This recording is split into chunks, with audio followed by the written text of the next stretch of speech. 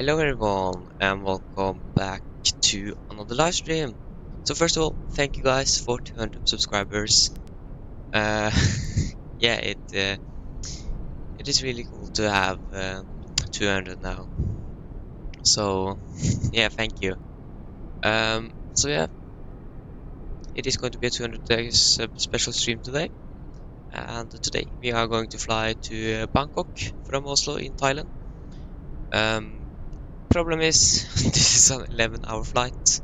And I think, if I remember correctly, YouTube have a restriction on how long streams can be, and that's on 12 hours. So if you exceed 12 hours, then the stream is going to be cut when I'm finished.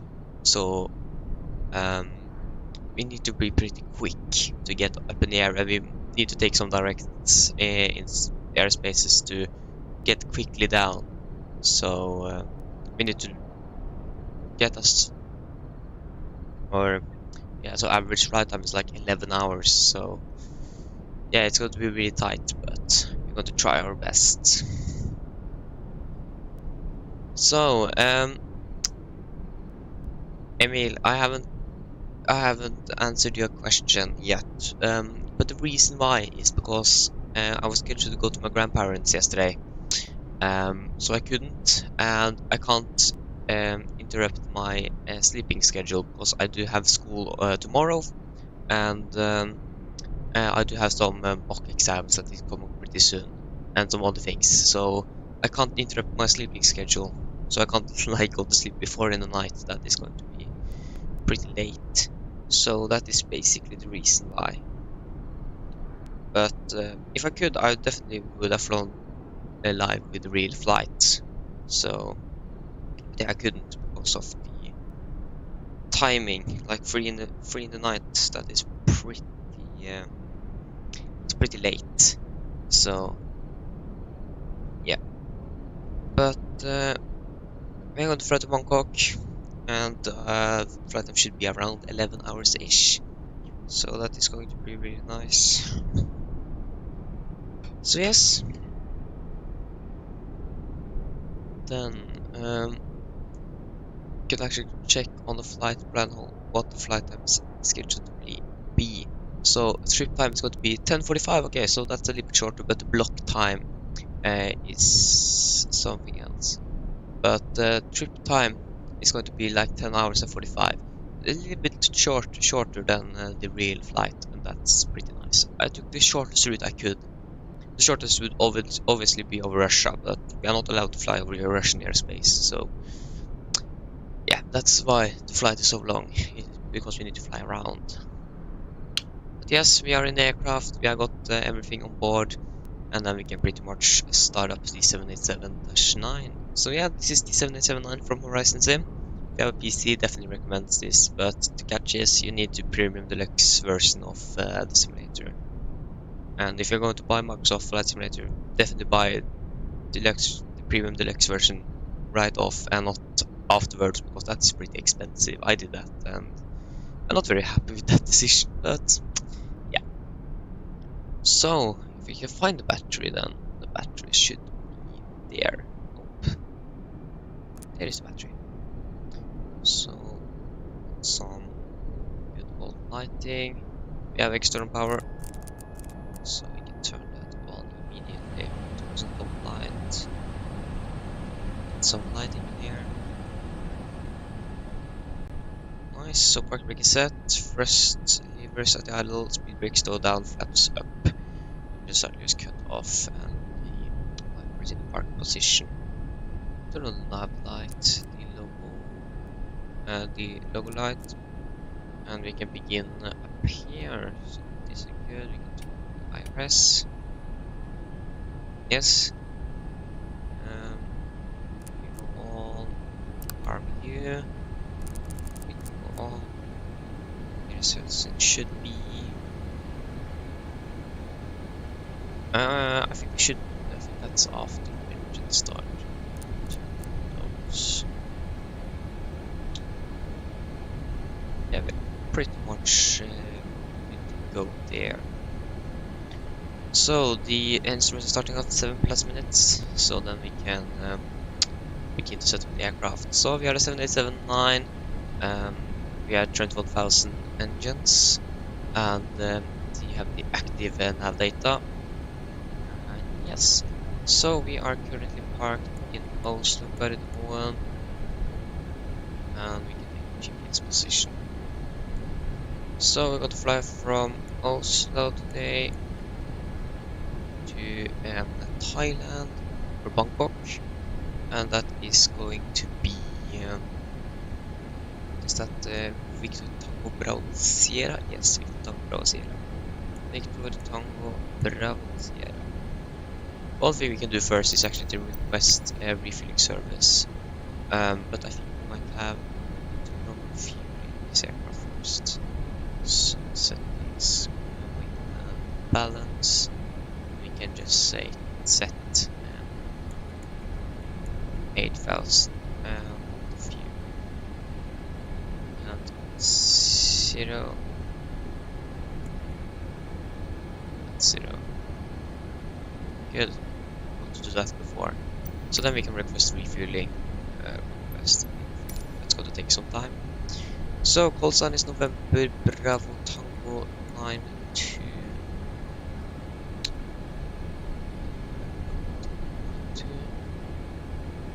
To double check that actually.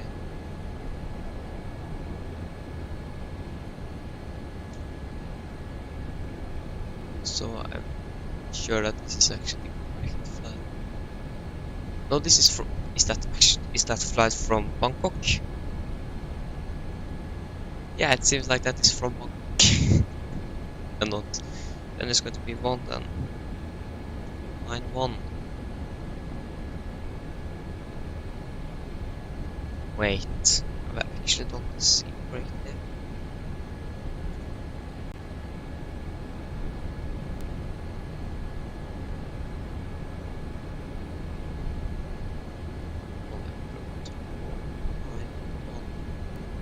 That doesn't exist. 92.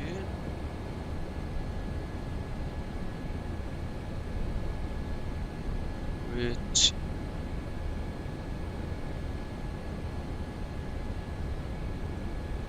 From Thailand, November Bravo 92. Yes, it says November Bravo 92.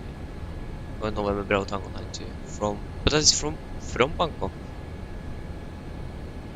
What is it to then? From also to November Oscar 91.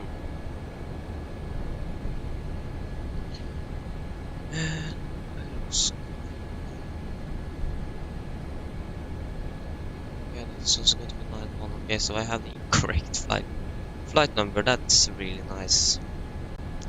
Okay, so I'm just going to quickly change that. 1.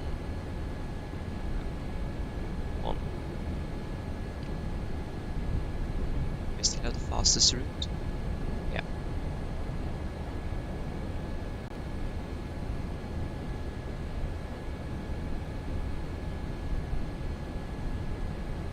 Oh, he's refueling going.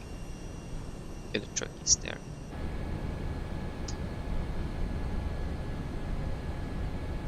Okay, this needs to be quick here. I mean, that route is going to take a long time to search. If I just go to Bravo 1, fire plan 5. Nice. So then we are pretty much ready to go. Okay, so November Bravo Tango 91. Departure. That is going to be out of 0 left via the Oksat for Alpha departure. Oksat for Alpha departure. And then the next page. After Oksat, it's going to be Lima 996. 996. Lima 996 to Getpa, Lima 727. 7. We want to Getpa. Pa. 727. What's the to Penor, November 133. 133.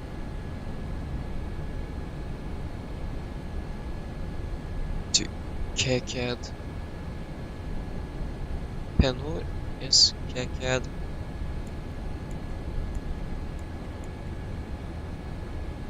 KCAD, direct to Bador.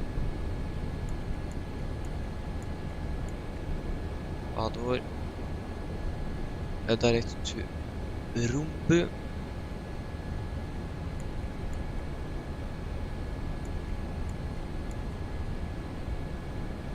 Rumbu. Papa 975.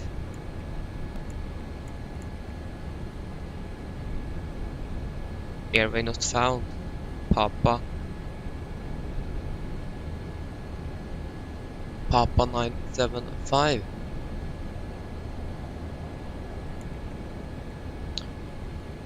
Papa 975. 975. Yeah, that doesn't exist for some reason. Okay, then to Artiat.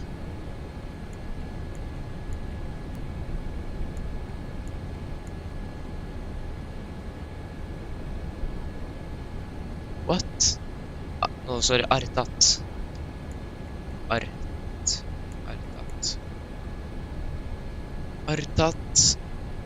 Up 975. Being that this also does not exist. Doesn't exist. No, this one exists. Up 975 to Ergun. Uniform Whiskey 71. Uniform Whiskey 71.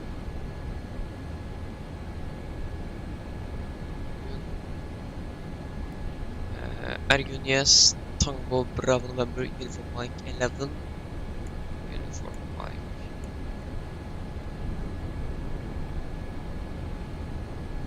And that is going to be to Tango Bravo November. Tango Bravo November. Good question.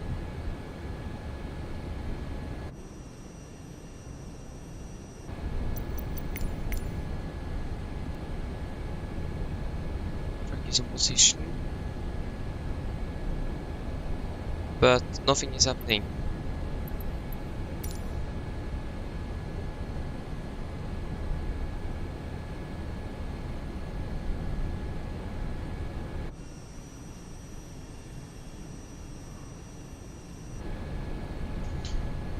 Nice.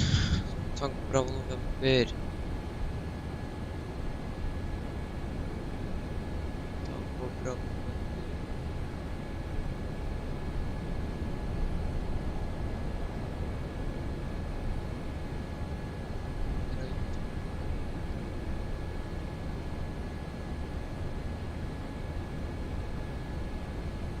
There, East 039477.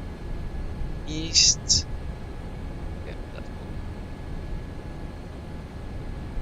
Tango Bravo November is Bravo November, Uniform Mike 11. Mike 11. To Reblo.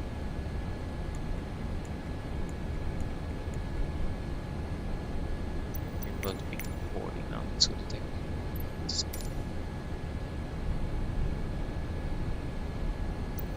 Why can't you hear anything?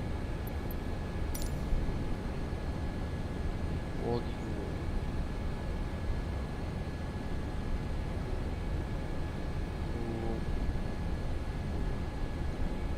Apply. No, everything was really except. Okay, after Reblo, we are going to request refueling. Refueling truck is on its way. And request boarding. Or please don't load aircraft until the fuel truck arrives and ask to do it. Reblo, Papa 130. Papa 130. To Mohammed Bravo 449. Bravo 449. Do you want to board crew? No. But yes. Passengers boarding starting.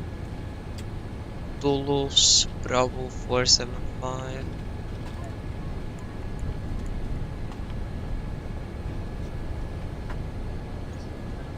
Toulouse, yes. Bravo 475. To Ninob, Alpha 909.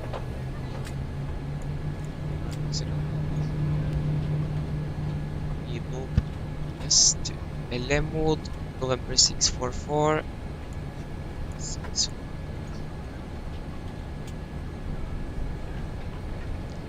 To Rodar 6 Lemod is it?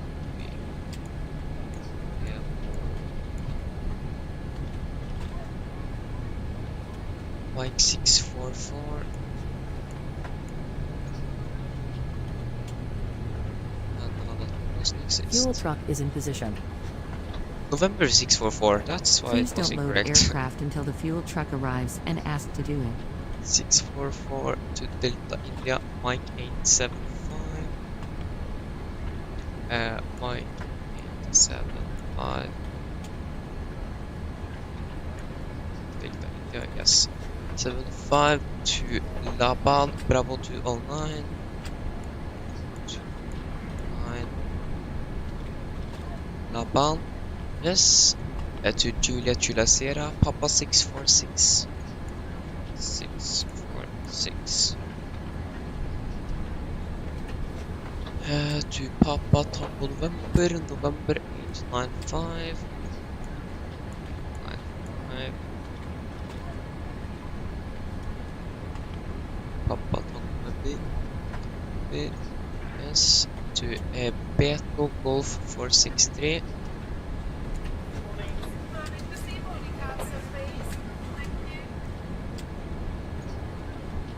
Beto. Yes. To Tared.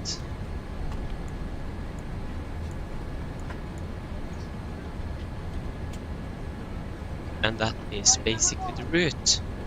So arrival into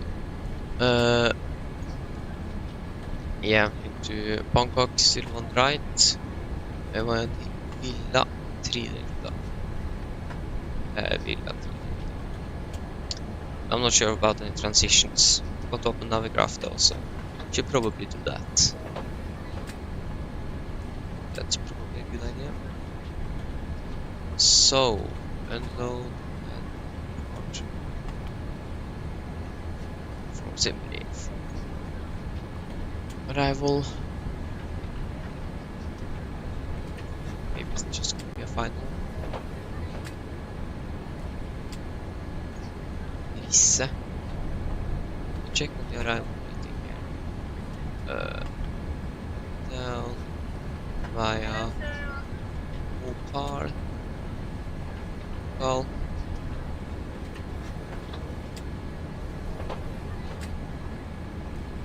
we can just turn fine and then we should, yeah, we can just take fine. Oh no, we have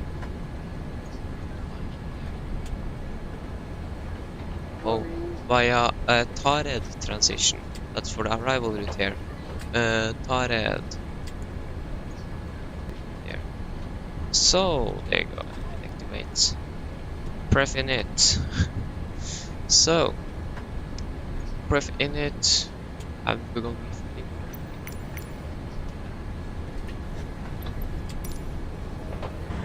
Yeah, the fueling truck is positioned, but we don't get any. It won't let us decide any fuel we want on board for some reason. So what we can do, we can init, index, settings, weight and balance. So we want 65,600. 65,600. I'm right next to her. Thank you.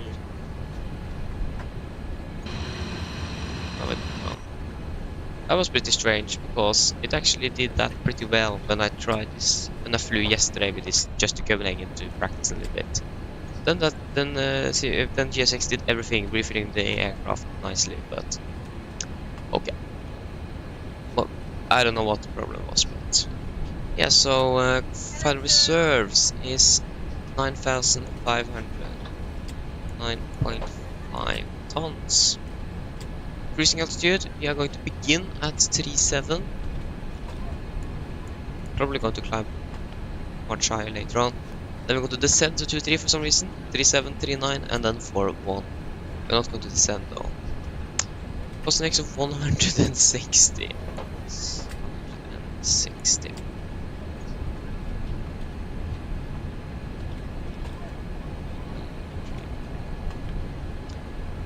Yeah, that is basically it for that. Seems like it's all been done nicely. For like 10 minutes. So what we can do, we can then go and set our desired weights here. So passengers 326 with a cargo of 11 tons, 11.7. Zero weight of 152.9. Zero weight 0.7 is necessary, so a little bit heavier, but yeah. Then we can go through our routing. Where is the plan? Yeah, we can do that. So it seems like there is some discontinuities here or something. So departing out of 0 left, flying southbound. Yeah, there's definitely something wrong with the route. Flying down here, fly south. Down here, and then we suddenly have a waypoint that is off course, and that is Rumbu. So what we can just place you. Continue down. Big gap. Then we're going to fly over somewhere.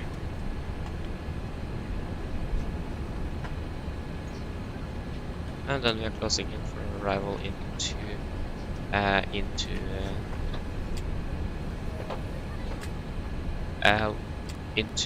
Bangkok. So we can choose that a little bit later on. So we can execute the route. That is all good. And do the fix page work in this aircraft. Fix. So from Gardermoen, from the mic. Gardermoen. And that's going to be 7 miles.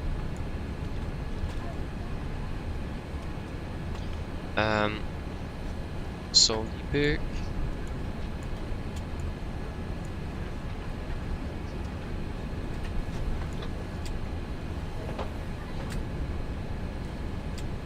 Yes. So we are just going to take the same as we does for.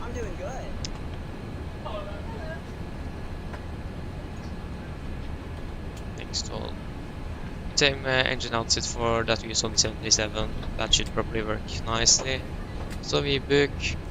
That is going to be 274 inbound, right turns 3,600 or above. Nice, you can execute that. Okay.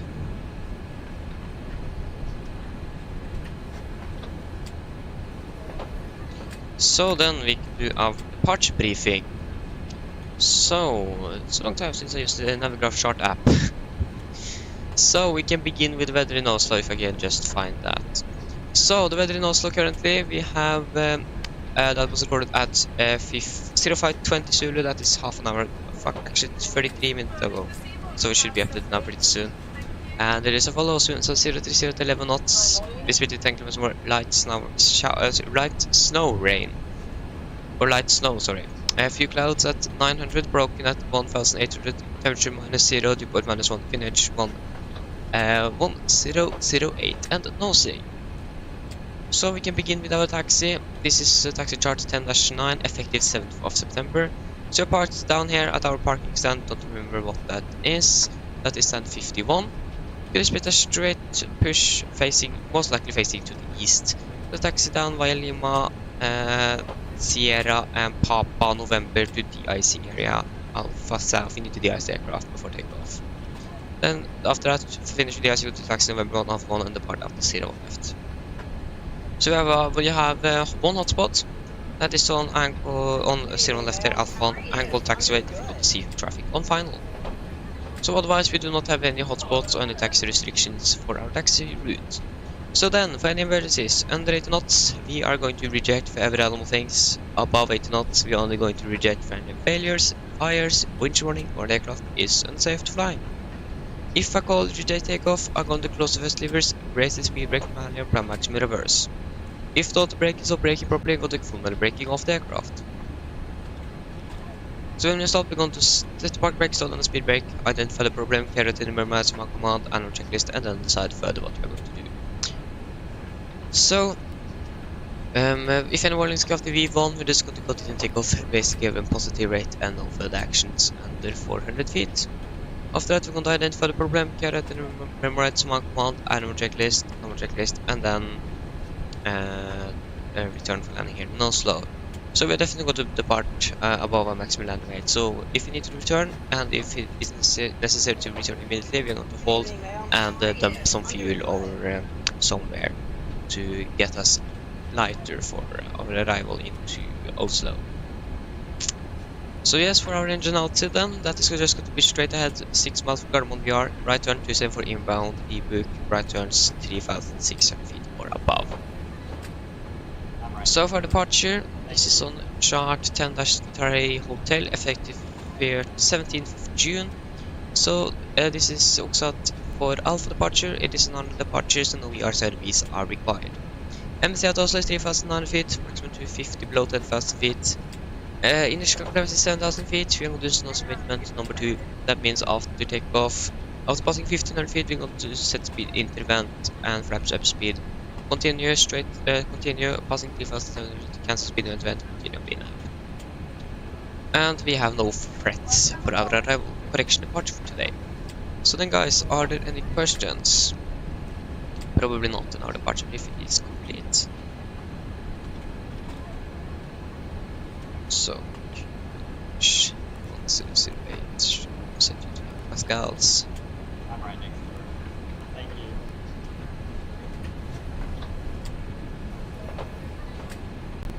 Yeah, we should probably just do a PA to the passengers now. There's no button here, but I'm just going to say hello. God morgen, mine damer og herrer. Dette er kapteinen som snakker. På en av Norse Atlantic Airways og besetningen ombord så ønsker vi dere velkommen ombord denne flygningen fra Oslo til Bangkok. Flytid i Bangkok i dag er forventet til å bli rundt 10 timer og 45 minutter. Vi begynner å bli snart ganske klare på avgang, så setter dere ned, ta på sikkerhetsbeltet, og for deres egen sikkerhet og andres, vær så snill, følg med på den veldig viktige safety-demonstrasjonen som kommer fra kabinkruen nå veldig snart. Så dere kanskje ser utenfor, så er det litt grann dårlig vær. Flyet har stått ute i hele natt og det er snødd, så vi må avvise fly før avgang, men vi forventer ikke at det skal ta så veldig lang tid. Ellers været for utenfor i dag skal bli ganske rett. Vi skal begynne cruisen opp på 37 000 fot, så skal vi gradvis klatre litt og litt høyere ettersom vi har brent av litt drivstoff. Men vi forventer ikke noe særlig turbulens gjennom flyturen, men i tilfelle går uforventet turbulens sammenfaller av sikkerhetsbeltet på igjen hele flyturen, bare sånn i tilfelle. Været nede i Bangkok akkurat nå, det ser da ut til å være ganske så bra. Vi har litt grann vind fra nord med en del vindkast og 32 grader, også litt grann skyr i området. Ellers, sitt ned, slapp av, så håper dere får en veldig fin flytur med Norse Atlantic Airways. Ladies and gentlemen, good evening, this is Captain speaking. On behalf of Norse Atlantic Airways and the crew on board, we welcome on board this flight from Oslo to Bangkok. Flight onto Bangkok today is expected to be around 10 hours and 45 minutes. We are now very soon ready for departure, so sit down, take on the seat belts, and for your own safety and others, please follow the very important safety demonstration that comes from the cabin crew now pretty soon. We are now beginning to be pretty much ready for departure here, so sit down and take on the seat belts. We are not expecting any further delays, but we are going to de-ice the aircraft because it has stayed outside and have been snowing tonight, so but that shouldn't add an extra delay to us currently. The weather for today, that should be pretty good. We are going to cruise or begin our cruise at 37,000 feet today. Going to climb higher a little bit later on when we have burned out some fuel.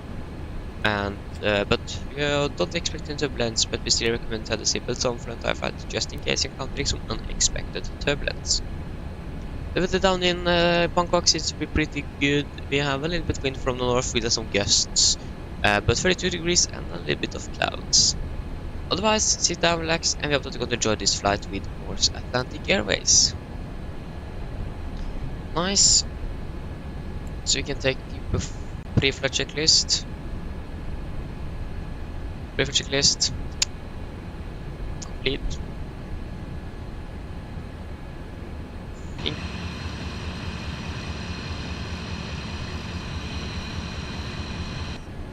We are still refueling the aircraft, it's already filled up.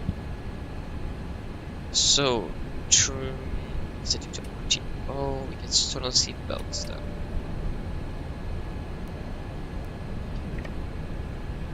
That's pretty good. And I think yes. So that. So yeah, pretty much ready to go, but all the thing waiting for is this refueling guy that is using.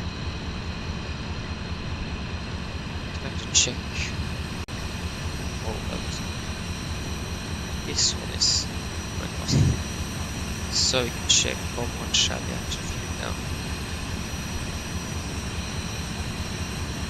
Just 9 tons.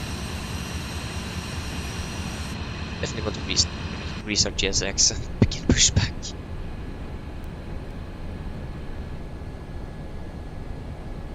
So what we can do, we can add lamps. Start APU.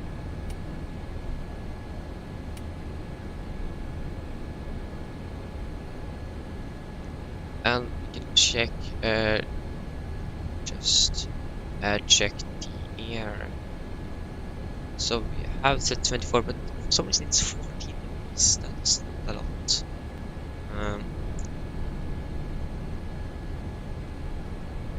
To be honest, I'm not sure how we are going to do this with this aircraft and with the de-icing, but we'll find out. So 030 at 13 now. Okay. 030 at 13. Temperature is -1. No, just 0.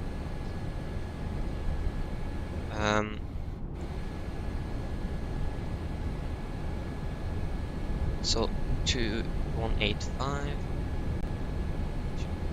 85.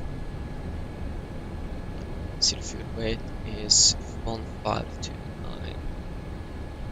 1529. CG is okay, can you say 6? 6. Condition on the runway is wet. Rating optimum, flap setting 5, and the ice engine is up. So that's going to be a takeoff 2, 41. Takeoff 2, 41. Use for climb, not use an statement. Takeoff, flaps 5, trim is going to be 21. These speeds are going to be 49, 62, 69.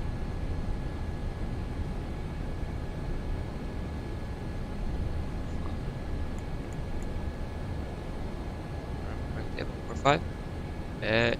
149. So update. 149.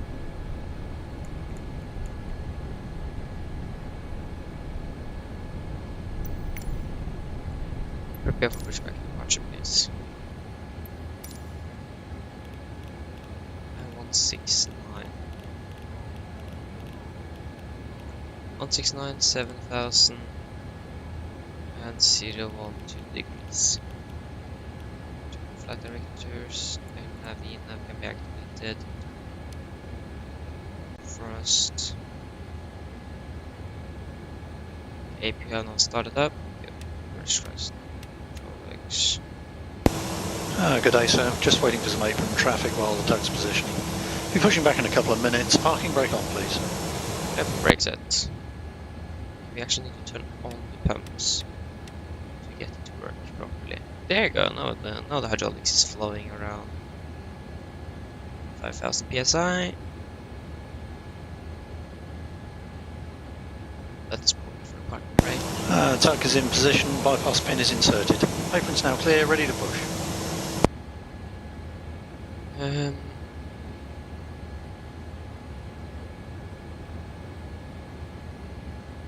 So our minimum takeoff fuel today is takeoff fuel is going to be 65 tons. So we need to depart with 65 tons. And we currently have 65.6. Why is this?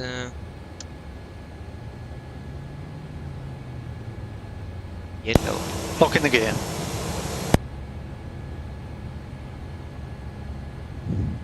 Okay, before start checklist.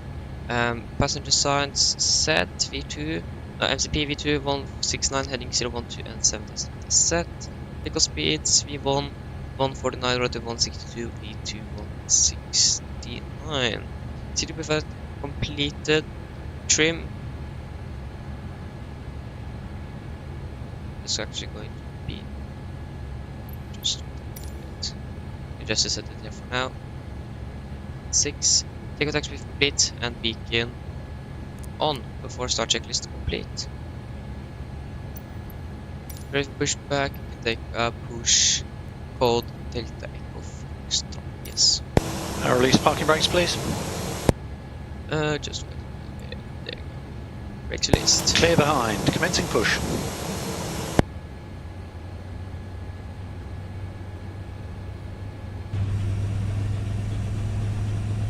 One thing that's really nice with this aircraft, you can start both engines at the same time.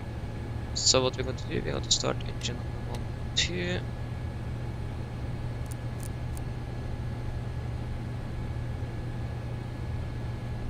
Now the auto start is going to have control over the engine startup.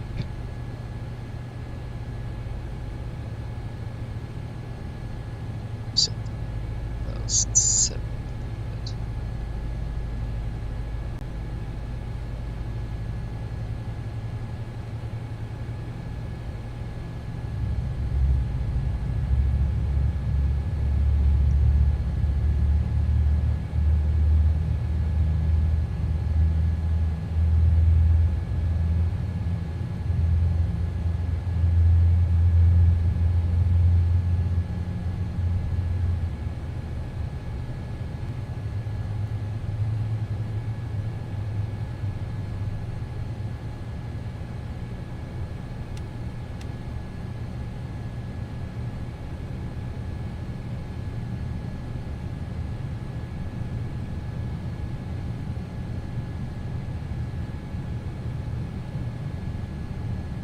Okay, both engines have started up. Here.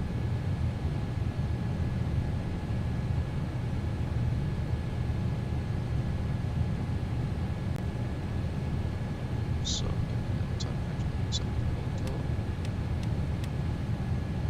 yes.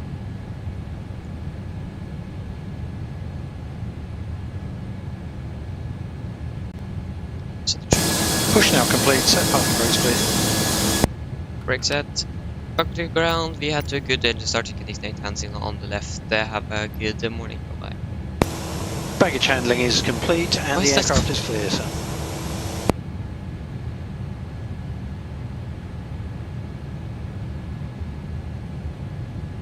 Careful control check. Pull left. Pull right. Pull up.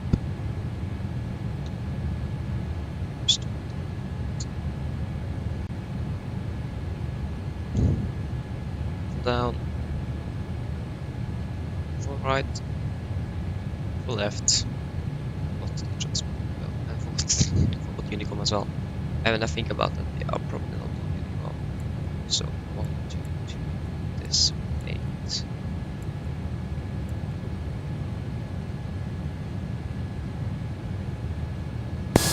tug is now disconnected. Left is clear, right is clear, disconnecting now. Have a good flight. Bye-bye. Bye. Okay. Then we are pretty much ready to go, so we can take up for a taxi checklist. So, for taxi checklist, anti-ice, you can, yeah, that's good, yeah. Anti-ice, auto recall checked, auto brake RTO, flag control checked, ground content is clear. I just need to see there. Yeah, it's probably more, yeah, there he is. Okay, clear and AP off before taxi checklist complete. So then we can begin to taxi. Just top light here. There you go. Brakes released. Begin to taxi. Probably save some from the Unicom. Garden traffic, Longship 91 taxiing via Lima Center, Sierra Papa November to de-icing area Alpha South, Garden traffic.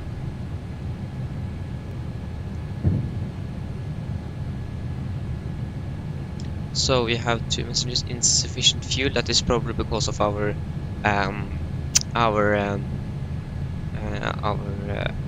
that our approach is not connected properly, or the engine outside that we have programmed into the aircraft.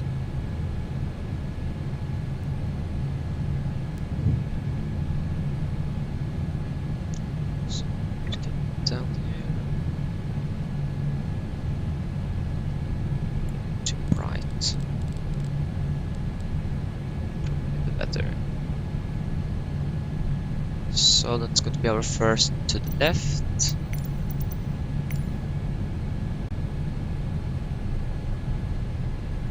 Remember, this is a longer aircraft than the 77. That is something I need to remember. Much longer.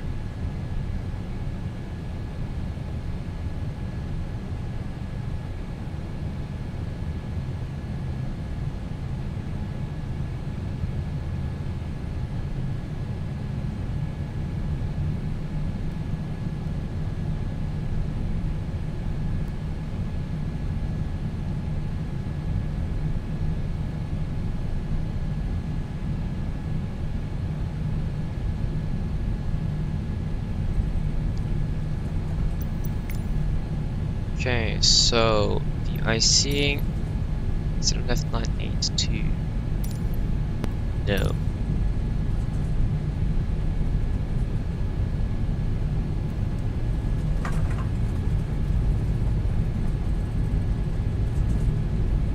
So yeah, for some reason there is no snow here in the simulator, but if I look outside of my window it is snow, so it has been snowing yesterday evening and throughout the night. And the weather report says it is still snowing here in Oslo as well, but I'm not sure if it's something wrong with the live weather, because it is no snow here currently. Okay, we should actually taxi there. Then we're gonna take Victor instead. It's okay.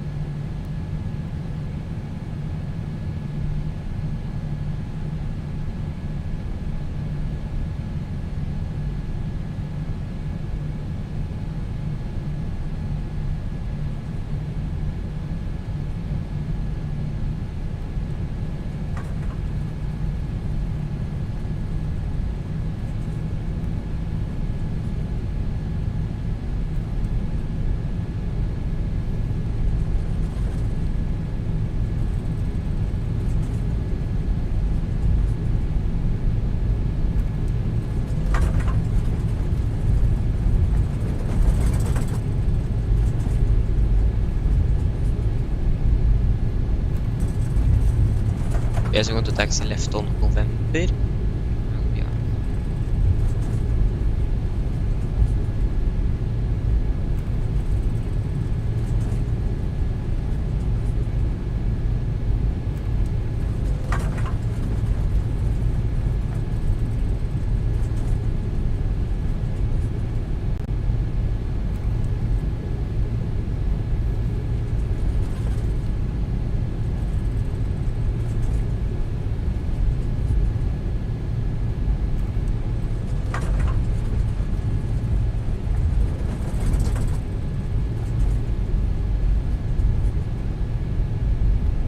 So November is going to be that taxiway there, not this one, next one.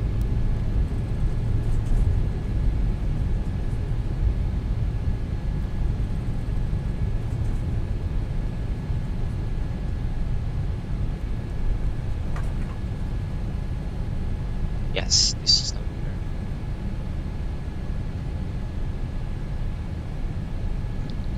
Using a lot of time now, so I need to be quick with this de-icing.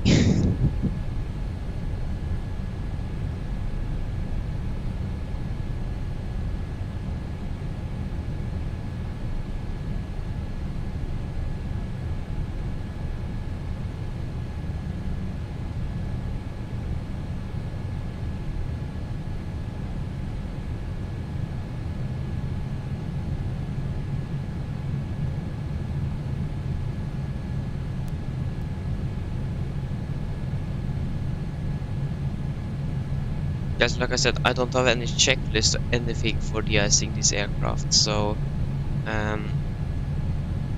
what I'm actually going to do, I'm going to use the 737 checklist. Probably not the best one, but that's the best I have. One thing we don't have any 787 is bleed air. So yeah, we don't have any bleed air here, so that is not going to be a problem for us, but yeah. How much fuel did we have? 6.53. Oh shit, yeah, we are burning a little bit fuel.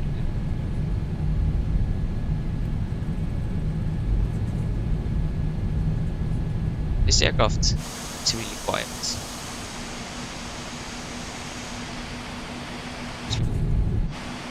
What is that? Is that a ground power unit cable? What the? Yes.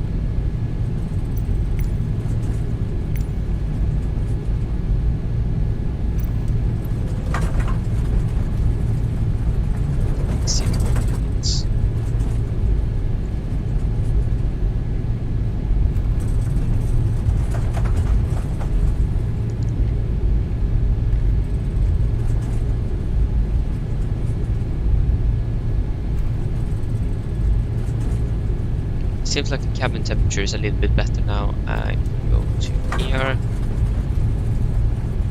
yes, so it's now at 20 degrees, so it is a little bit warmer inside the cabin now, so that's good.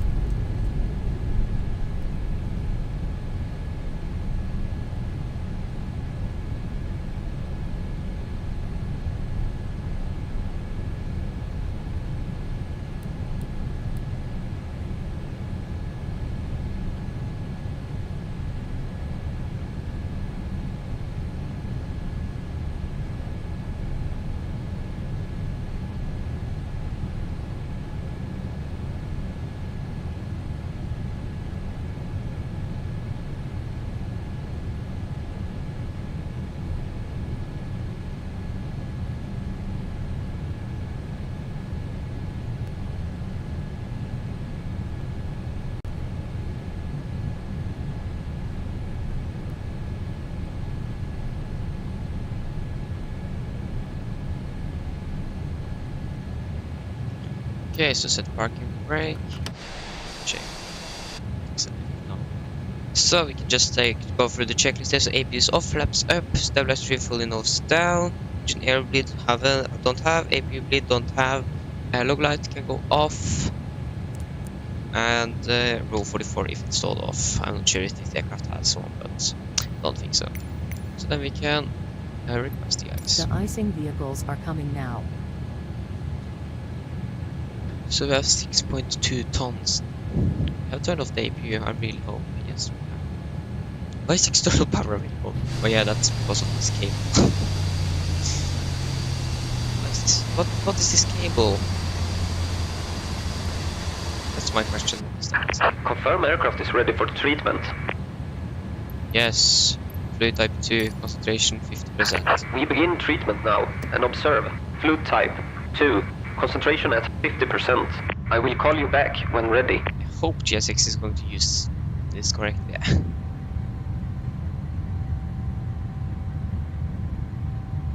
That they're actually going to de-ice on the wing. Last time I de-iced this aircraft, that didn't work properly. So.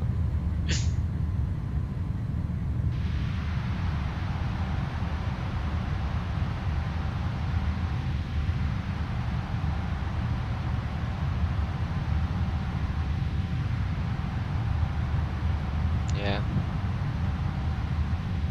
It isn't de-icing on the wing. It's just like it's de-icing more in the air. Or maybe it is. Just we can't see because it is so dark. So it is de-icing. Nice.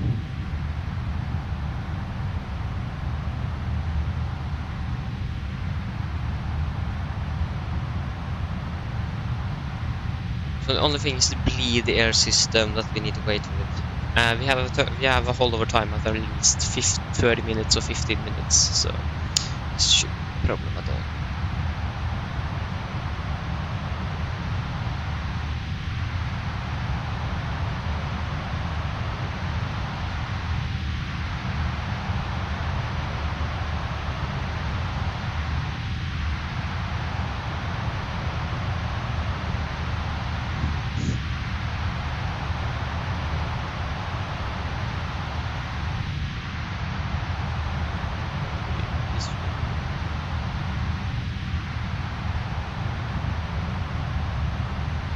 We are soon used to an hour already.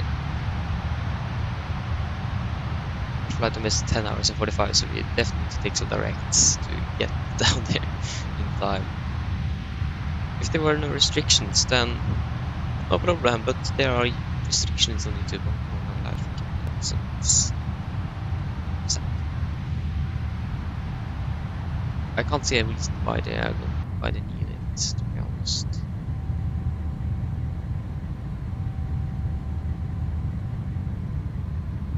Can stream longer than 12 hours, no problem, but when the stream is finished, that is not going to be longer than 12 hours. That's the problem. De-icing and anti-icing completed. Anti-icing code is fluid type 2, concentration at 50%. I am disconnecting. Good day. Thank you, bye. Long light. Do you have any flap sound?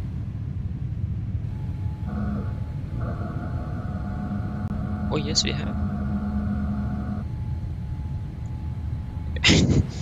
So after de-icing, APU as required. Stabilizer trim, that's going to be set at 6 units, I think. Yes.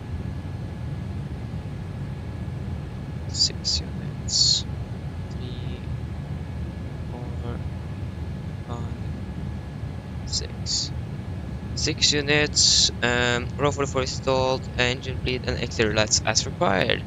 There you go. We're now pretty much ready for departure.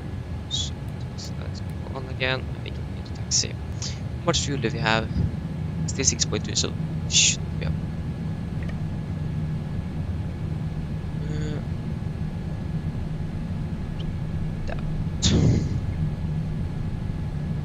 There should be an aircraft on file now, so should be pretty much ready to get for departure. Lights on. Can we proceed for departure, please? Yeah, we don't have any PA buttons. like in the AMD G77, so just saying. We still have this thing. Yes, if you try to reset the cold temperature, that's probably start. That thing is still there. Strange.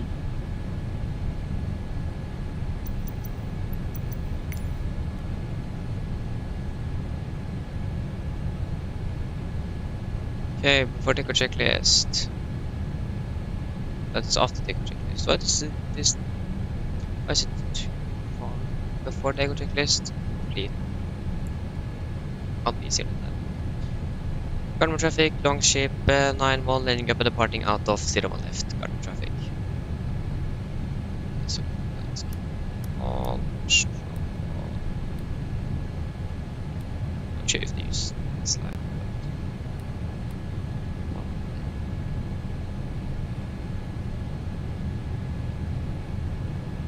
We have 6.1, we are 65.1, so we have enough.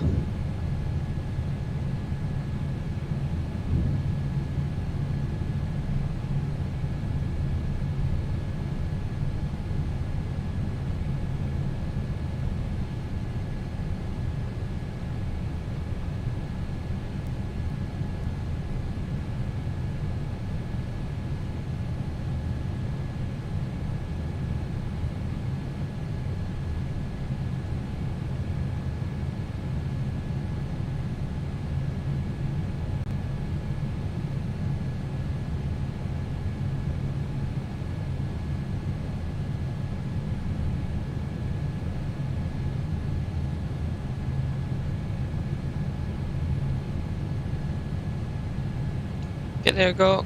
Ready guys for takeoff? So, takeoff.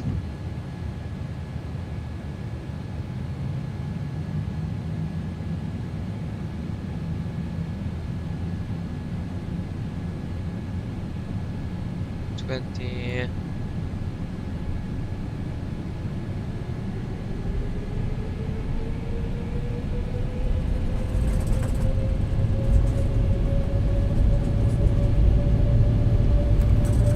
Set.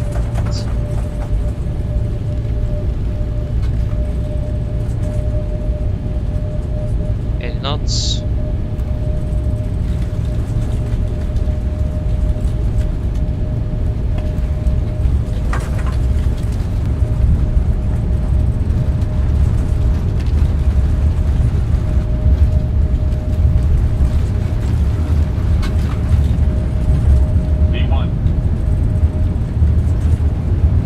Rotate.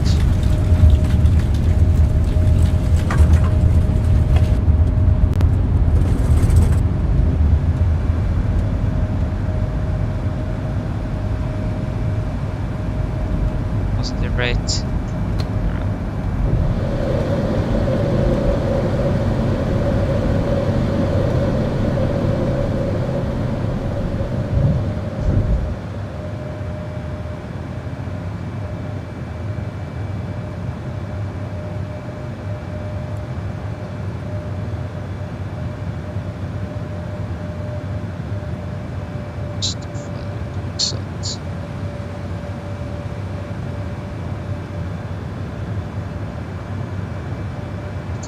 Speed interval.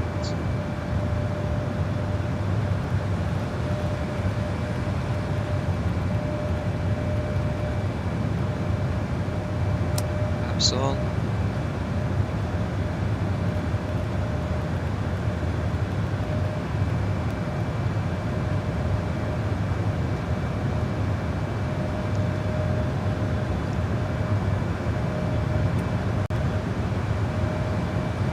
Flaps up.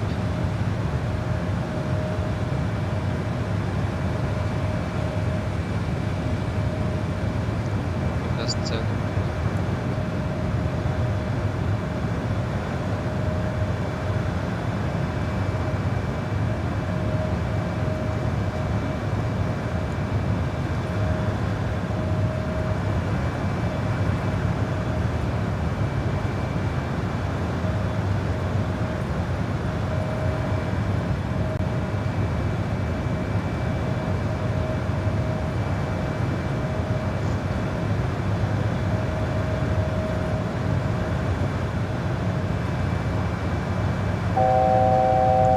miles to go. We can continue up to 370. And we can set standard. And after takeoff checklist.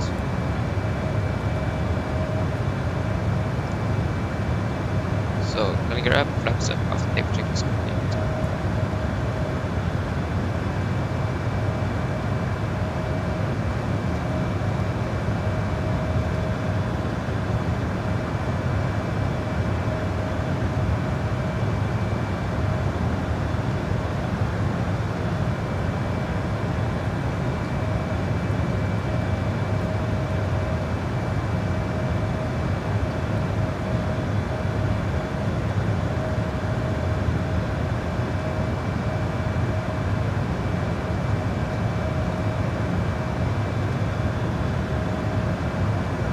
They go passing 10,000, and that's off.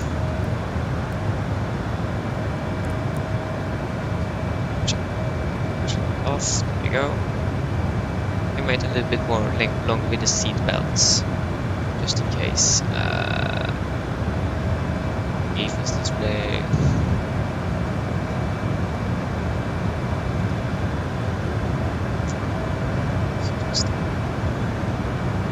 Everything seems to be working as it should, so nothing to worry about there.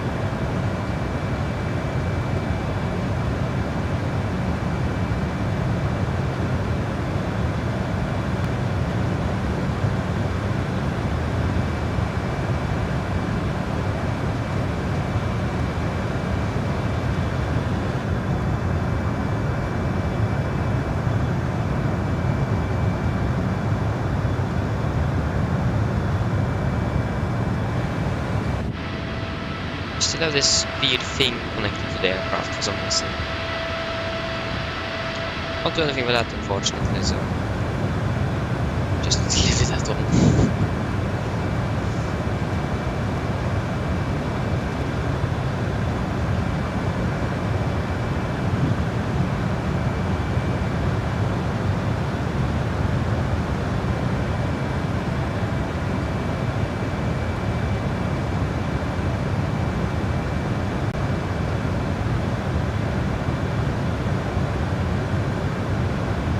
So then in Swedish airspace, and then we can fly direct to Japan.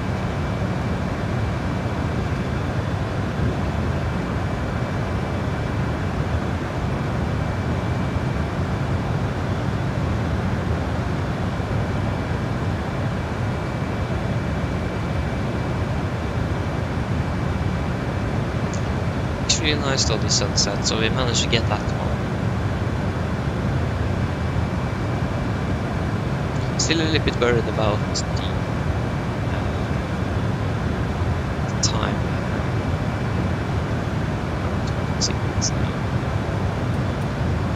Yes. Because of the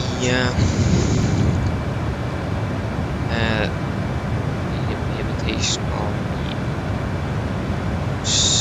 the stream.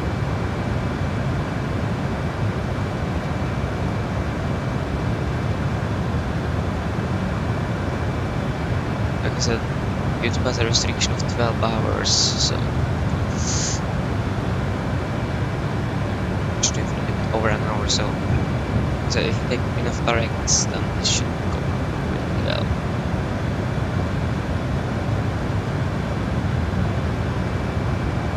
That wasn't something I thought about before I set out the whole thing. I'm actually going to be able to fly there. I didn't check the flight time first, so that is my fault. So yeah, I just took the flights Norse did out of Oslo, and then yeah,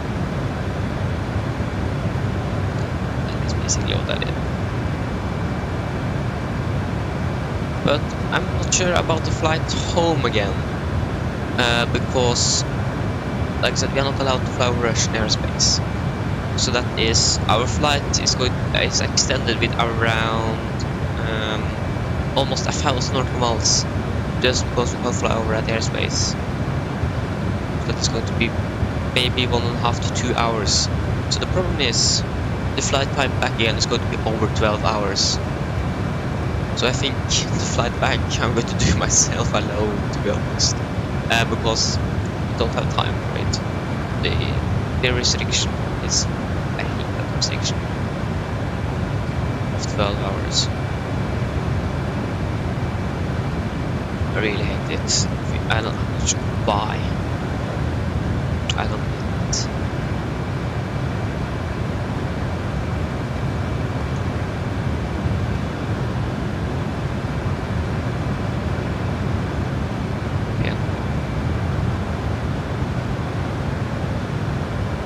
Because that looks out we are in Swedish airspace and Pedro is at the end of the Swedish airspace, so if we could have flown, if there were ATC online, we would probably have got a direct to Penwell, so. And mostly of European airspace you're getting a lot of directs, so makes sense. I don't like that insufficient fuel warning there. I really don't like that one. I can just do this. Have an insufficient fuel. I think it has something like this. If you just do this, still have insufficient fuel.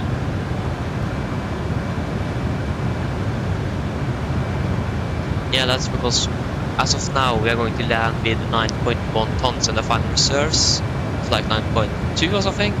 So we're going to land with below our final reserves, but when we climb, but get to the cruise, the fuel burn is going to be much lower, so that is going to be fixed. I've seen that on the 7P as well, many times when they are departed. It seems like we are below our minimum fuel, but after a little while we actually are above. So we have flown long haul, or flown longer flights, like down to Spain or anything like that. When I checked the fuel when we are departed, we are maybe 200-300 kilograms below. But after an hour we are probably 500 above. So the aircraft is going to be more fuel efficient when we get to the cruise. And this aircraft is really fuel efficient, so yeah. So that shouldn't be a problem. Should be okay with that.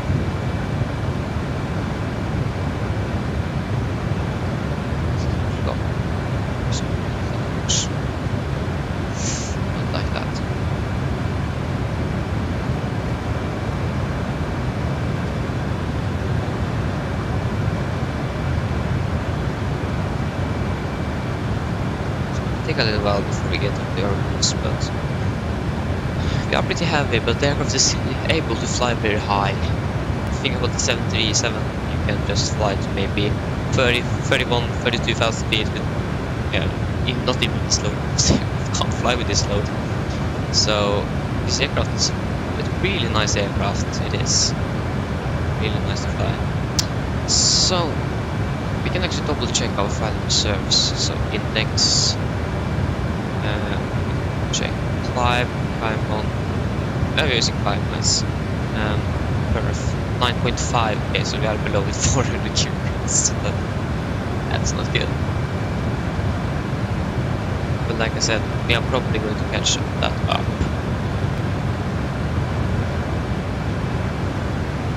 It is Sunday, but it is really strange that there is no other aircraft flying in the area. It's really strange. One thing that's really nice, we're going to fly straight into the sunrise. I need to go soon because it is this Veterans Day, if that's correct, or Father's Day, Pushback in Norwegian. So, and my mom decided to go to the cabin with some friends this weekend. I'm not sure when they actually landed, so I'm going to be in charge for morning here, and we're going to celebrate a little bit better or more when my mom come home. Yeah, but for the morning I'm in charge, so I need to go very soon because my little brother has some good old football training now on a Sunday, and I'm not sure Because I know in the United States and everything, Sunday is like the beginning of the week, but in Norway that's the last day of the week. So we yeah. So we have some football training today. So that's really nice. So we don't have a car either because my mom let me have it, so they need to go down. So then they need to go pretty early as well to get down there. So that means we need to wake up earlier, and that means I need to go earlier. But I really want to get a nice sunrise though. So probably want to get the sunrise first at least. It looks really nice. It does.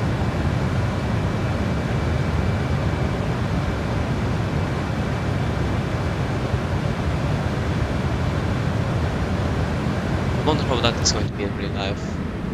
Look at this. Norse. And with this little... Oh yeah, now we are talking. Oh. I still hate this cable thing that is coming out of the aircraft that I'm not sure what is. I know, why is it there? Is it the ground power unit? But why is that in the landing gear then? I've never seen that one before. But for some reason it is still here. So I don't know what it is, but it is impacting our flight, so that shouldn't be a problem.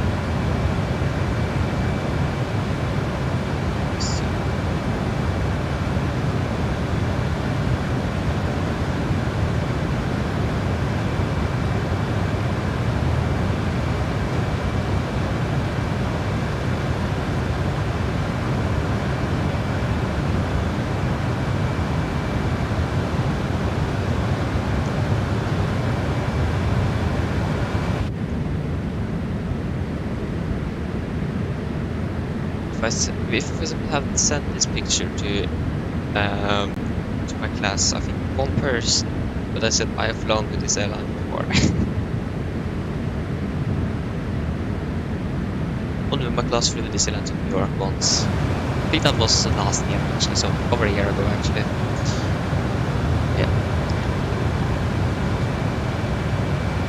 So some in my class have actually flown with this airline. Where is this?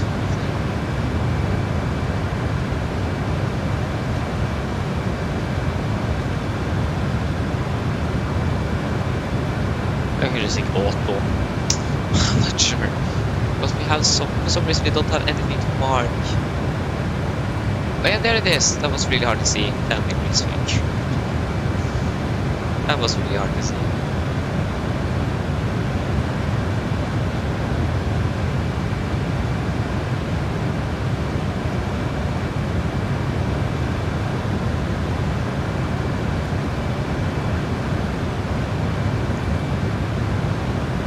So when are we actually landing? That's my question. So we are landing at 17:49.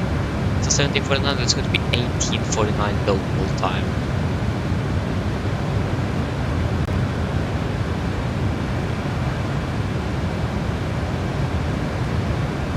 That is over.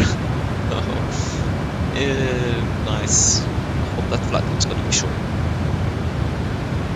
Because we started at 06:30 local time, so that means that it's 18:30 local time. That then it have gone 12 hours, and if you're landing 18:49 local time, that is 12 hours and 50 minutes.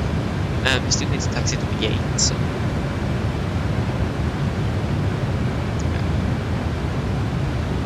really sad that we can't fly over Russia. This war down there could just stop so we can fly over Russia, then that would be really nice.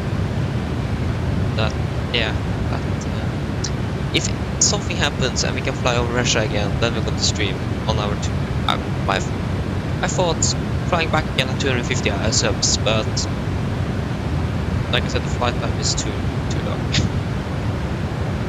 So if anything happens down there and airspace of Russia is open again for us, then we're going to fly to Russia and then we can fly back. Otherwise I need to fly back for myself. Oh my gosh, it's so nice. What the hell?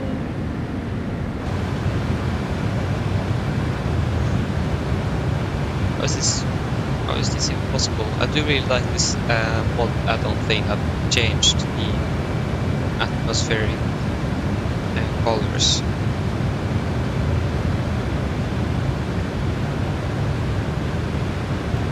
Yeah, that made it really, really nice. And this is going to be defaulting simulator of the simulated fork. Isn't that going to be released on the 7th of December or something? No, I think that was the third update of Nordics was 7th of November, so that's probably why I get the 7th in my head. It's probably that.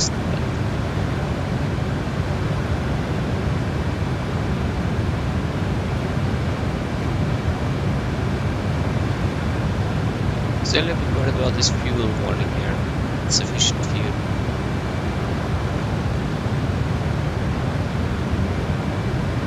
Like I said, we're probably going to save a lot more fuel when we get our cruise, especially when we want to climb higher, because there's this resistance in the air. Oh, that's something really easy aircraft. You actually don't get an arrow point where the wind is. You get that in the 77, and that is really nice.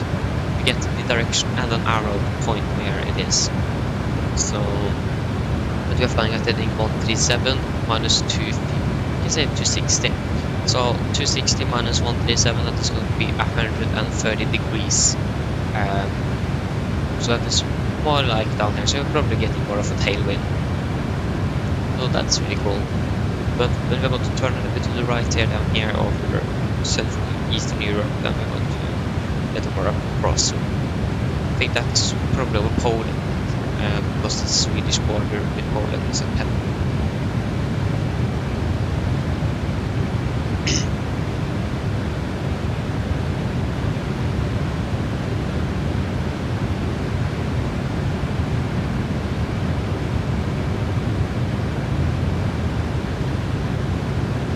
Yeah, if you think about the flight, okay, so on Wednesday this week we did a flight from Trondheim fast ago. Finished up in Trondheim, so we were scheduled to fly back to Oslo on Saturday. The simulator didn't work properly. I didn't have any sound, and I exceeded the time to begin to try to fix it, so I cancelled the stream. And so worked perfectly, just an hour after that, and I couldn't find any flight, so we just said that we commuted with that flight we were scheduled to fly. We commuted down to Oslo. That's the only thing I can. Yeah, because otherwise we could have flown out of Oslo down. So, and that's also one of the reasons why I wasn't going to fly this long haul with a real aircraft. That was because of the we were actually going to fly with the Norwegian thing. But the simulator didn't work. As normal. Never works as it should, so. Oh sh.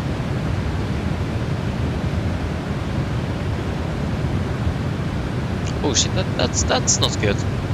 If you have a burn, yeah, that's because we climb, but still that is go down 200 kilos. Oof, I don't like this. Penno, we are going to take a fuel check of Penno.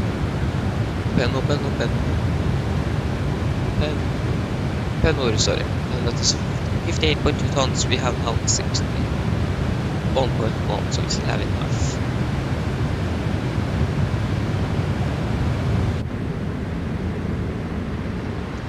Yeah, the aircraft is really quiet. It's really quiet. Say it is actually loud inside the cockpit and outside, but that is mostly because of the wind blowing on the nose here. I should probably actually go on with my brothers and get rid of this. Take my dad. He didn't sleep in his bed. It's in a couch. Doing anything without him waking up, that's going to be really hard. Well, actually not, but yeah. So the next step climb is going to be 10 over to 58. That's something we can do. Takes 10 over.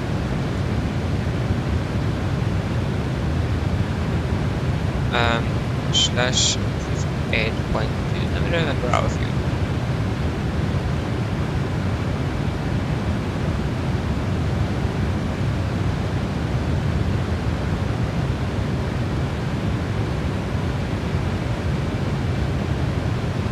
I can't use 15. Yeah, that's probably too much. Oh, well, I was going to do something else. Yeah, our step climb would be at Takeoff. Takeoff.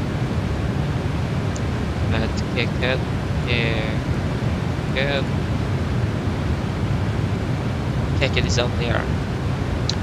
Okay, and then we got to rely up. So if we go to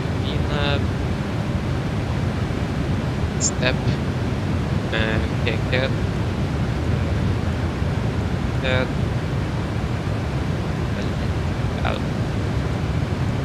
Max 3 plus 3.5.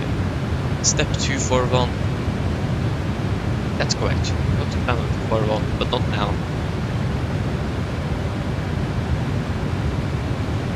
Still very difficult. Legs. Takeoff.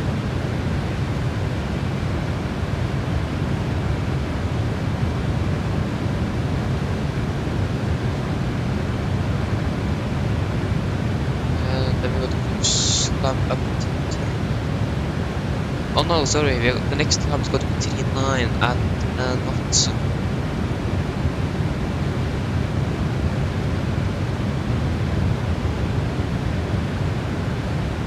Knots, where are you? So, I have a feeling that we don't have knots here. Oh, there it is. That's going to be okay. Then we got to climb 41. Yeah, that's okay. So. So, yeah, I'm coming 8, 9 at 10, so that's above what we need, so it is something to do with general thing.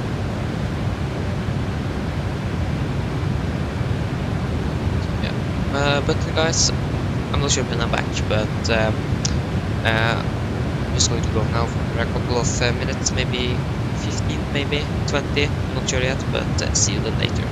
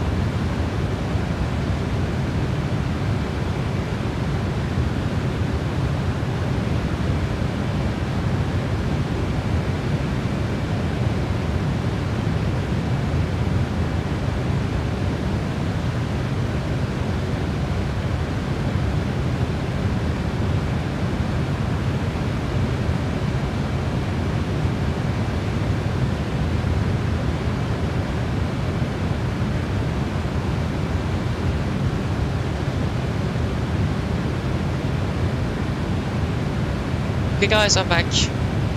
Hope that nothing happened. There's still insufficient fuel here for some reason. But like I said, I think it has something to do with something in the route. On Terminal, yes.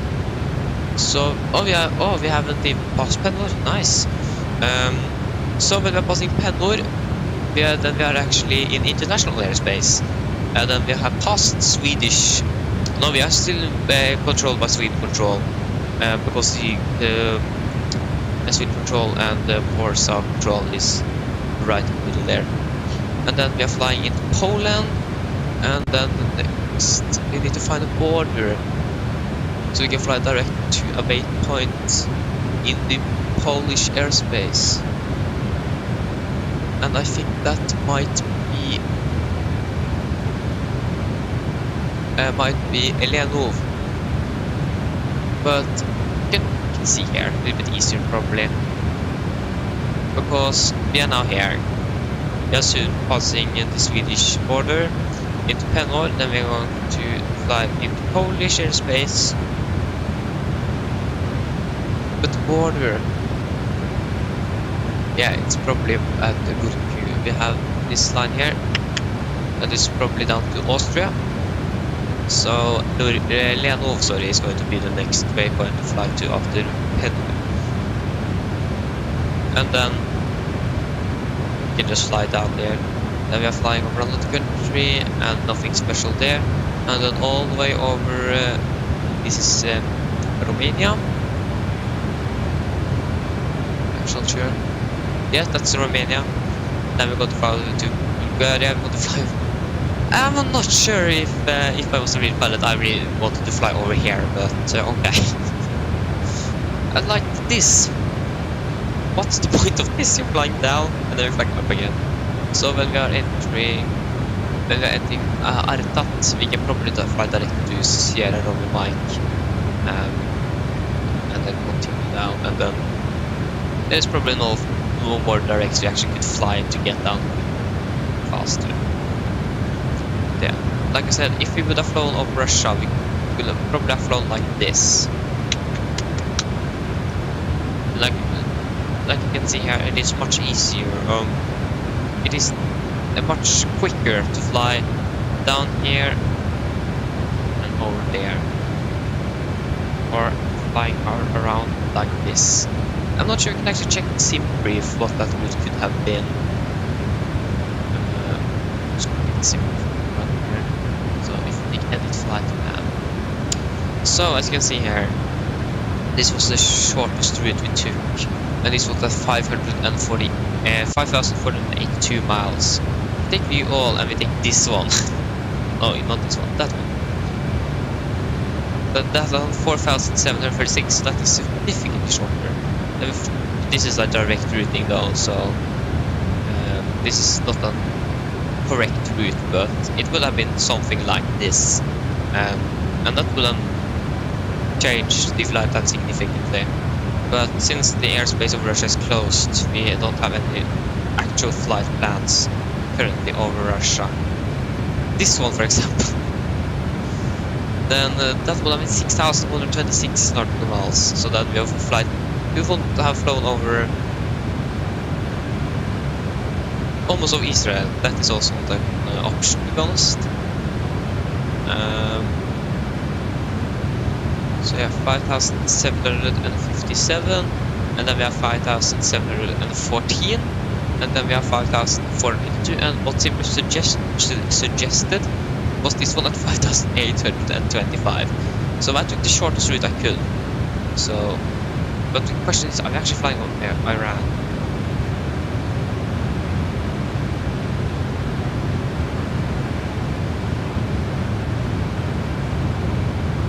Where is my bomb route here? No, we are not flying over Iran, that's probably everything. We are not flying near Israel either, so that is also good. We're flying off Afghanistan. I'm not sure how that is working currently in real life. Airplanes flying over there. But I think there is going regular traffic over Afghanistan. That shouldn't be a problem, to be honest. I think it shouldn't be a problem at all. should work pretty nicely. Oh, Norse Atlantic Airways to Gatwick now. I think this is going to fly over to New York or something like that. Why did you guys suggest that instead? Why to Bangkok? To be honest, I really wanted to fly to Bangkok myself, but no, I don't. So yeah, this is going to fly from Oslo to London, and then London to Miami. That would have been a little bit shorter flight. That would have been below 12 hours, so why did you guys choose that one instead? Oh yeah, we are now turning into there, 5.87, actually 59 tons, so we have enough. So we don't have insufficient fuel, like what I can see, but I trust the computers in this aircraft. I do trust it. It is Leonov.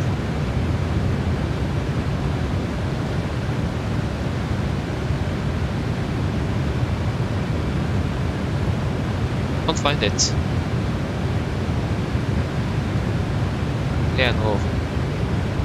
I have a feeling that we might have missed Leonov. Polon, no. Duben. There is Leonov. And we are just going to send you there.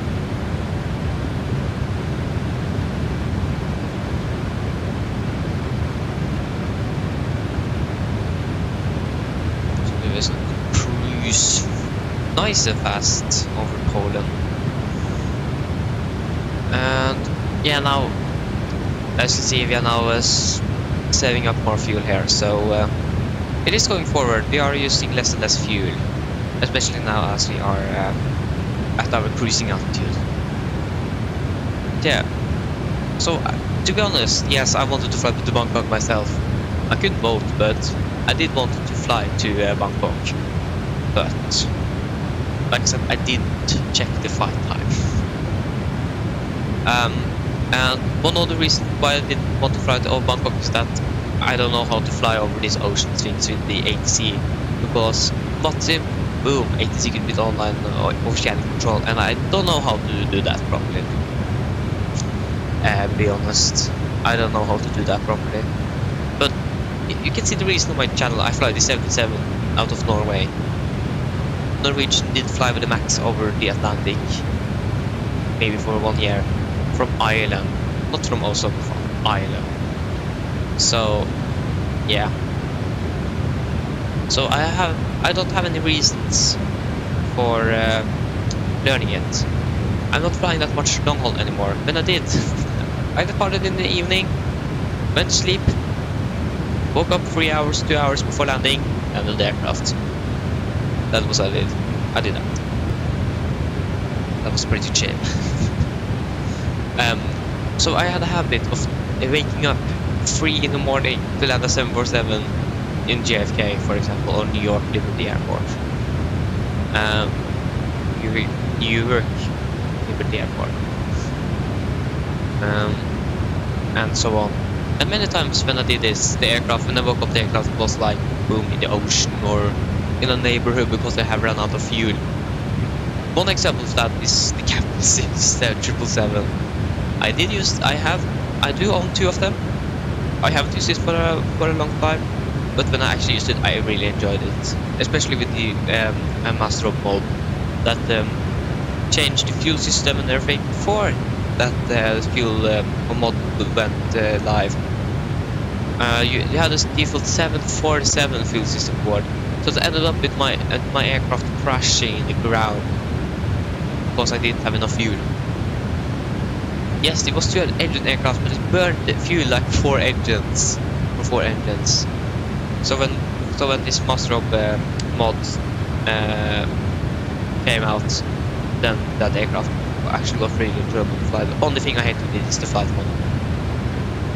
That's the only thing I hate with the aircraft, but otherwise it is actually pretty fun to fly with the mod and with the FD Sim sound pack. If you don't have those 2 things, that aircraft sucks.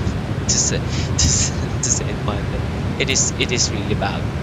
Yes, the texturing and everything looks actually pretty good. The cabin could be a little bit different. But yeah, it was a really enjoyable aircraft, and I did get that because I worked home, so my parents bought it to me. And we got a problem because it had conflict with the antivirus on my PC. So my dad was a little bit skeptical to this, but yeah. So I bought one from I bought it straight from the store, from the Captain Sim store, and I bought 300 ER from the marketplace in the simulator. I say never buy anything from that marketplace in that simulator if you are on PC. It is yeah, it is very good. It is some limitations you have. For example, if you want a new sound mod like the FD Sim, that didn't work at all. You couldn't install it. But after FD Sim have changed their logic on the files and so on, then it worked. Because then you just needed to drop the sound file in the community folder and change something in the file directly in the 777, and then it worked.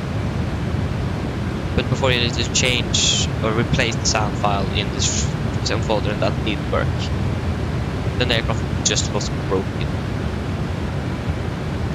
Oh no, it was broken, it's just the simulator installed the aircraft again. So everything you did was replaced with the default. So yeah.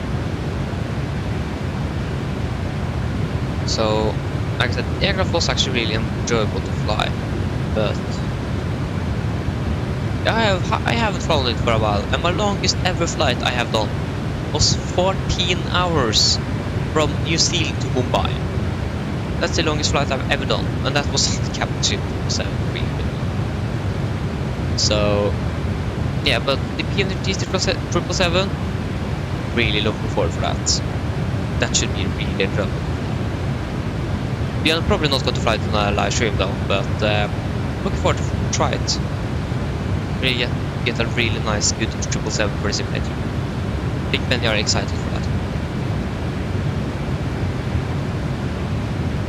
And what happened with Quality Wings? If you guys have the Quality Wings, they were making a 787 family for the simulator. They have been silent for 2 years now, so I don't know what happened to them. They haven't done anything. We got pictures of the 787 models in the simulator, but since May 2021, they have been silent. That's it. They haven't done anything. So if the team just broke down, if they just gave up, or whatever they did, I don't know. But when I heard of it first time, I really was excited for that 787 from Quality Wings, because I knew it was really good in P3D. But I was pretty new when I heard of it, but I heard it was really good quality on the P3D aircraft.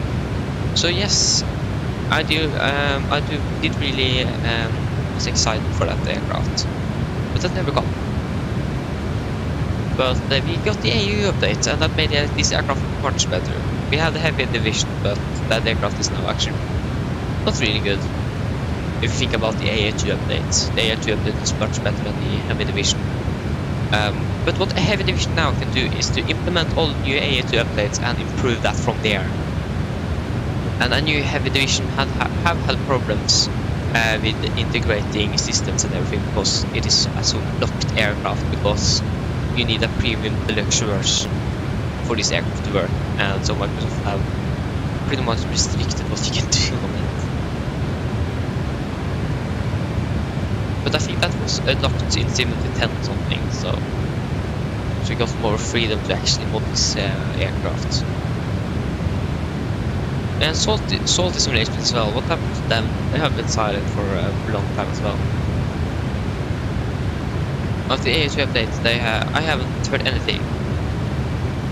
I know they have made an EFE for that aircraft, but I'm not sure when they're going to release it. I think last time we heard anything was last year or something. So this the flyby team also is pretty silent about their A380, but that's probably because they are working on it. that is probably because everyone is silent. It's because they are working on it. But Quality Wings haven't said anything, but we haven't anything from it. So I think they have pretty much dead. Nothing there. We have the 787 family now for a simulator, so that's good. So yeah.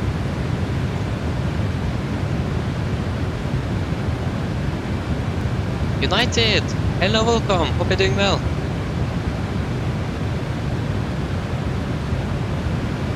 Oh! Okay, okay. Yeah, that's not good that your account was banned. I never heard of anyone that have got their accounts banned. That's not good. I would have been really mad if I was you. I think you are as well.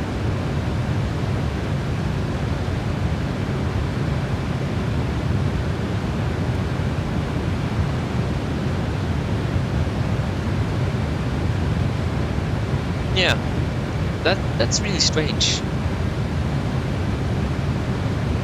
The worst thing is that when your account gets banned and you don't know what you have done, like you said there, you don't know what you have done for it to be banned. That's the worst part. You don't know what actually have happened, and your account just is banned. No reason why, just that. Yeah. Many YouTubers as well I have heard of that have been taking away the monetization on videos because they have shown something that they shouldn't shown, and YouTube don't specify what it is. So then they just need to censor everything they do because they don't know what is triggering it. So YouTube is really bad to say what the cause is for their actions. That's what I have heard. So yeah, that's really strange why they do that. But yeah, I don't hope that is going to happen to me.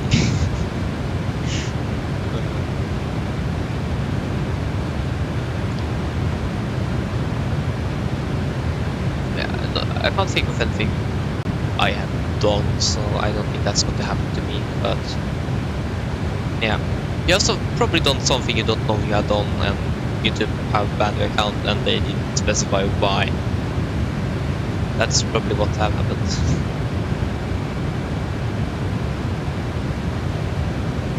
I don't know. I'm not YouTube. They are the only one knows what have happened.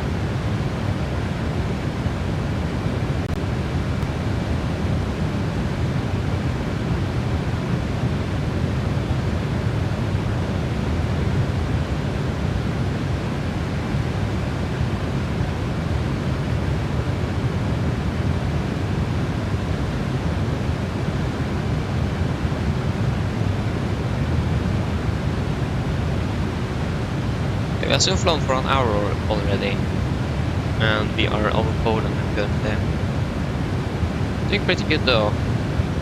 We still have this insufficient fuel warning, so the computer says we are going to land with less than our final reserves on 9.5 tons. Yeah, you can see here, but on our progress over here, we're going to be at the Leno with 54.5 tons, and that is probably above. So that's insufficient fuel. Should probably go away in like 3 hours or something. Yeah, it is. That's the problem. It is so long. It is like on air trip time is like 10 hours and 45 minutes, and YouTube has a restriction that if you have a live stream that is exceeding 12 hours, they're going to cut the stream at 12 hours. So if I don't get finished until these 12 hours, the stream is going to be cut. Boom. So you will lose the last part of the stream. So that's what I'm scared of. That I'm going to lose maybe 5 minutes or something. Maybe more though, but that's really strange. You can't have anything exceed 12 hours. Yeah, it is. It is really dumb. So that's a good thing that I'm not a YouTuber that is just flying realistically long haul flights, because then my route network is going to be really limited because of that. and we was on the ground in Oslo for about an hour because we needed to board all the passengers. That took a little while, and we needed to de-ice the aircraft. That took us a little while. We needed to taxi all around the airport. That took a little while. We departed around an hour after we began. And yeah, so I'm just going to try to take as many shortcuts as I can to make it so we can get faster down to Bangkok. So that's also a problem I have. We are not going to fly back. I thought flying back at 250 subscribers maybe, but the flight time back again is over 12 hours. Because we can't fly over Russian airspace or Ukrainian because of the war, so we only need to fly around, and that is almost extending the flights on the route with over 1,000 or almost 1,000 nautical miles. That is probably maybe 2.5 hours of flight time extra.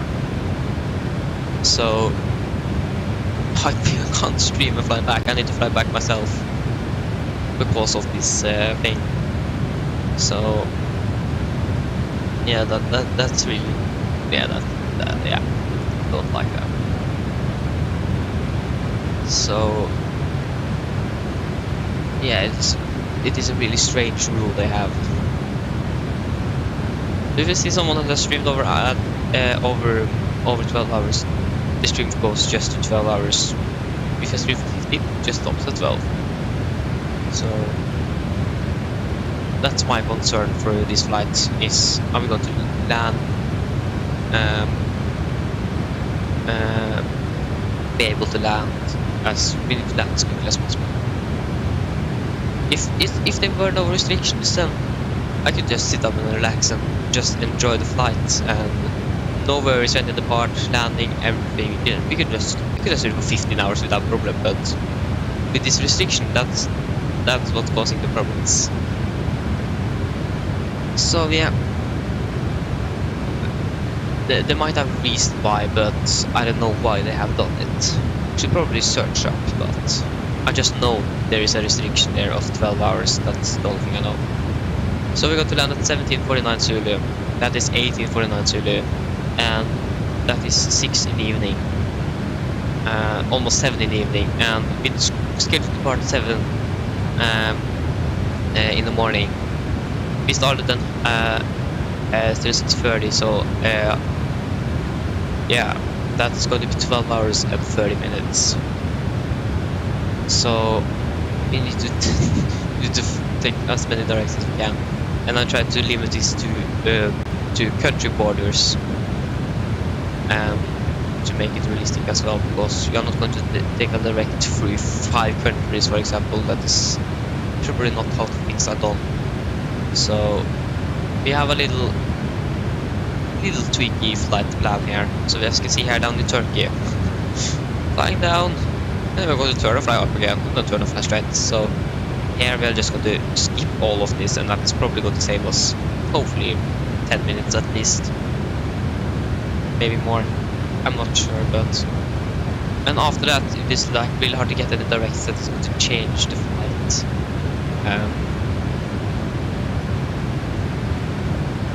We can divert down here in India, but that's not an option. I don't have any sceneries down there either. I haven't thought of that. So yeah, we are now flying direct down to this waypoint Lenov, and then it is probably no more directs you can take before leaving this airspace, before coming into Bulgaria. Then I think after there we can fly direct to Charlie Romeo Mike, or Charlie Romeo Mike, and that is hopefully going to save us some time and fuel. I watched a mental pilot video yesterday about Singapore Airlines flight that landed with maybe around under 1,000 kilograms left in the fuel tank in Singapore, and he told that they was expected to land half an hour earlier because of they got direct routing through European airspace. So yes, you can save time, but it depends where you're going to fly. So they saved a lot of fuel fuel as well, but they almost used everything because of the bad weather down there, so yeah.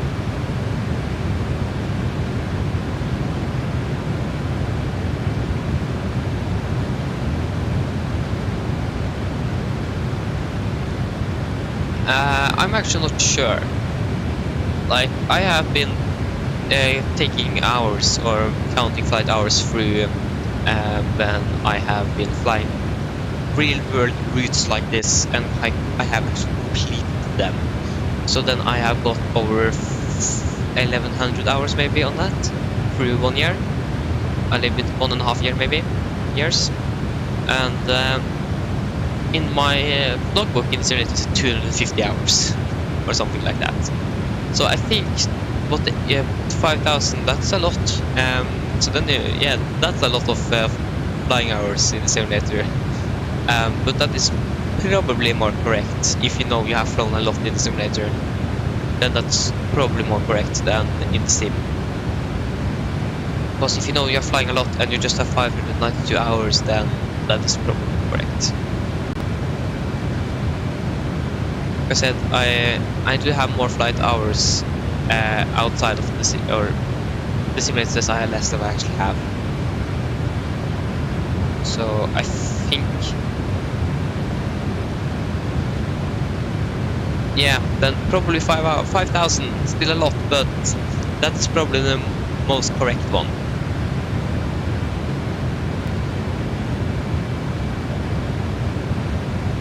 I've got around over 200 flight hours by flying with Virtual Norwegian since I joined them, and that is beginning to be a little while ago. Maybe, I don't remember when I joined, but I have got a lot of flight hours from when I began flying with them. So, and that have been a period of maybe 4 months or something, and I haven't been able to fly that much either. But so yeah, the 5,000 is probably the correct one.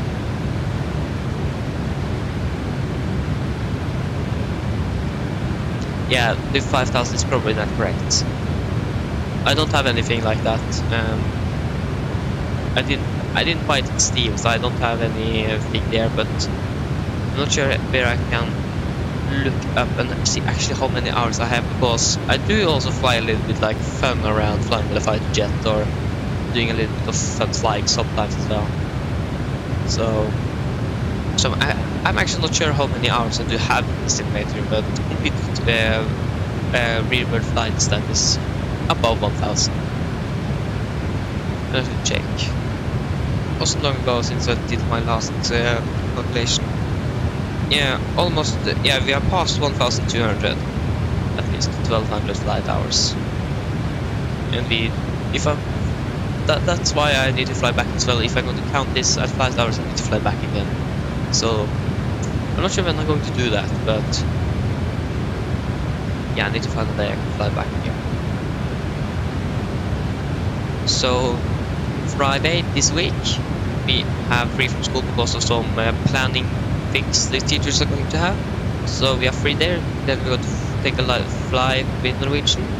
On Saturday, my grandparents is going down to Lanzarote. The catch is they are flying with Norwegian, but it is with a TUI aircraft and a TUI crew. So I'm not sure if you're actually going to take a stream and fly down to Lanzarote with them. I am going to fly down to Lanzarote, but I'm not sure if I'm going to stream or not. It seems like a Norwegian vet list this aircraft built from to fly Nordic. But the catch is, I don't know if it is a 77 Max or an NG, probably Max, so I don't have that, so I need to improve or just fly with the NG and split winglets. So I'm probably not going to stream on that Saturday because I'm going to fly to Lanzarote, and then I'm going to stream on Sunday again. And Wednesday this week, probably not. I have the test about Cold War on Thursday. And my teacher is really impressed with what I can, so I need to score pretty high. On this period, for the last 2 years, I have been the only one that have gotten 6 in Norwegian history, and what is that called, geographic with the European countries. I was the only one of 3 classes that got a 6. So I think I need to take 3 in a row for this first half year of the school year, and get the only one that get a 6 on the Cold War. Probably not going to be the only one, but I do can a lot about Cold War, and it's really impressed on what I actually can. So yeah, so the Wednesday is probably going to be just practicing to that test. Yeah, thank you. I do really like this. What is that called again? These hours that we have about. Is it social science? Is that what it's called? I'm not sure. But I do really enjoy that. Those hours in the week. It's really interesting to know about the geographics. Now we have a modern conflicts in English, so that's also been something I've been really interest me. So I do really like things like the geopolitical things in the world. It's pretty interesting.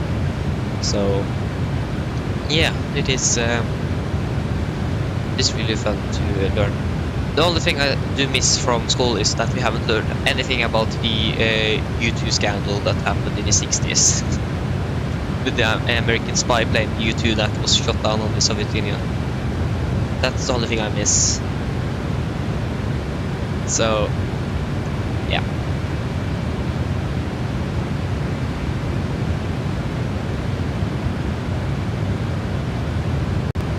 So, can know a little bit about that as well. So, if I do have time for that on that test, I'm going to do that. I'm not sure what the questions is going to be, but that's going to be on this first day. So probably not the stream on Wednesday, but that's going to be catched up with the stream on Friday because we have free from school that day. So the test would have been on Friday, but since we are not going to school that day, we are going to move it to Thursday. So yeah, that's going to be changed, and that's probably better as well to have that on Friday instead. Then we get a whole day instead of just a half day. So yeah, that should be nice. I think the engine anti-ice is still on. Yes, it is. I'm going to turn it off. Go to auto. That's not the.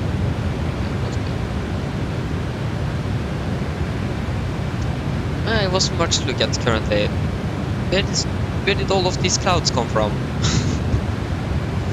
Just suddenly it was cloudy everywhere.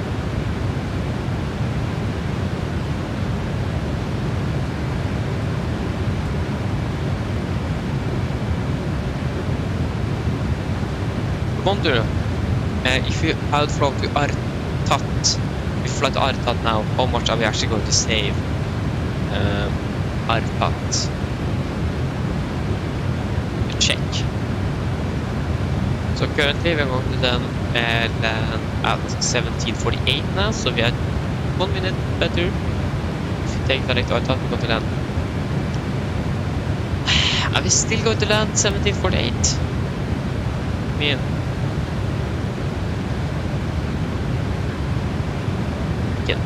you know what? I think we're just going to go for it. Yeah, 17:46. So now we soon have the insufficient fuel, so it should soon be gone. So that's good. We are now landing a little bit earlier, so that's nice. Mr. Griffin, hello, welcome back. Hope you're doing well. Yeah. Yeah, you should definitely get yeah, you can see. It is. I haven't flown on Xbox, but I think PC is generally better. But if you don't have one and have an Xbox and you want to fly this simulator, then Xbox is a really good alternative as well. But PC is always going to be better in the flight sim world because add-ons are restricted to PC world in general. Like this 787, this is the Horizon Simulation 787-9, and you can't get that on Xbox. You have the 4 sim, simmers, but I don't think that is pretty good. The Horizon sim is really good. Yeah, so, and you have the 787-8 as well. So, yeah. Yeah, this yoke I have, the first master Boeing yoke, you can actually use that on Xbox. That is compatible with Xbox. So, you can use that on Xbox if you have that. So, it is some flight sim things that are compatible with Xbox, but not everything. I'm not sure about the front or rudder pedals, but I know the yoke I have is compatible with Xbox. So if you go and search on the first matter 787 Boeing yoke, then you get this yoke and throttle levers. It is pretty much the same as in real aircraft, and that works on Xbox. So yeah, it is a little bit expensive, but yeah, it's definitely worth it if you have the money. My old yoke was broken, so I needed a new one, so yeah.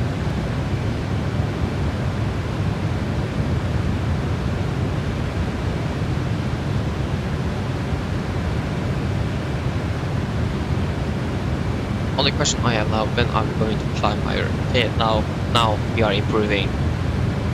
At 10:46 we're going to do our step climb.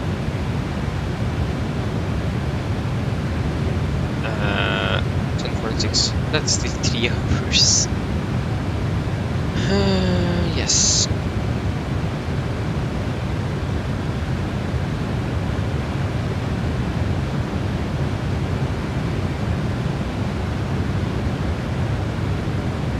Yeah, it's going to take a little while until we're going to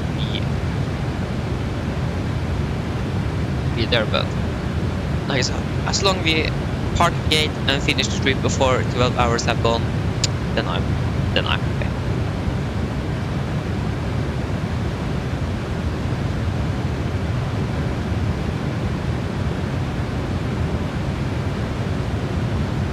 So that is probably what I'm going to try to do when we get when we have like special streams. Next one should be maybe 300 more. I'm not sure if I'm going to extend it to 500, but every 100 subscribers before 1,000, then we should. Yeah, I'm going to probably do give the voting, and you guys can vote for Norse Atlantic Airways route, because then we can fly long haul with this beautiful bird here in this 787. It is a really nice aircraft to fly. It can be a bit difficult to land sometimes, but still really nice aircraft to fly. Definitely recommend to fly this one if you have PC. Download the Horizon Sim 787-9. It is really nice. You can see how dirty it actually is. It isn't very. You can see here it is pretty dirty. It isn't like a clean aircraft. It is actually dirty all around. And it is just 5 years old. And yes, I'm not sure what this is. I think it's I think it's a ground power cable, but that won't go off or get off this aircraft, so we're just going to live with that. But I have never seen that before today. So yeah, probably take this view or something. Yeah, this view is also pretty nice.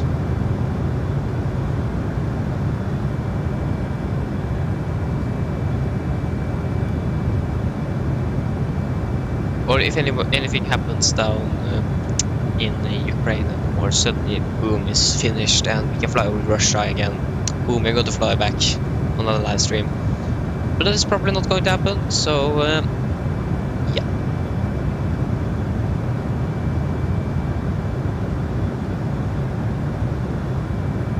So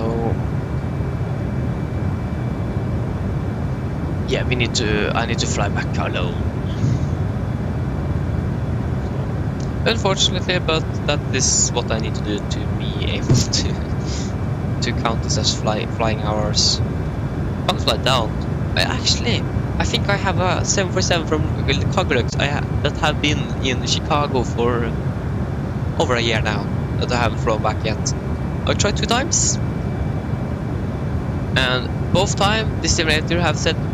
One time I pushed back, taxied, I just got moving maybe 1 meter, and then boom, the simulator said you crashed. And the second time I think I departed. Boom! Simulated. I crashed for some reason. So I given up on flying that cargo-lex aircraft back again to Luxembourg because of these 2 attempts I have done and that have never worked out.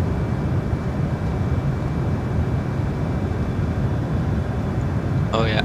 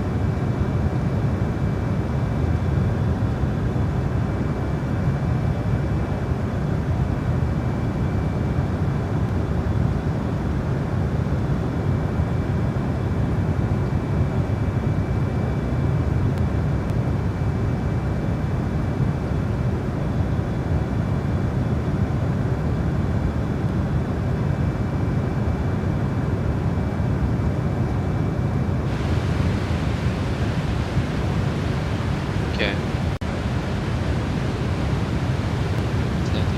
Yeah. That's almost a 10-minute improvement.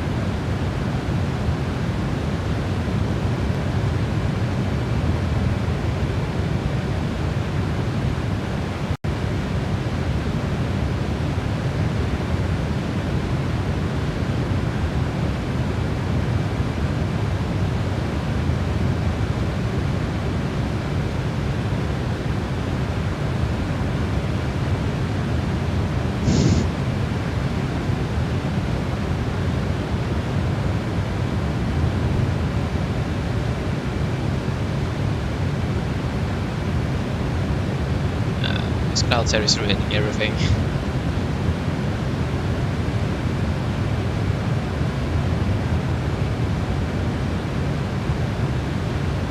Yeah. To be honest, I have actually I'm not very fan, or I do think private jets are really fun to fly, but I have never done it. I don't think we have any private jets that is like good. Yeah, we probably have some, but no one that I actually want to fly. But I'm generally more like airline aviation, so yeah. But private jet seems actually to be really fun to fly. We have the BBJ for Boeing, but that's a private jet, so yeah. Yeah, it is very easy to fly. I have actually flown a little bit. Yeah, it is. I think actually the Norwegian air ambulance actually have some loan to an aircraft. I think so.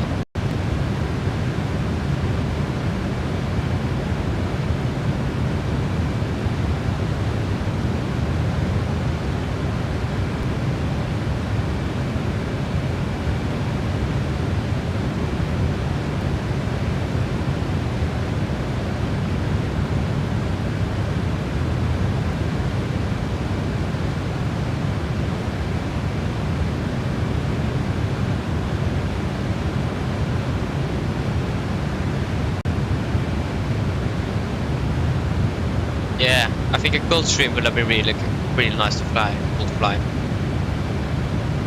Gulfstream would have been really fun to fly. So I hope they're getting something like that.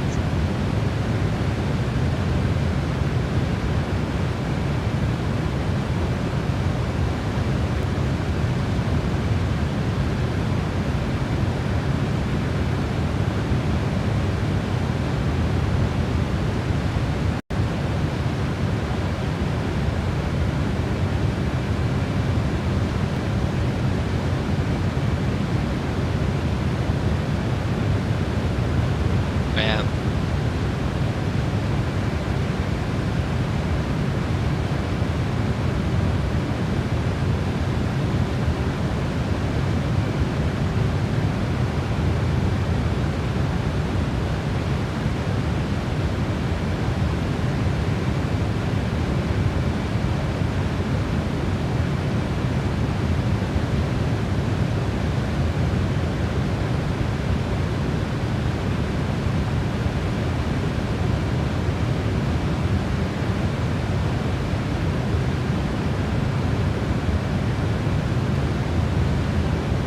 Oh, I really hate this icon that is in a way. Can't read anything.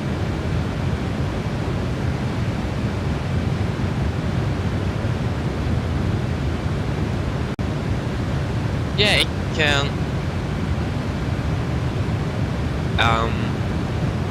Yeah, can be if you are not if you actually try to learn the aircraft, then probably it's going to be much easier. But I can understand. I remember when I first began flying the 77, it was really difficult.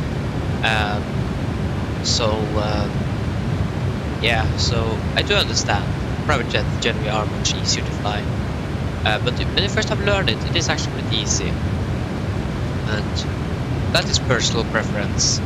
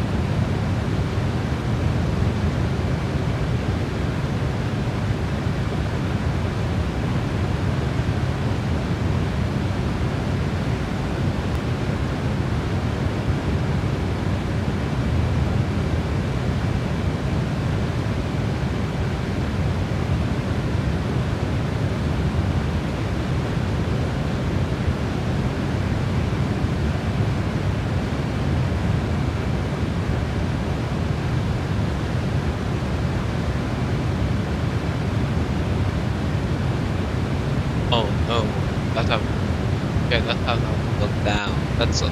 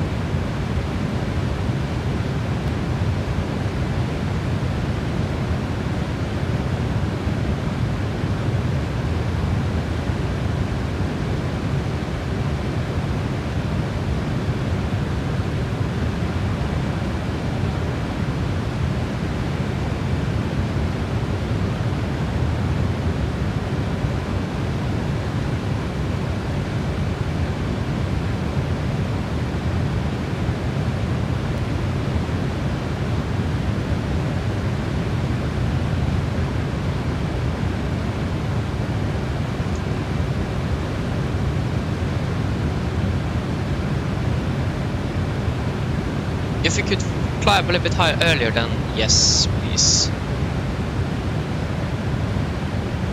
Optimist, yeah, max is 3.9, optimum is 3.6.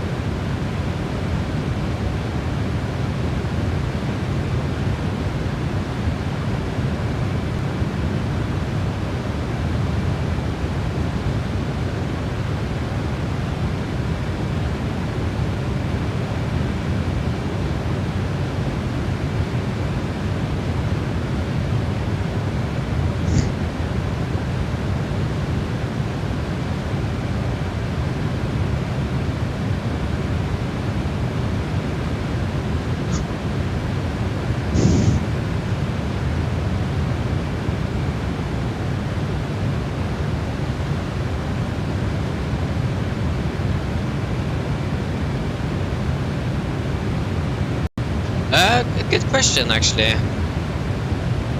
We are currently... We are still over Poland, soon entering... Oh shit! If we continue this way, we're going to enter Ukrainian airspace. That is probably not very good.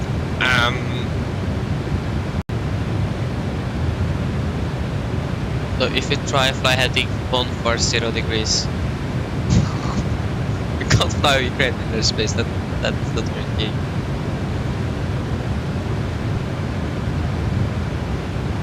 Oh shit, that is not good.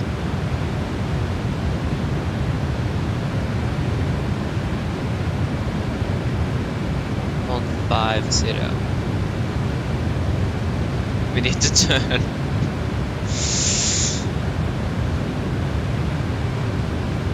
No, we don't want to fly over Ukraine. That is, we got to get in big trouble if we do that.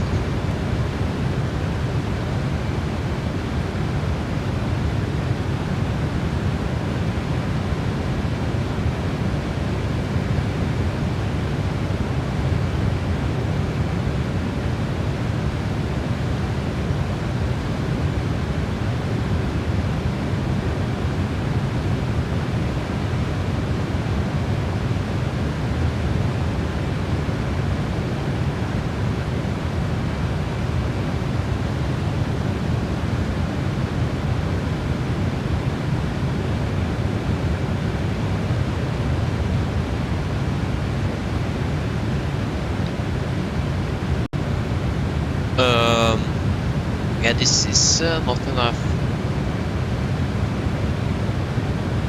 Kickhead.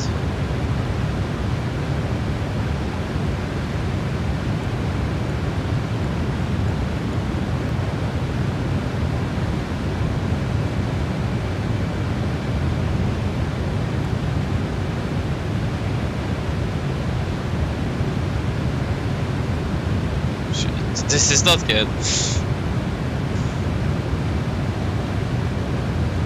Last kickhead and that should be good. We are very close. We are very close to the border.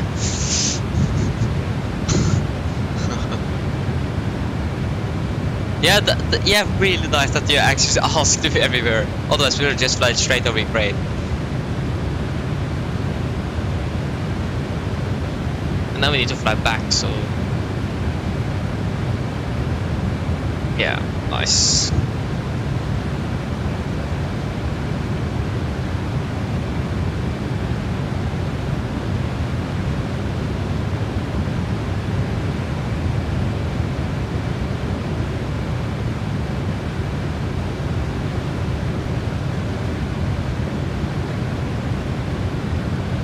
Yeah, so now we are just going to fly along the border, and when we have passed this waypoint, we're going to turn and fly direct up again.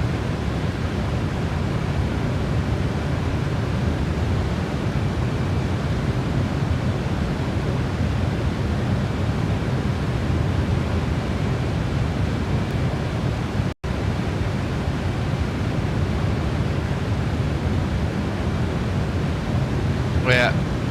Thank you, United. Get the play, man. Hello, welcome. Stop hitting them.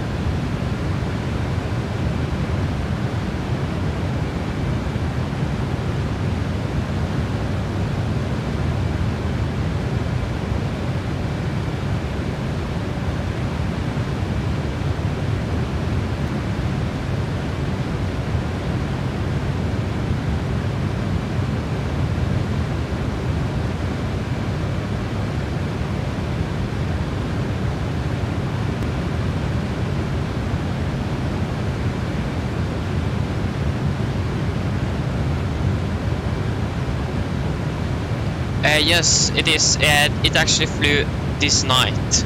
Departed yesterday at 3 in the afternoon and landed 3 in the morning today.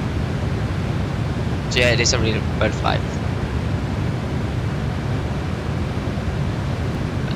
It is not flying currently, or we are not flying at the same time, unfortunately. But yeah.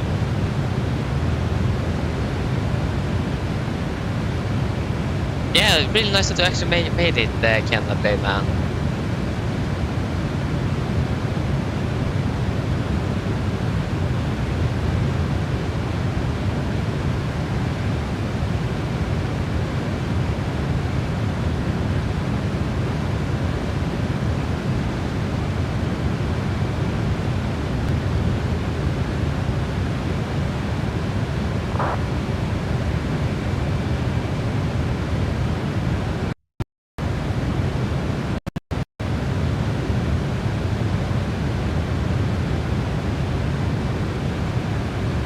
It was just bread. 2 bread with some chocolate, basically. And I'm eating some chocolate now as well, so nothing special. Nothing that is good for my health, but it is some.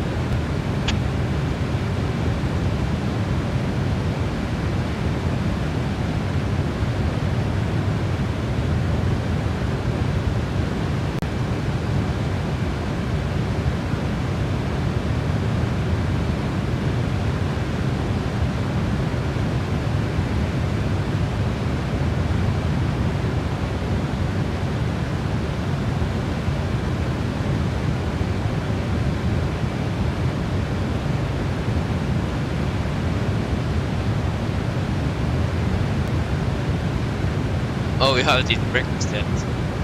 Ooh. Yeah. Nothing. It is no problem with that.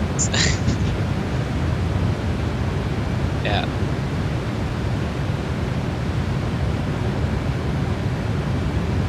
Where are we going?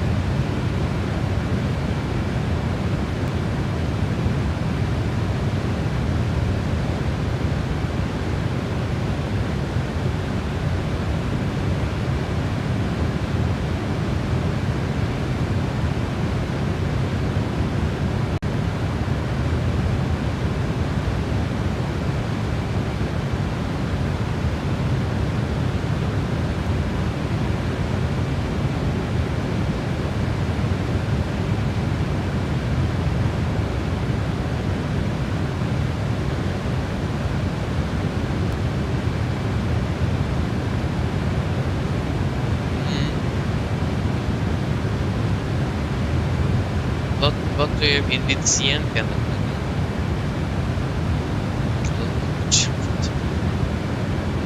Yeah, I also miss Flyr. I do also miss Flyr.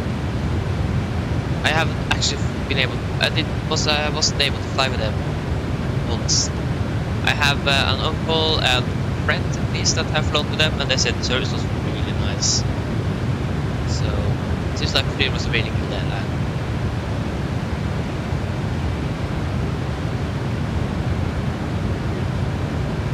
Thank you. Didn't know that I started my YouTube account 2 years ago. But first of March next year, that is going to be the first anniversary of this channel. That's good. Then we need to do something special. Depends which day 1st of March is.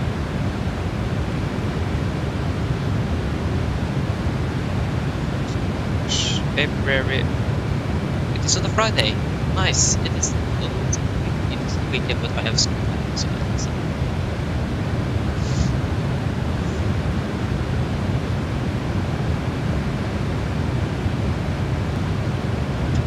probably begin to. Oh, I'm just scared of this timing. Can't fly with Ukrainian airspace that is closed. So 10 minutes.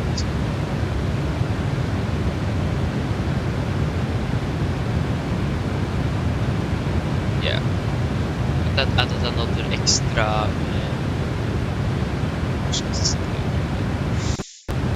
Straight.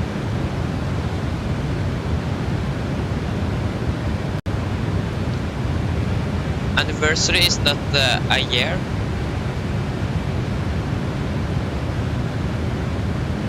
I'm not sure. You can, yeah, ask Canada Playman. But one anniversary is probably 1 year, if I'm correct.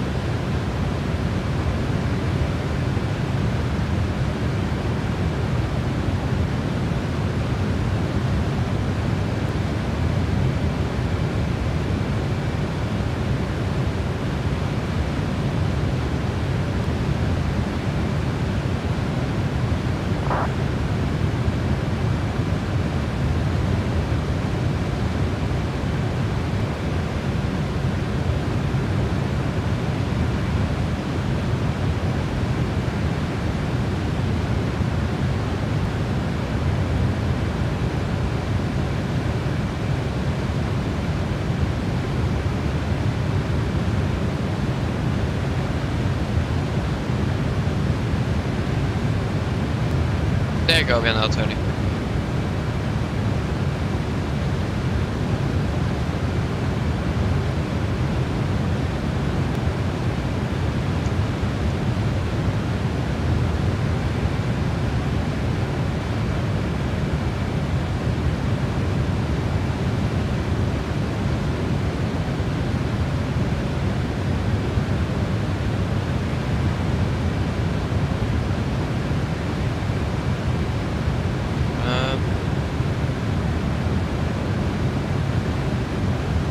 If I understand that question correctly, then I take the 787.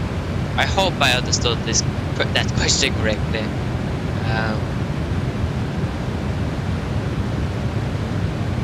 Yeah, then take the 787 because we are flying it. I don't care about which variant of it, but the 787.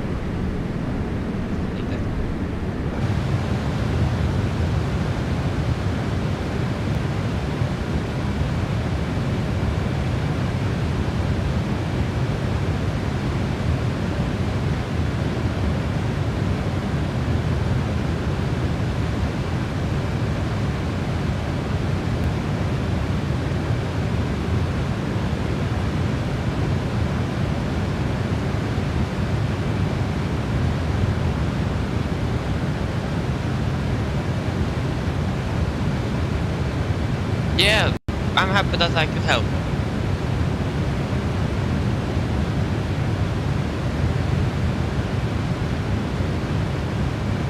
Yeah, I'm happy I could help.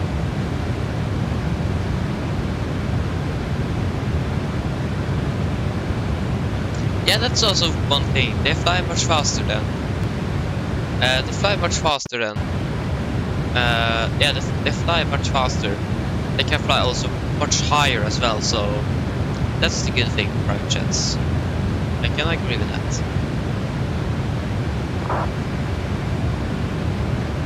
Yeah, that's insane. Hey, nice.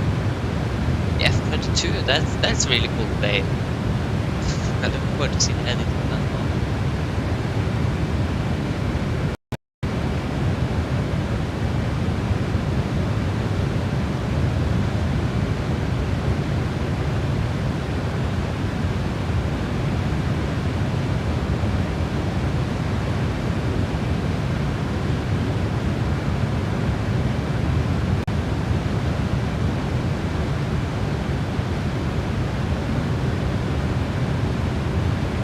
Yeah, we managed to get out of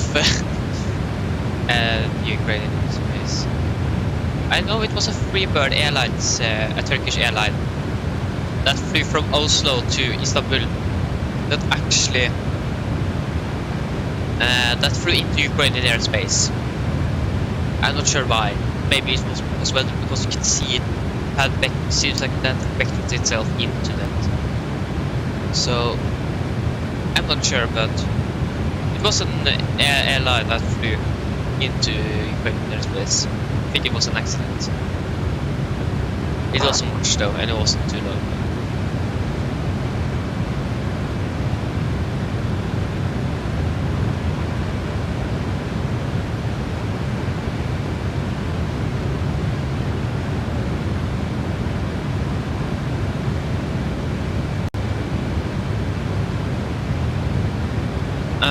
I'm not sure what happened with the pilots on board or the aircraft. I just read an article that was an aircraft that flew into Ukrainian airspace for 5 minutes or something. So yeah, I'm not sure what actually happened, but yeah, nothing special happened. They landed in Istanbul without problem, but so yeah.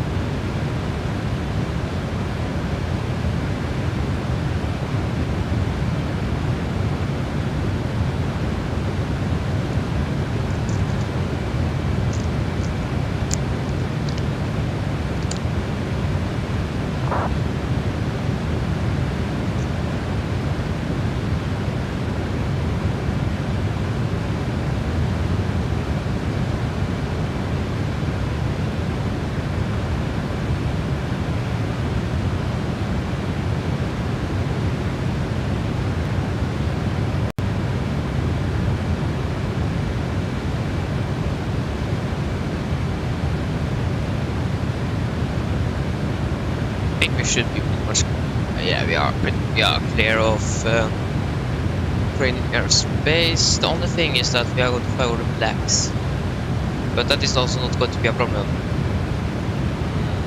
We are not going to take even further direct after this waypoint, because then we are almost going to fly over Crimea, and that is that is also not an option.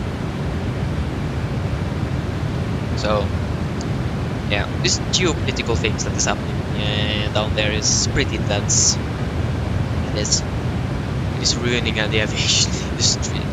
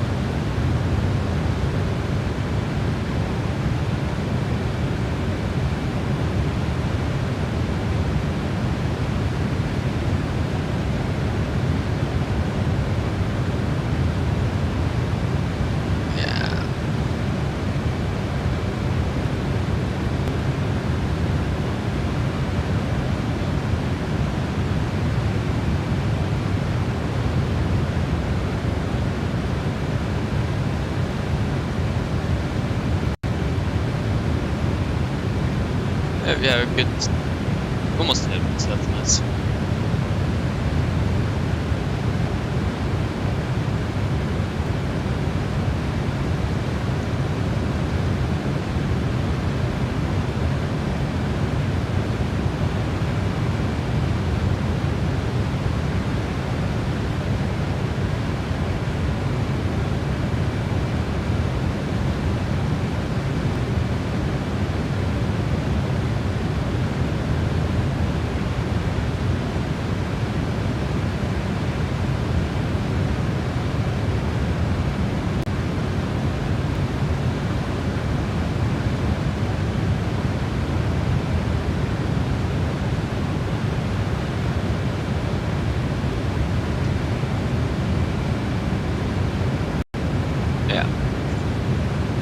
So, how long have I actually been flying now?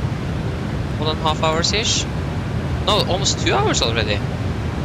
Just 8 to go. Yeah.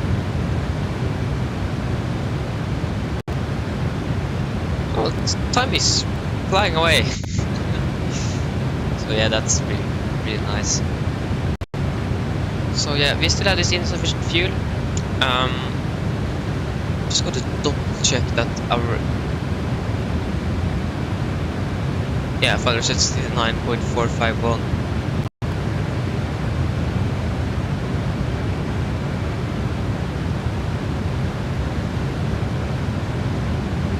Oh yeah. Yes, only 8 to go.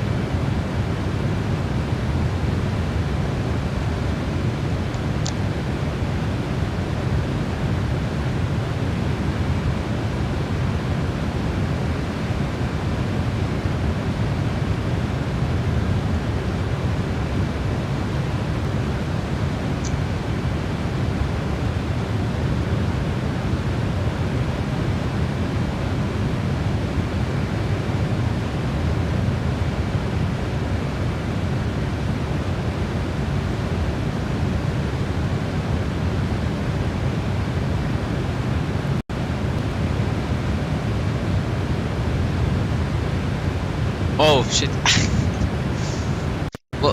What is it?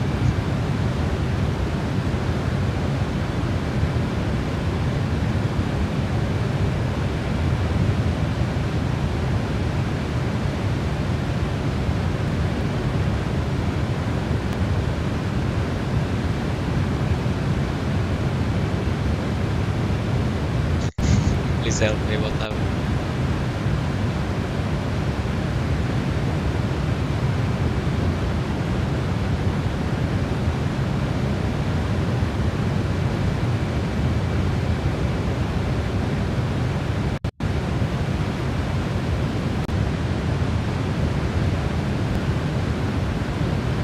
Oh, did double check. Okay, I used to translate. Oh, oh, make me get the play, man. Oh, I don't have Word on this PC, so I used translate, and that didn't correct that one.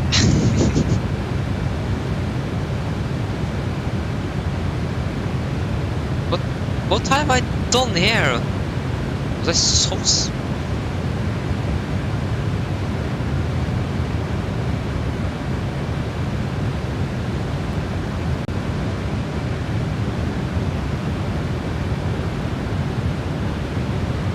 I can't even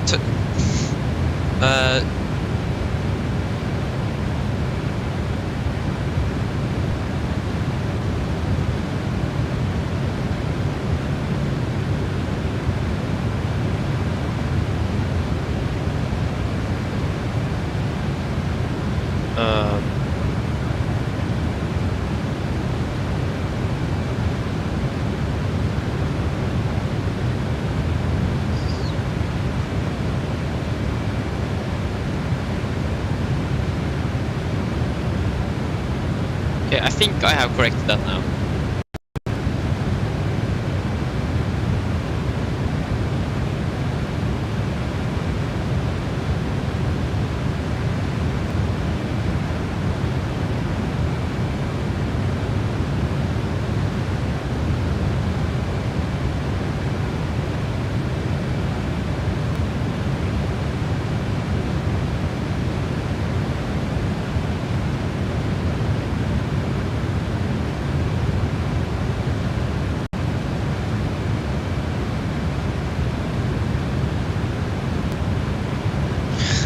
Yeah, thank you, Ken. I played well for the help. Thank you.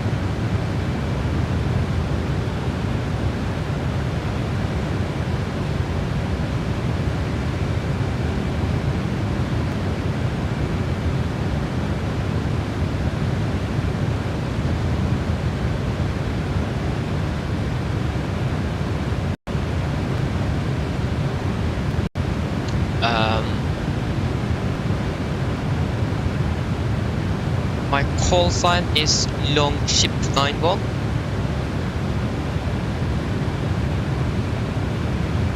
That is my call sign.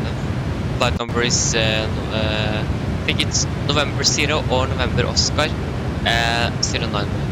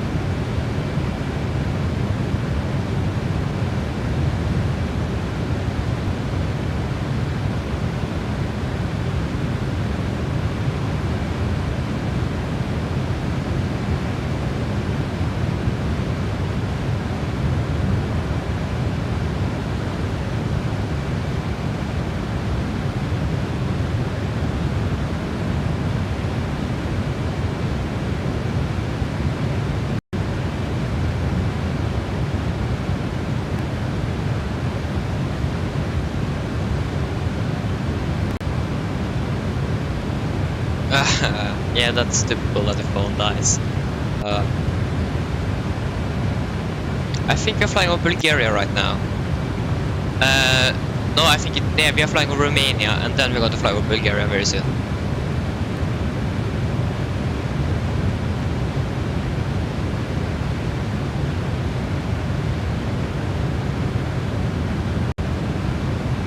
Oh yeah.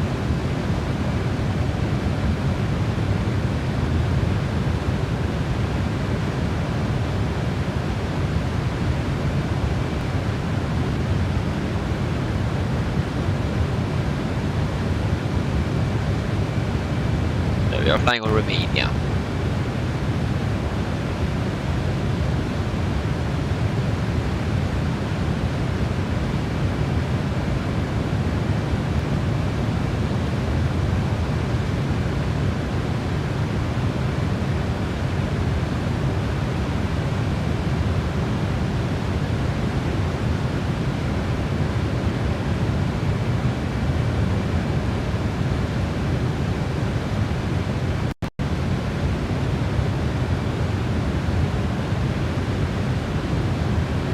My gosh.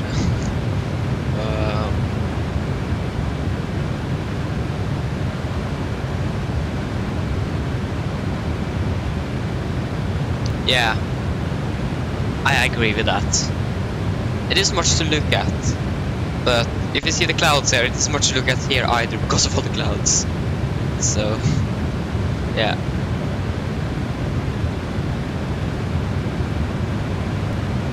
So we are flying over oceans is the...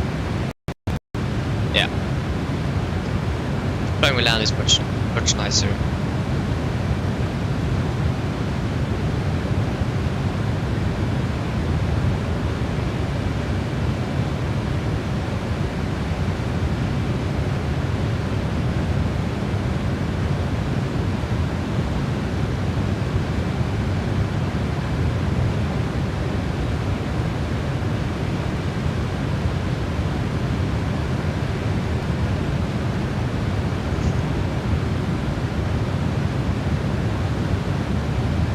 Hey, nice.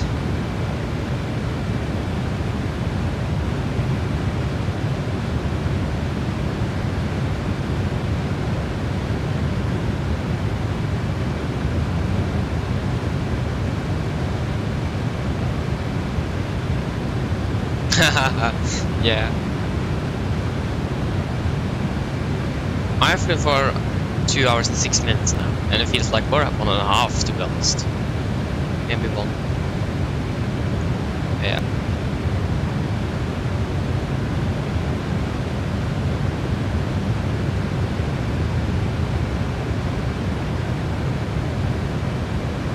Yes, that's the flight. Gardermoen, Bangkok.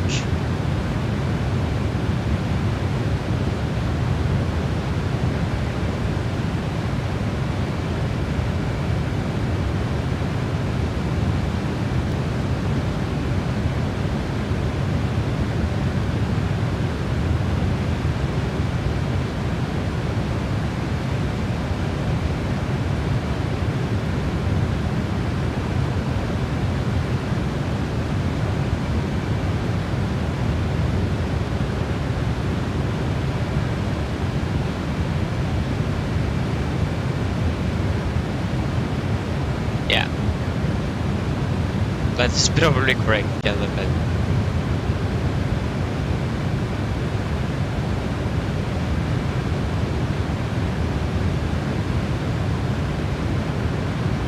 Yeah, he did. We are cruising at 3.7 though. We are not cruising at 3.6. Yeah, 3.68. We are cruising at 3.70 currently. And I'm not sure how far it is before this to go 4,453 nautical miles. And we do have a ground speed of 529 knots. So you are very, very accurate there on the info.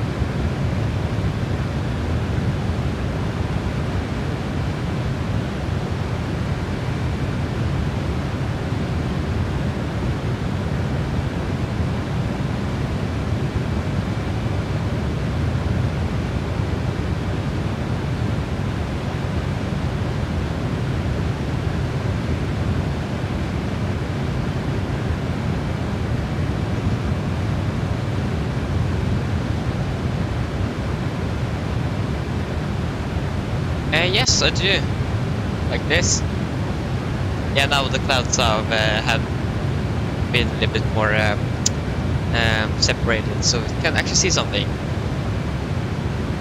Let's just suggest.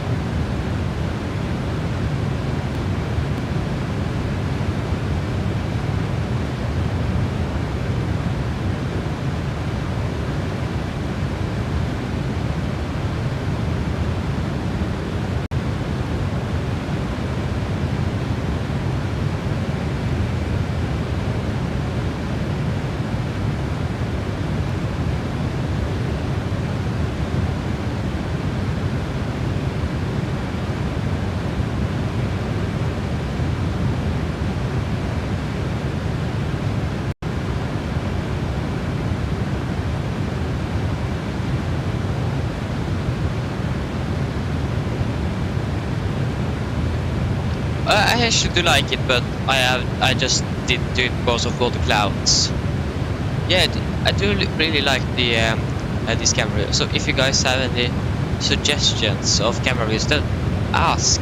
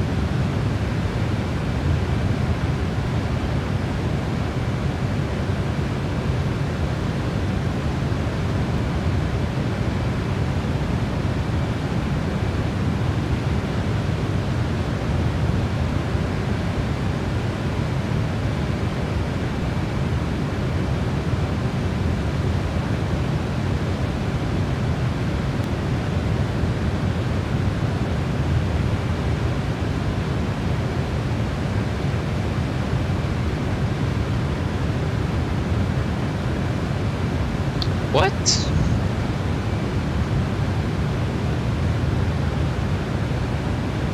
I can't see anything on my radar though, but... Yeah, wait, that is probably a setting I can change here pretty quickly. Menu, where are there? Menu, that is going to be transponder, normal. Is it real life then, or is it in simulator? Right. Where do you check all of this information? Can't see anything.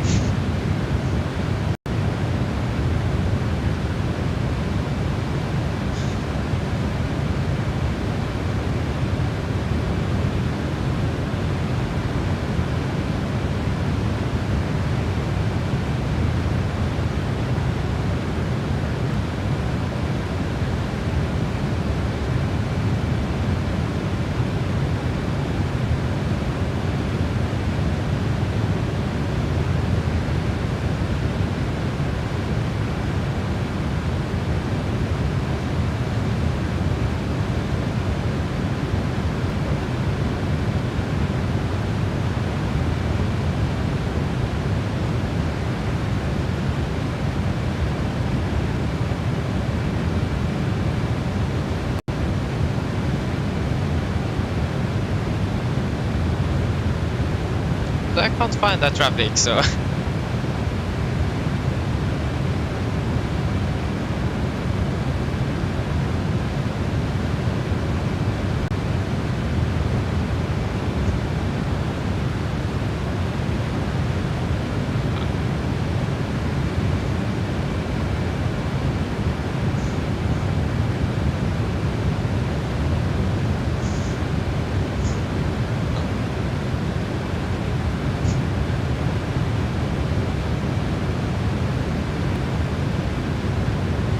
Yes. Hope to see you again later then, Canada Play Man.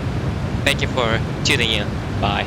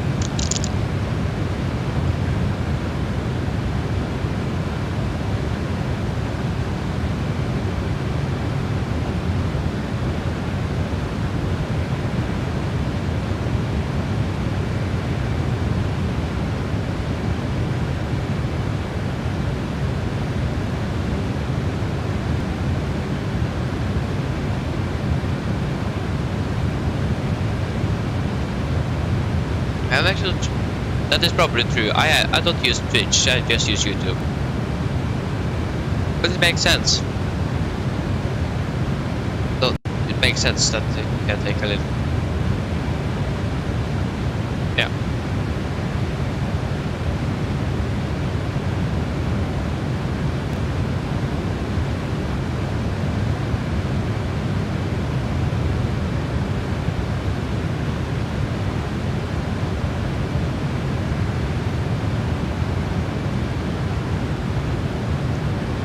Yeah.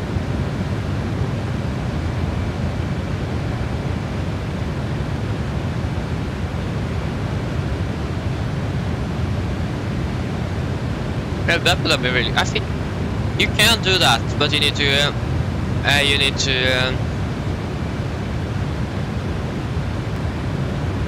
So.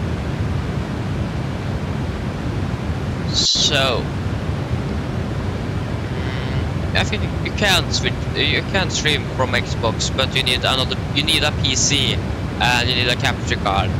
That is what you need to do that, because you need to transfer the video from the Xbox over to a PC. Then you can stream from that PC. So it is possible to stream from Xbox, but you still need a PC. So you don't need a good one either. But no, so you just need something. But you need a capture card, and that can be a little bit expensive.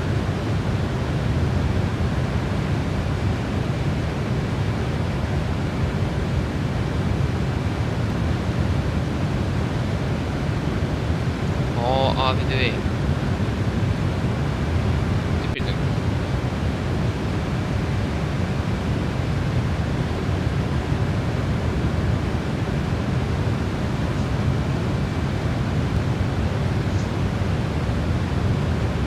Yeah.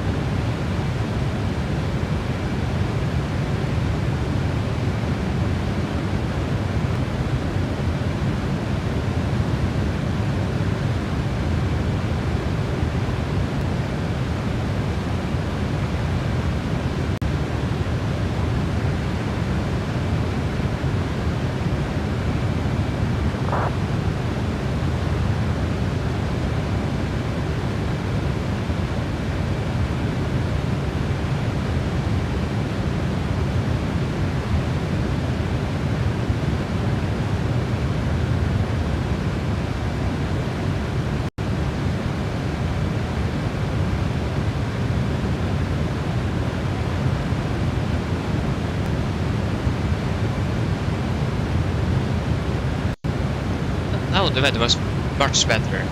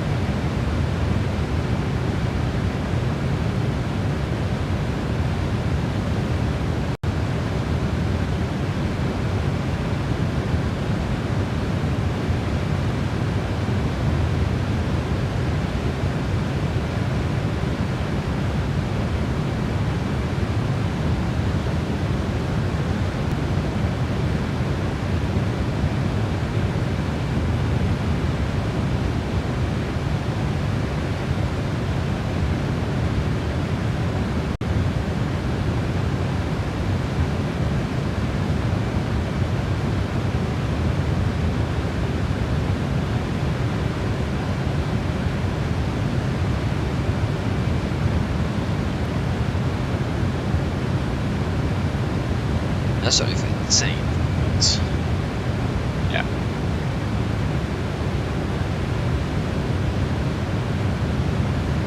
Vi ska probably take a new direct. Just need to cross the Black Sea.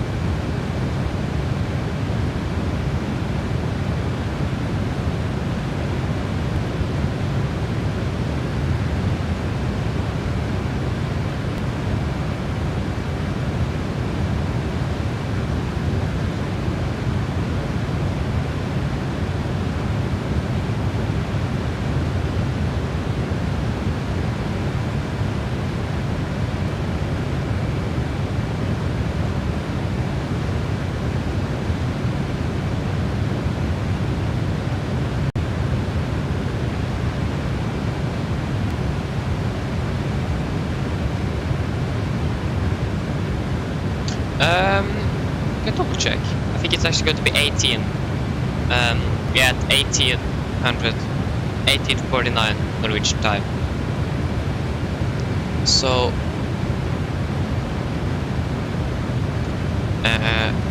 hope that I'm going to make it earlier than that. Otherwise, we are going to be struggle with the time limit on the on YouTube.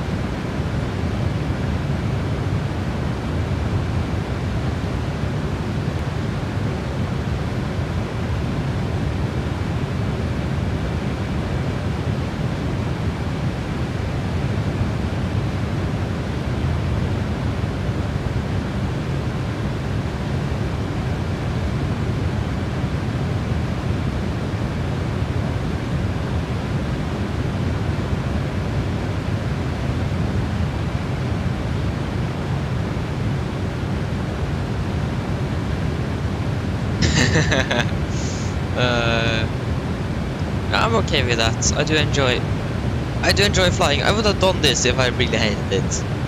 So, oh yeah, I do really. Sometimes it's really nice to have do some long haul flights. But I'm more a person that likes medium to short haul flights. I'm more like that sort of a person.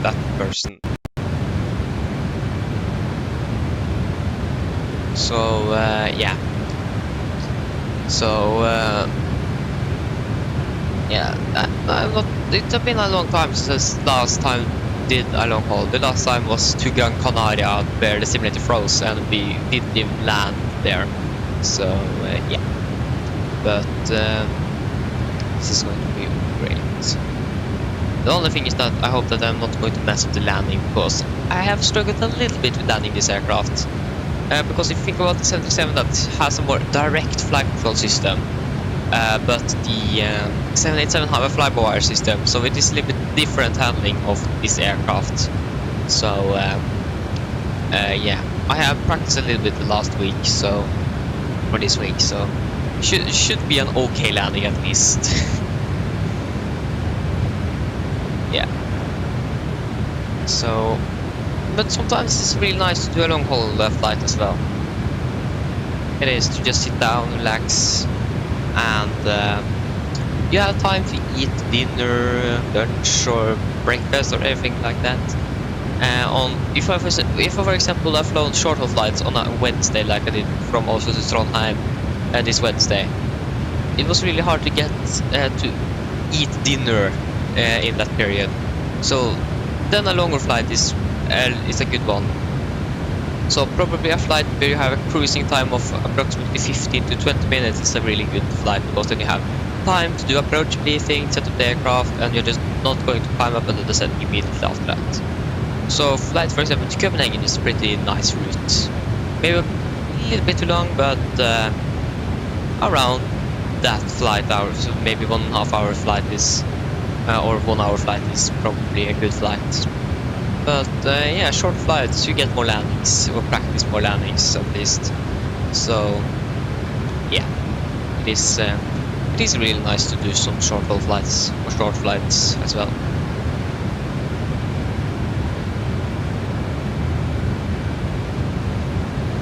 Yeah, it is.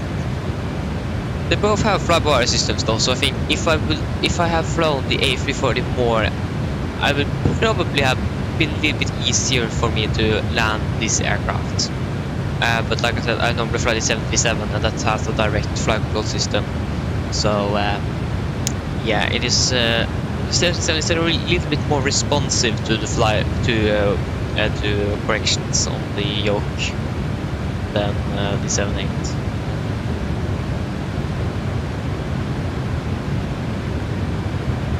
Yeah, exactly. That's also one of the reasons. Longer flights you get bored, but some long haul flights is nice to have as well. You get more flight hours out of a long haul flight though, because more of the time you spend is actually going to flying or in the air and not on the ground. So that's a good thing. Yeah, around that, most of the routes in Norway or some of the routes, you know, can be like 40 minutes. So for me, it's probably 40 to 2 hours, but 40 minutes to 2 hours. But yeah, but that's to be exact. But the 1 hour to 2 hours is, yeah, pretty nice. Nice routes that had us fly routes that are 1 to 2 hours is pretty nice to fly.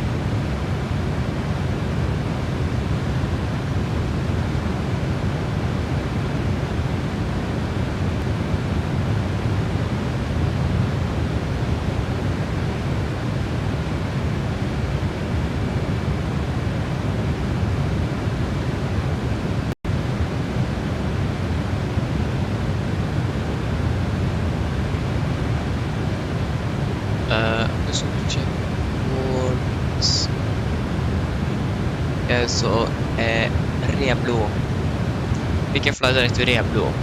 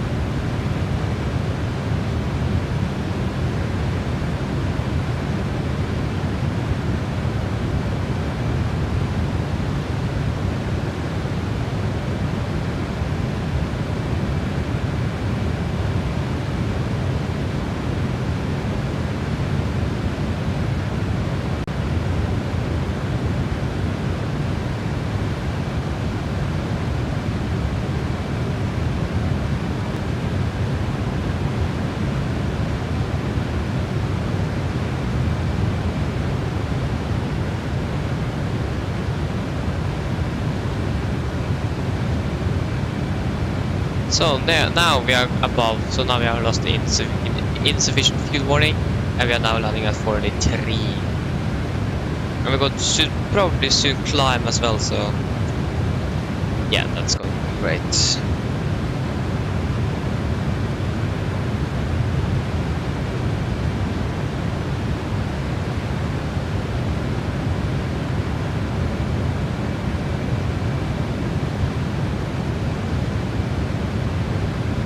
Yeah, that can probably because when you get a flight plan from the when you do make a flight plan in the flight planner in the world map, that is sometimes, if you are not adding a star and a SID, that could probably be the reason why. Or yeah, but. And it also depends what the flight plan maker is calculating, because you need to climb and descend as well, and you also need to slow down the aircraft. You need to accelerate the aircraft. That means you're going to fly. You're not going to fly at a constant speed all the time. So that can probably be why, because you do slow down the aircraft before arrival, but. And you need to depart and so on, so you are not flying at cruising speed when you are departing. So it could probably be that, or that you when you are making that flight plan, you are not including your SID and star if you do use them. So that could also be a reason.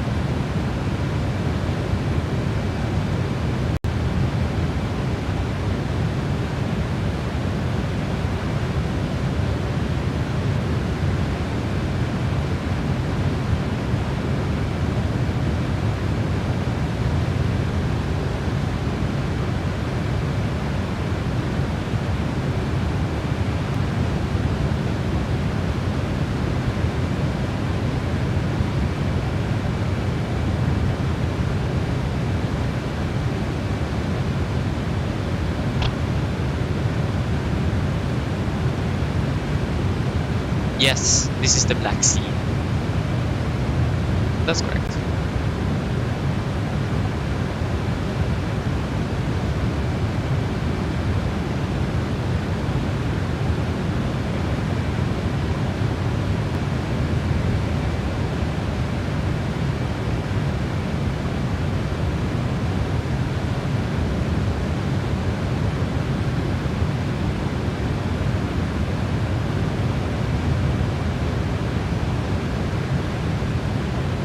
Ryder, yeah, I think actually they have a 177-700 that is more like a private jet thing, if that's what you think so.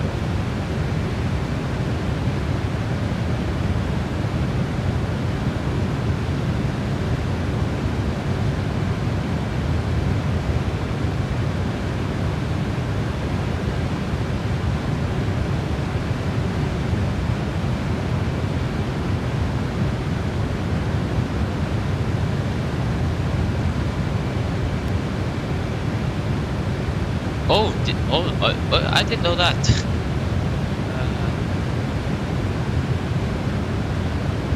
Oh, that's interesting.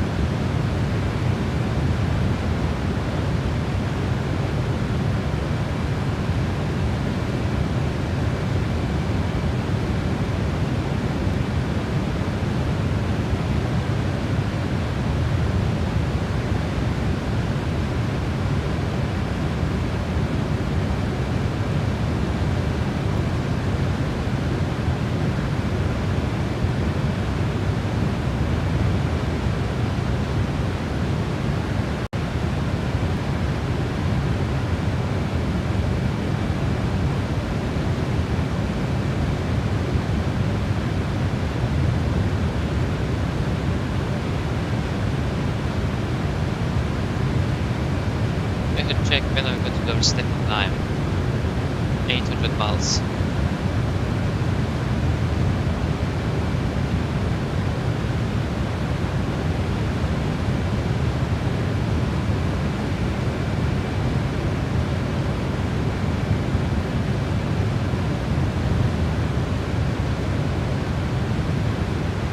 $10.50.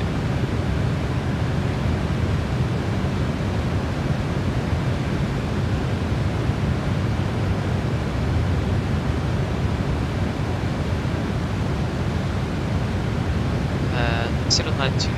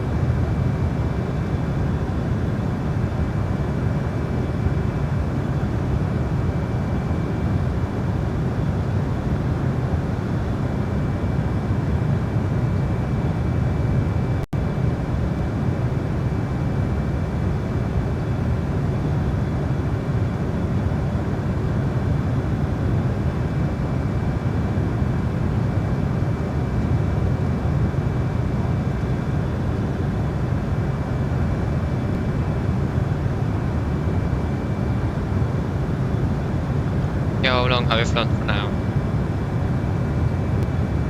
We are closing in on 2 hours and 45 minutes.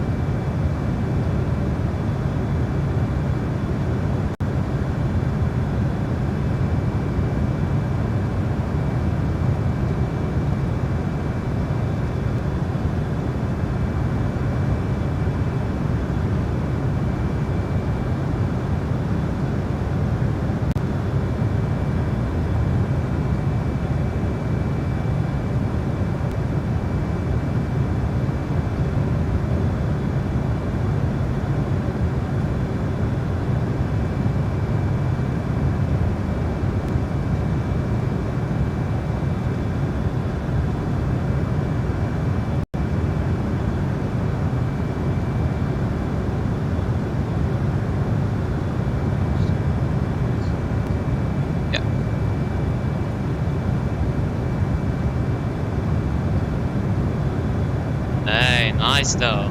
Bergen Orly, that's a really nice flight. Actually never flown to Orly in the simulator before.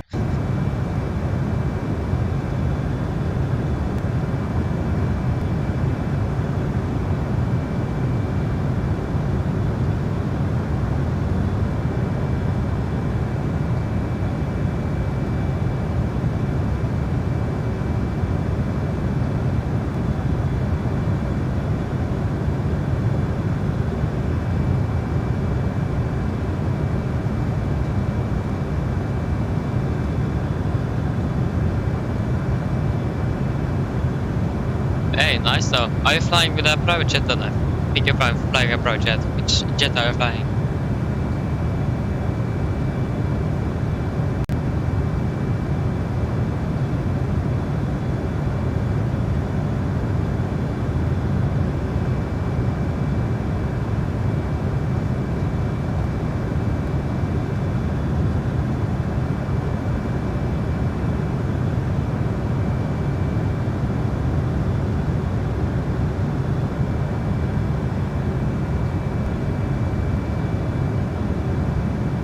Okay, nice though. Allergic is a nice aircraft to fly.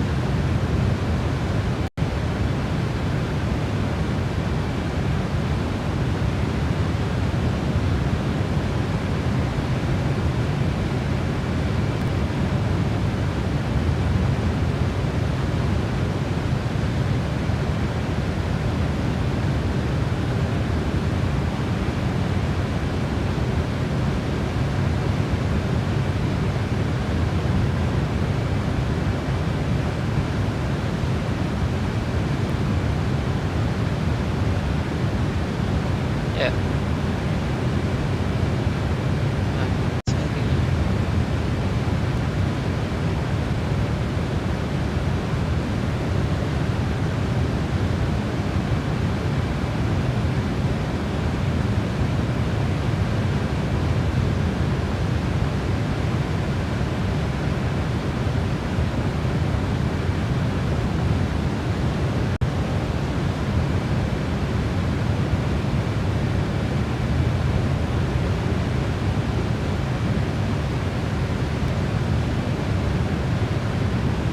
Okay.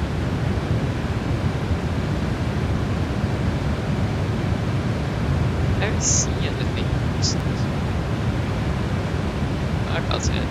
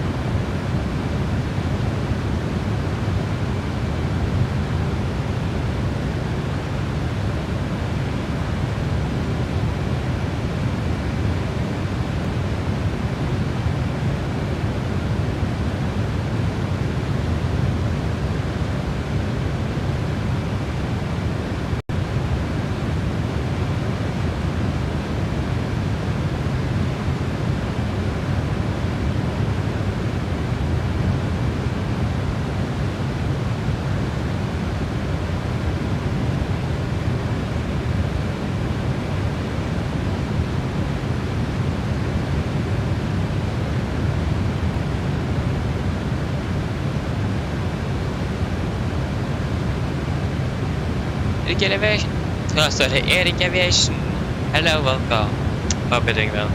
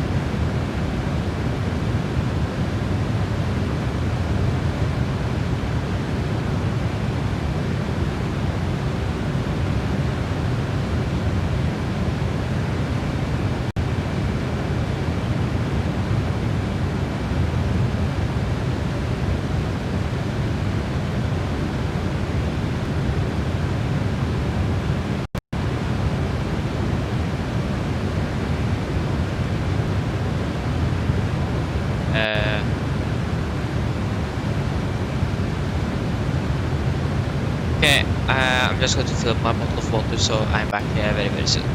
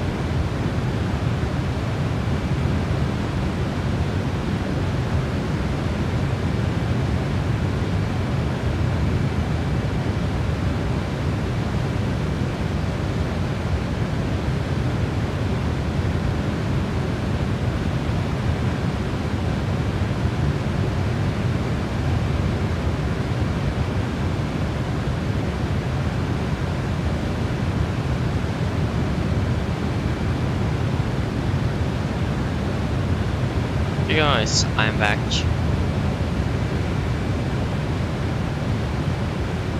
Oh, oh, that's so cool that I've seen the Ryder Learjet.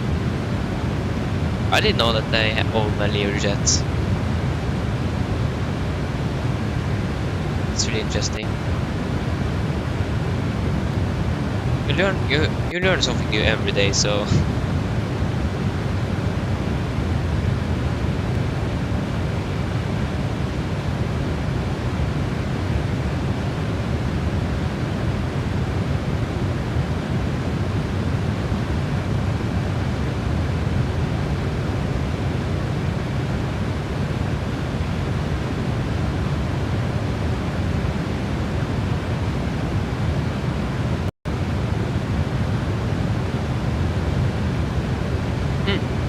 Nice. Really interesting that they have more private jets. Thought it was a low-cost airline that flew around Europe.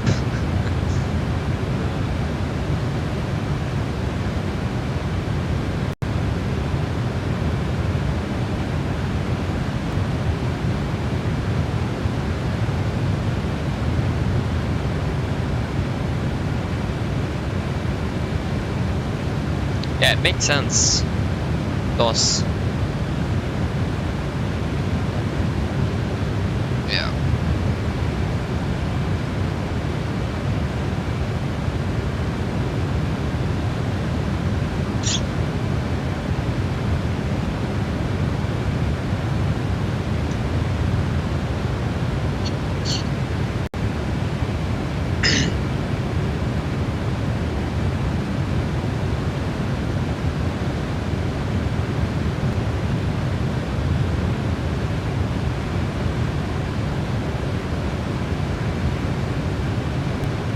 Yeah, I also did learn something new today.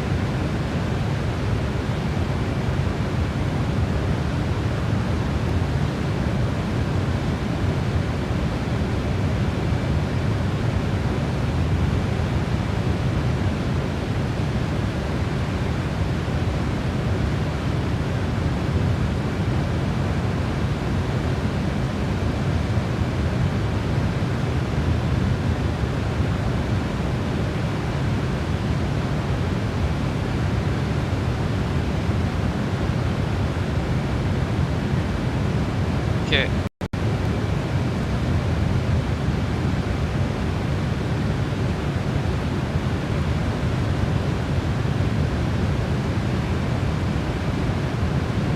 Yes,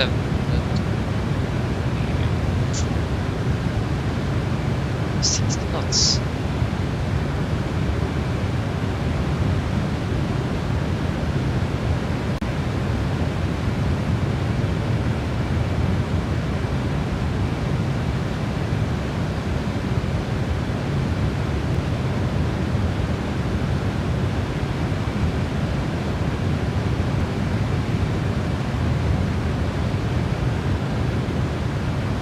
Okay, so blå.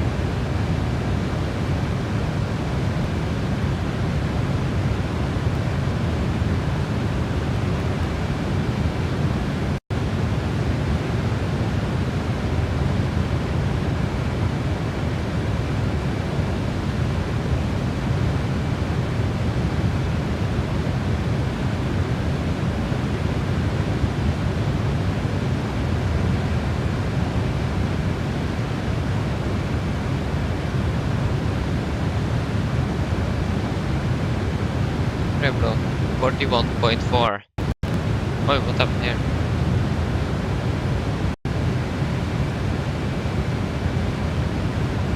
Yeah.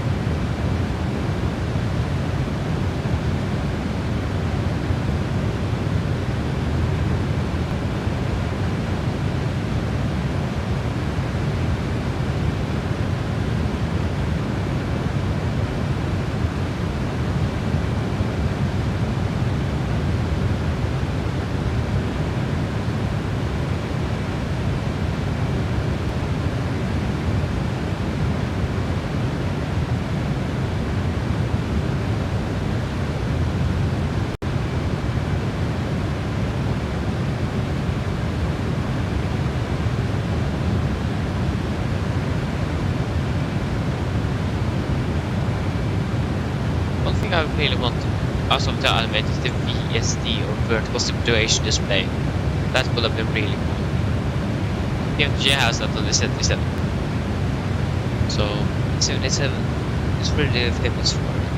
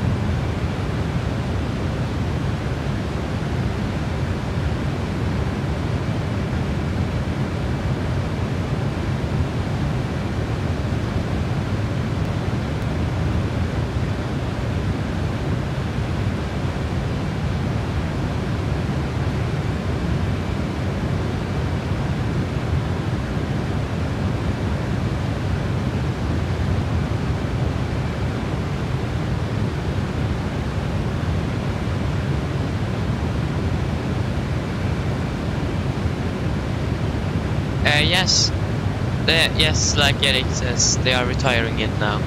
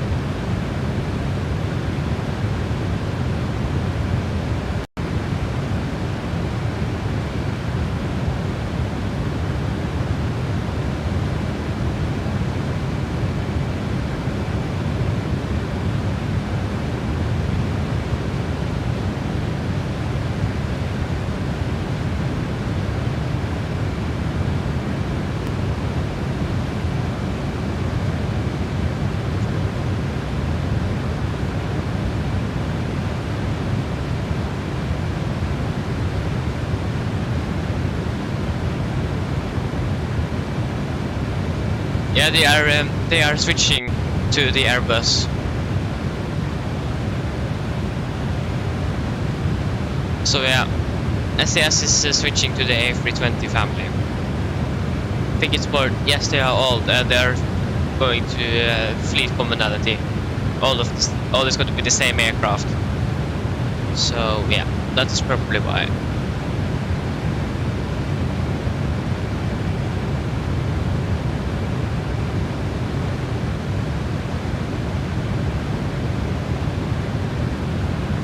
Yeah, the A320 is more fuel efficient than the NG, it is.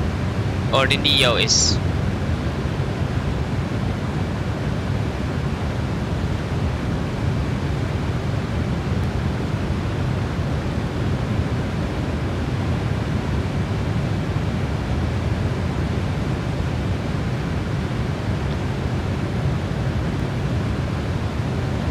I don't know.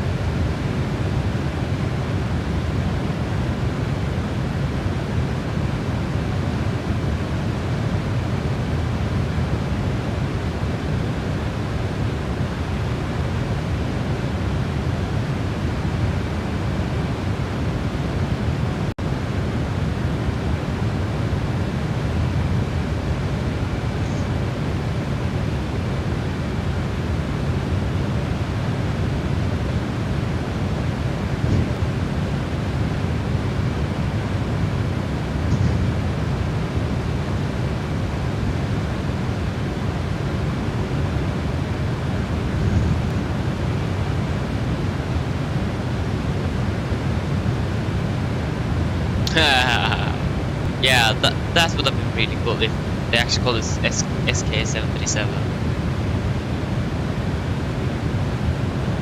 Maybe we should actually fly that flight just because it is the last 775.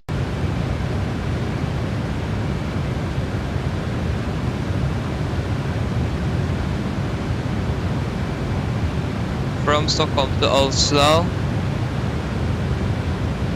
19th of November.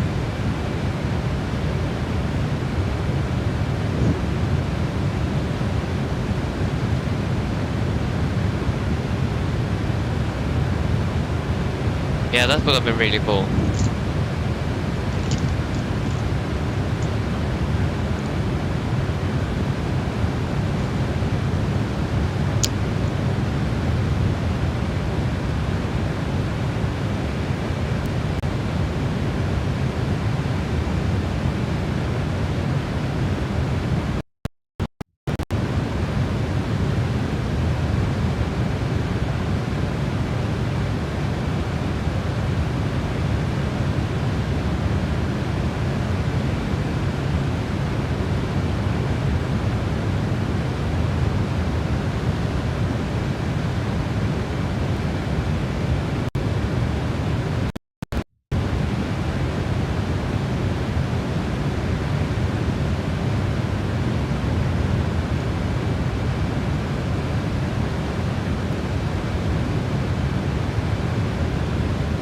It seems like it's going from Stockholm to Oslo.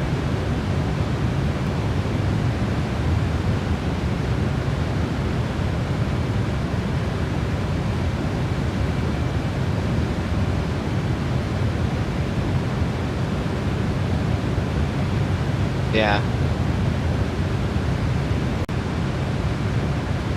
Yeah, they are doing this from 7 sometimes as well, but mostly the 7.8.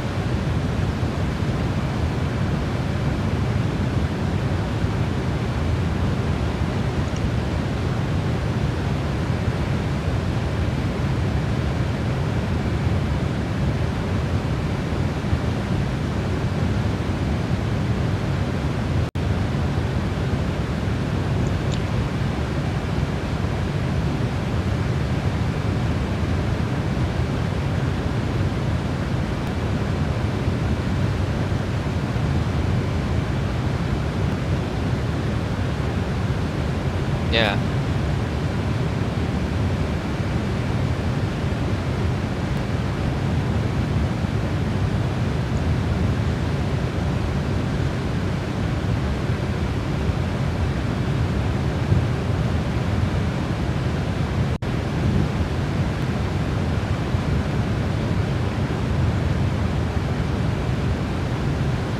Yeah.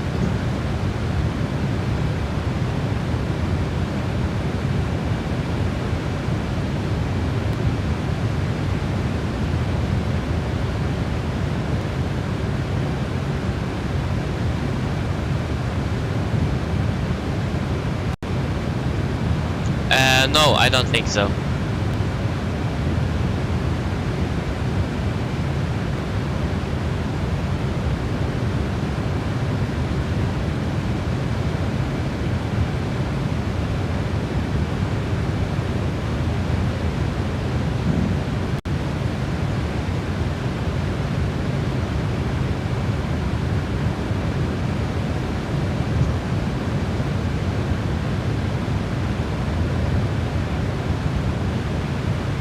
Yeah, so I think probably if SAS doesn't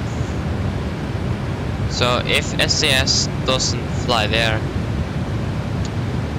then it is just Widerøe that is flying there.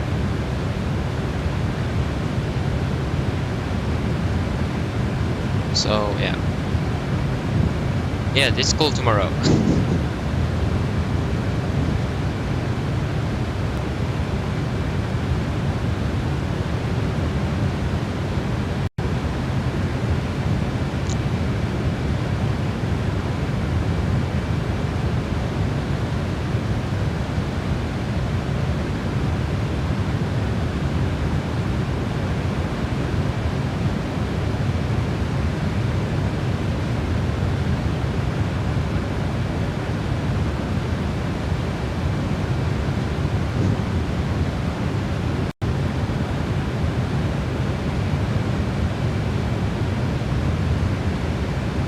Yeah, the Christmas break is going to be really nice.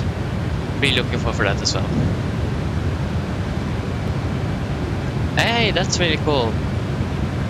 That's cool.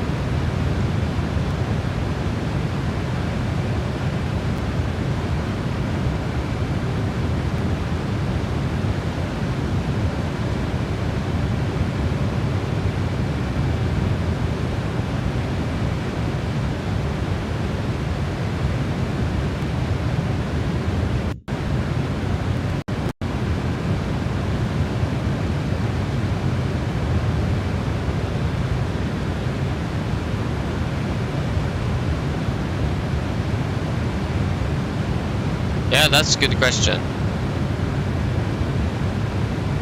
But the reason can be is because instead of using 2 aircraft flying to Oslo, one flying to Oslo and one flying to Stockholm, they can just fly to Stockholm and Oslo with the same aircraft with a stopover in Stockholm and fly to Oslo to pick up some more passengers. That can be the reason. Yeah, that can make sense.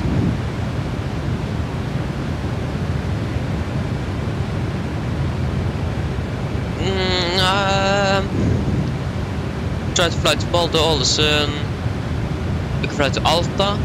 I'm not Kirkenes, but some of them you need to fly to Tromsø first, and then they're going to fly to there.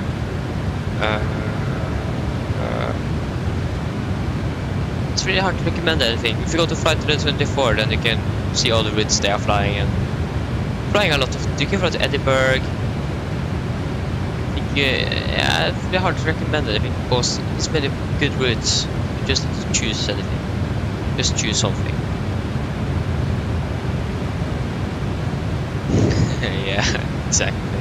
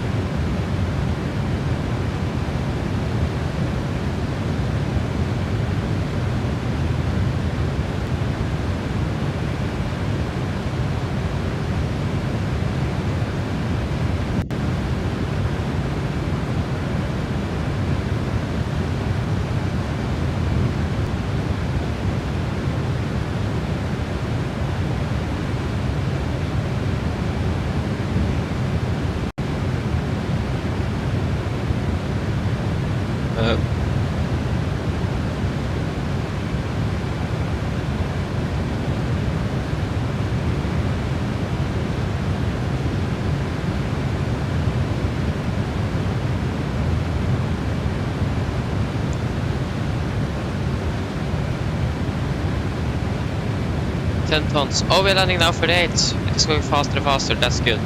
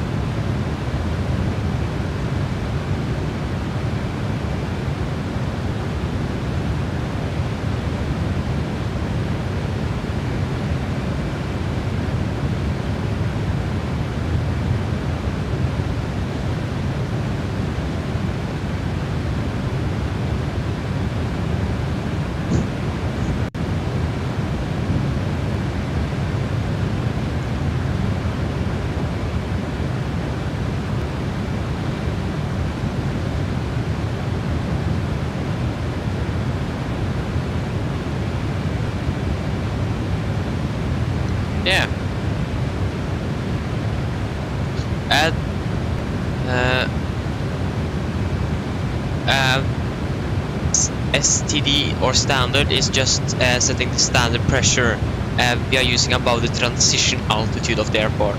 So in Norway it is 7,000 feet. So after passing 7,000 feet is set standard, and that means everyone above the transition altitude is going to be at the same pressure, so everyone is going to be at the same altitude basically. So that is basically what it means. That is on 1013 hectopascals or 2992 inches per mercury. So yeah, that's basically it. So it's just for pilots to be at the same pressure above certain altitudes. So we are not in the different pressures and different altitudes and so on. That's basically fine.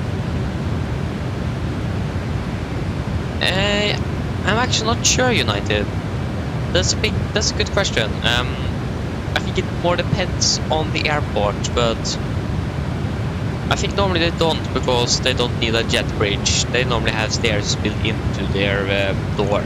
So I think they normally just park at the parking and not on a gate.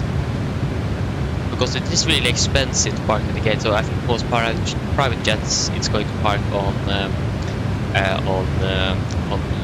an apron instead.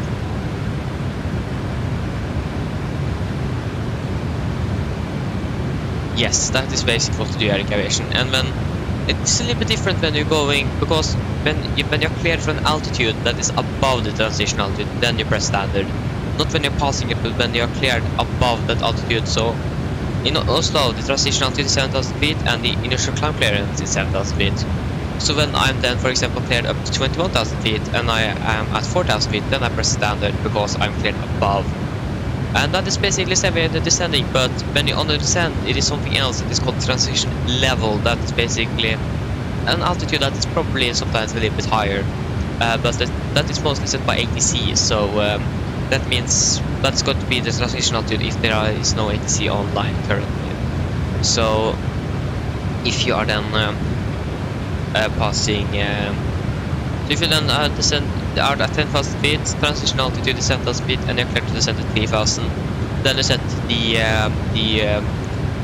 altimeters for your airport that you're going to land at. So you are basically set the standard when you're cleared above the transition altitude for clear to climb above it, and the same when you're descending, when you are cleared to descend below your transition altitude, then you set it to the local airport pressure. Yeah, the transition altitude is basically the same as it is the altitude when you transition from the local airport local airport altimeters to the standard one. That is basically what the transition is.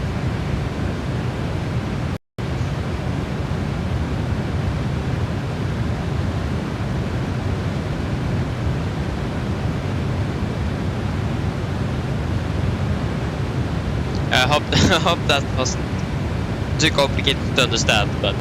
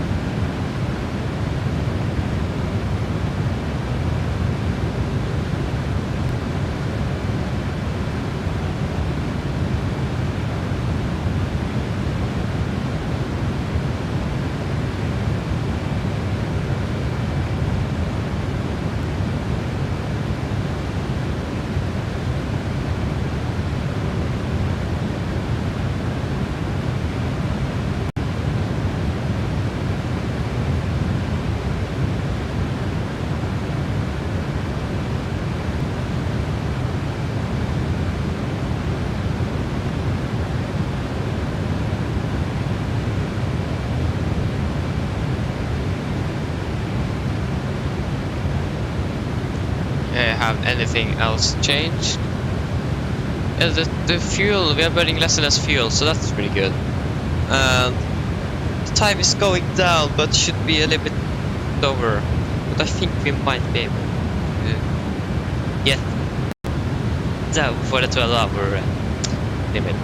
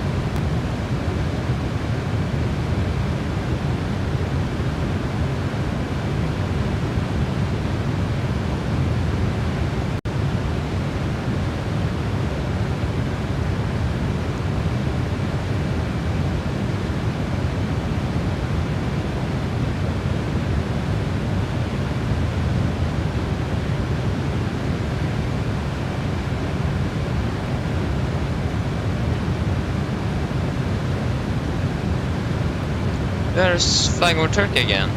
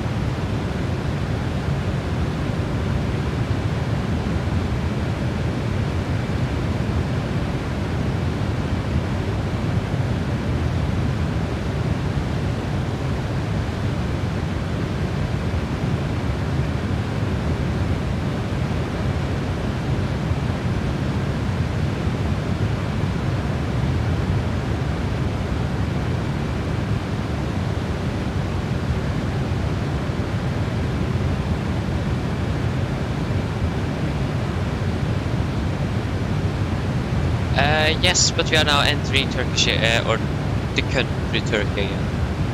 Very good. I think we are in Turkish airspace, but yeah.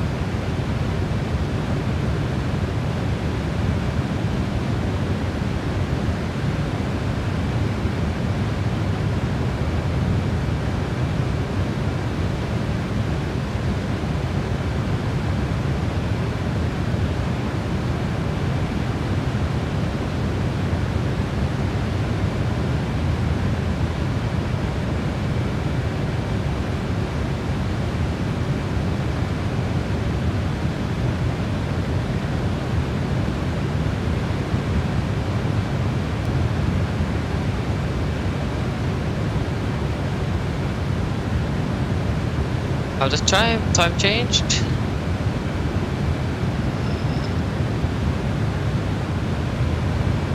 No, the time haven't changed yet.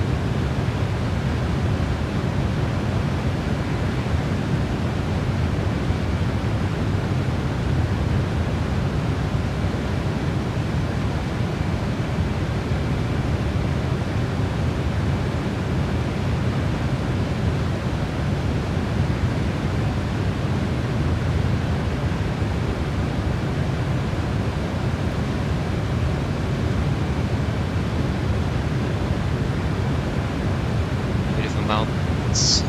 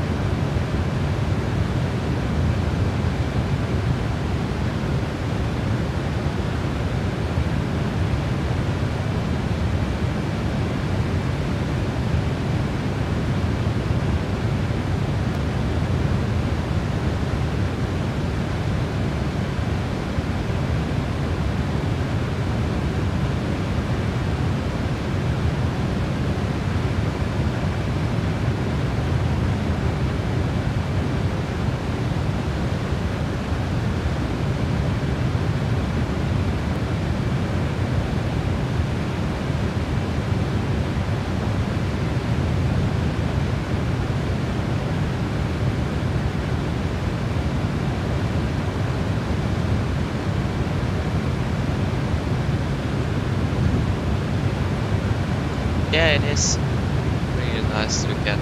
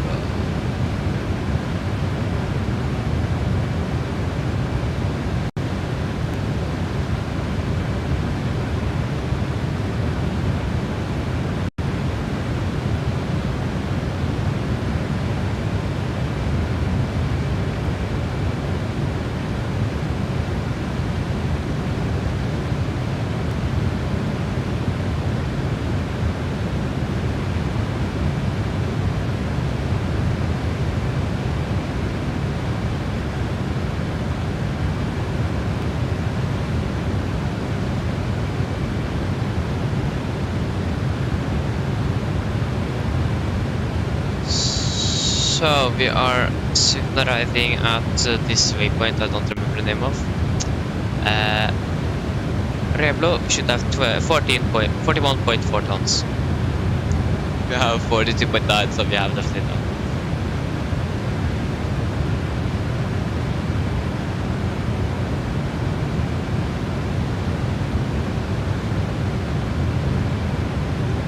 $37. 737, nice! 77. We still have 3,000 miles to go.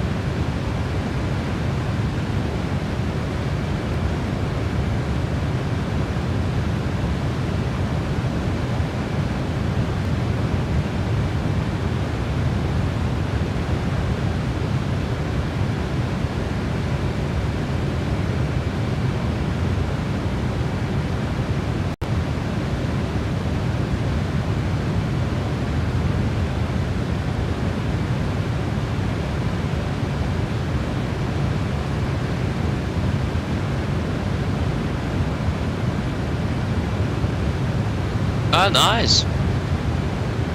Helicopters are pretty cool when you can fly it. I tried, but I'm not very good at it, so I'm going to stick to normal airliners.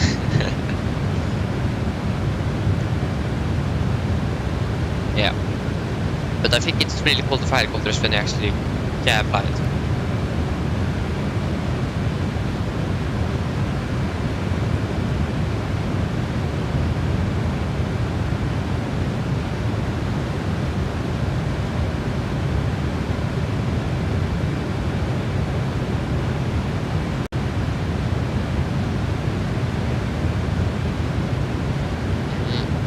Yeah, so helicopters are pretty nice to fly if you can fly it.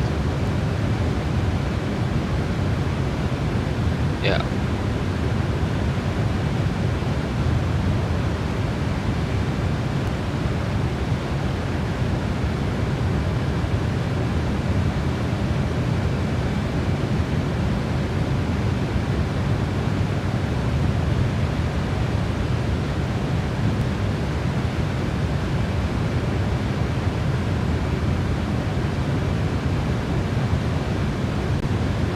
Yeah, that's cool. Yeah.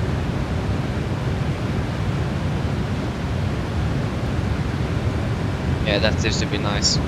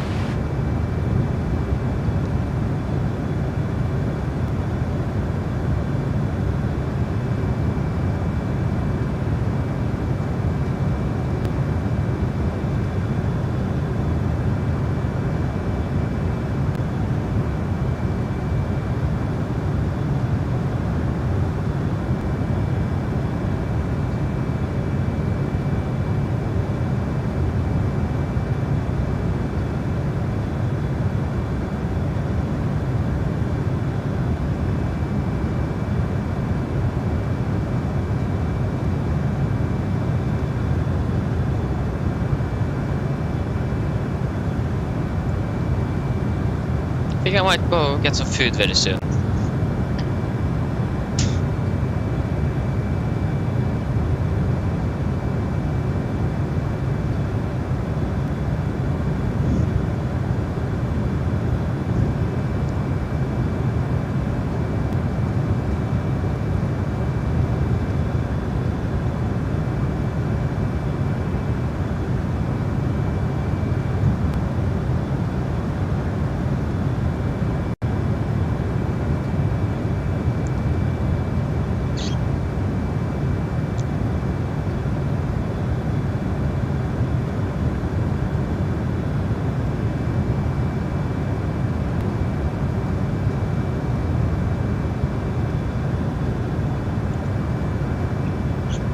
It's snowing a lot outside now.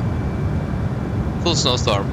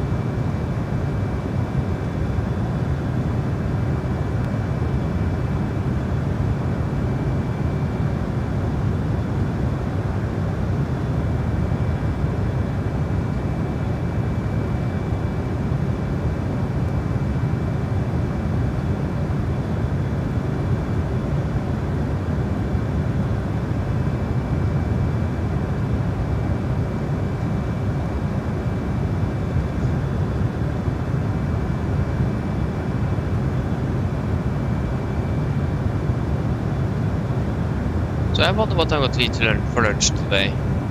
That's my question.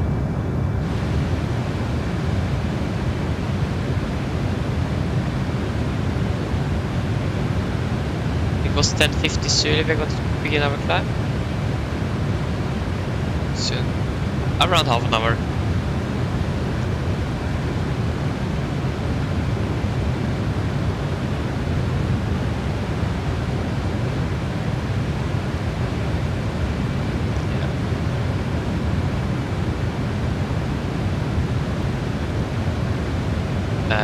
Save.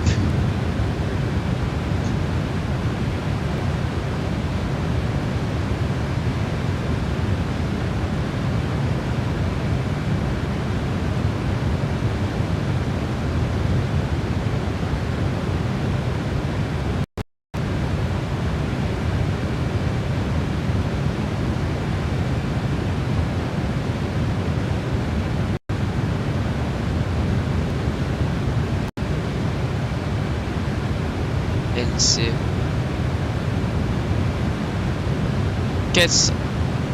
It is high winds. Should probably climb to 39 because it is 2 knots high wind.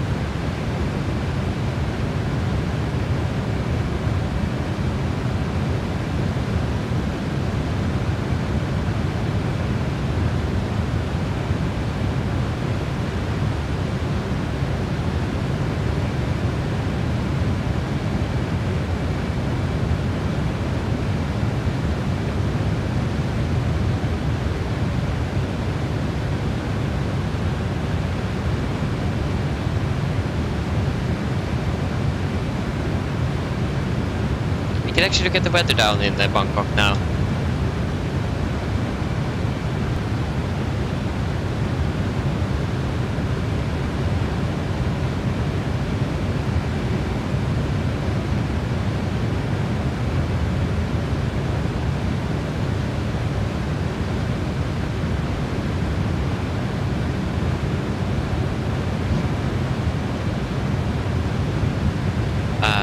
the weather down in Bangkok now. It is still light snow in Oslo, 6,000 meters in visibility, so the weather is not very great there. So Bangkok, the weather is great. We have 140.6, fuel kilometers at 2031 to 24 conditions at 0. So the weather down in Bangkok seems to be pretty nice.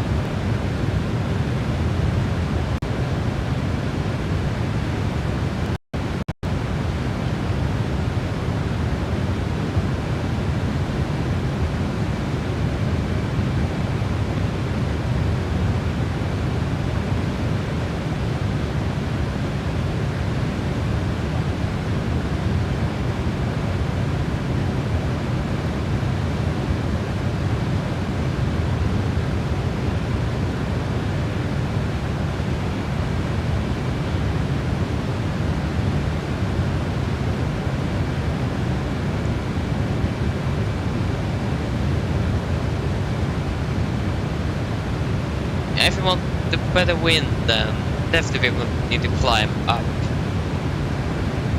It's going to be at around the same degrees and higher as well.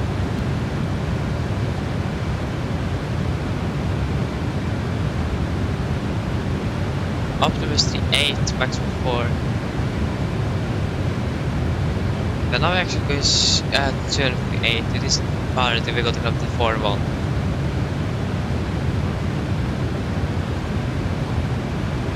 Could actually wait. No problem with me.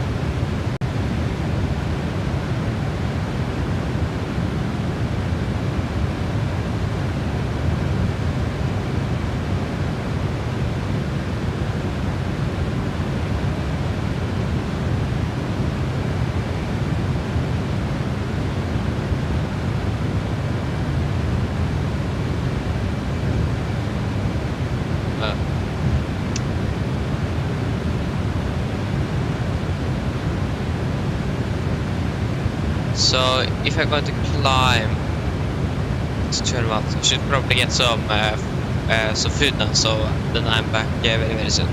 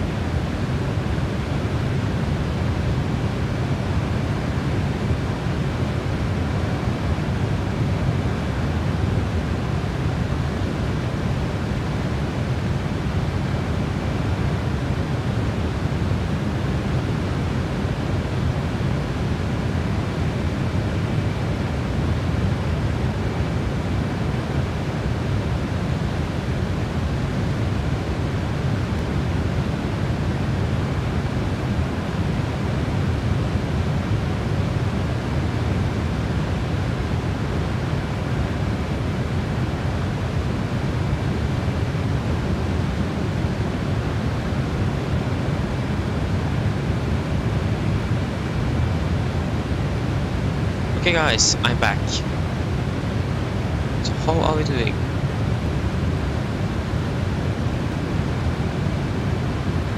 $36? Yes, we are doing good. This is going to be better when we are climbing as well.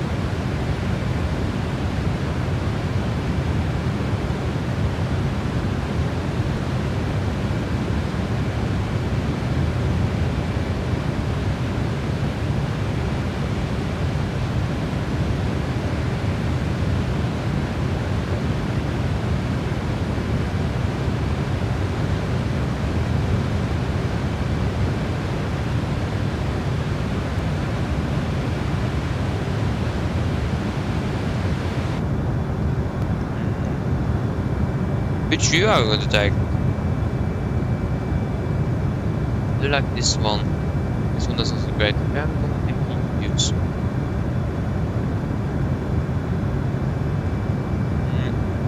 Is that the 9?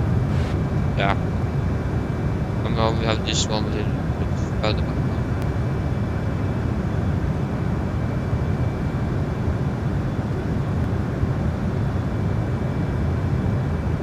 There you go.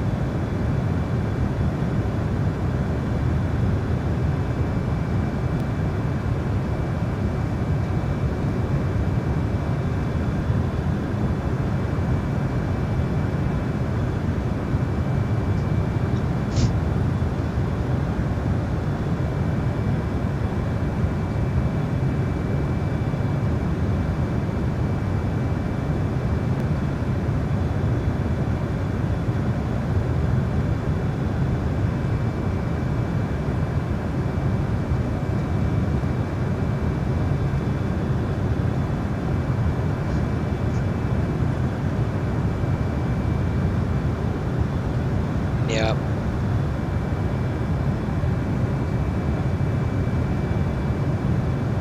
So it isn't. We're going to do our step climb in around 10 minutes.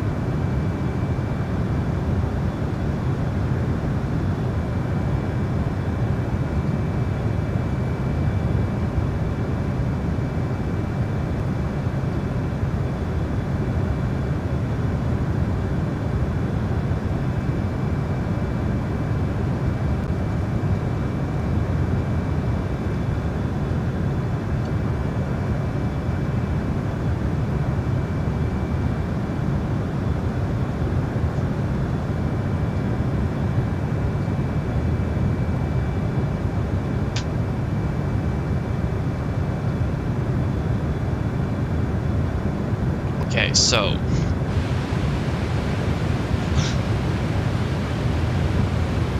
One, two, three. It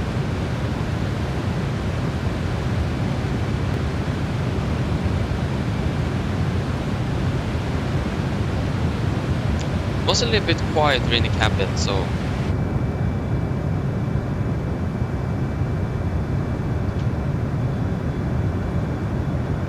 There's still no ATC on it though.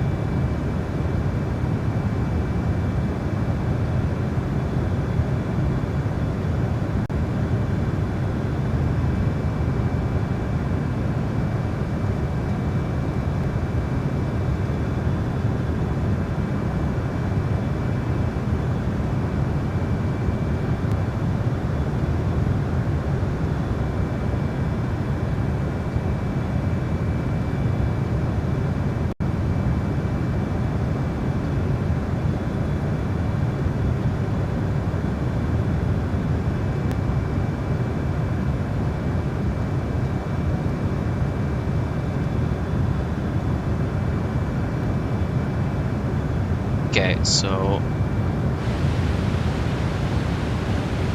max is 4,100.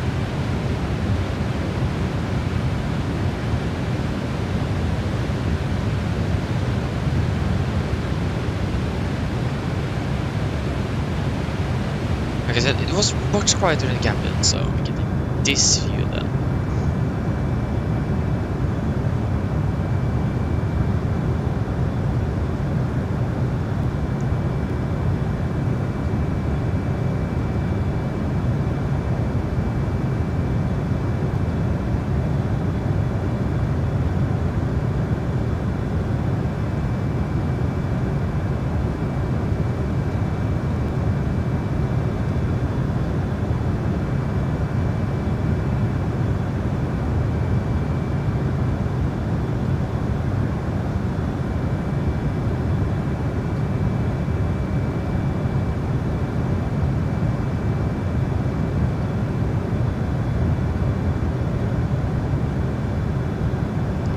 Minutes-ish. I think it's going to be more than 5 minutes, but on the clock it should be around 5 minutes-ish. 11:45, just about 11:45. Yeah, okay, now it makes sense.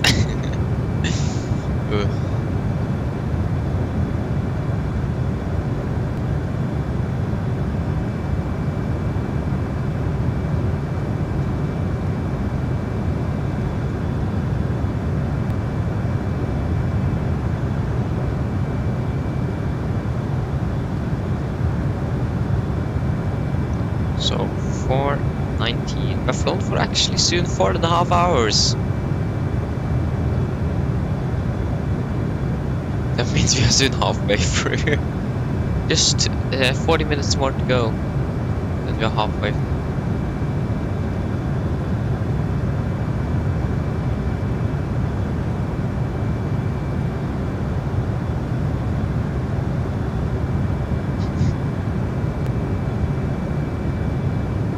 Yeah, I've been streaming for 5, so that means But the flight time had been 4 hours and 20. So you were around 40 minutes on the ground. Ish. Oh, we have been through 517. Oh shit, that is not good. Yes, nice.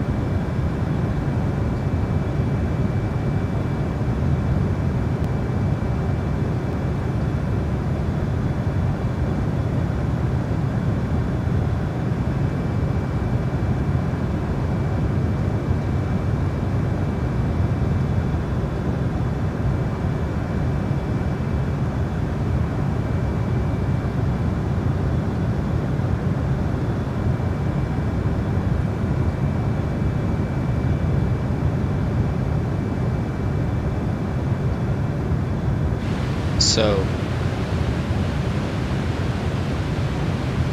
okay, now it's 56 or 68 miles. Step climb there. If we set the altitude to 41, is it going to climb automatically? We'll find out. I think it should. Makes sense. The aircraft can begin to descend automatically, so if it doesn't begin to climb automatically, then it's something strange with this aircraft.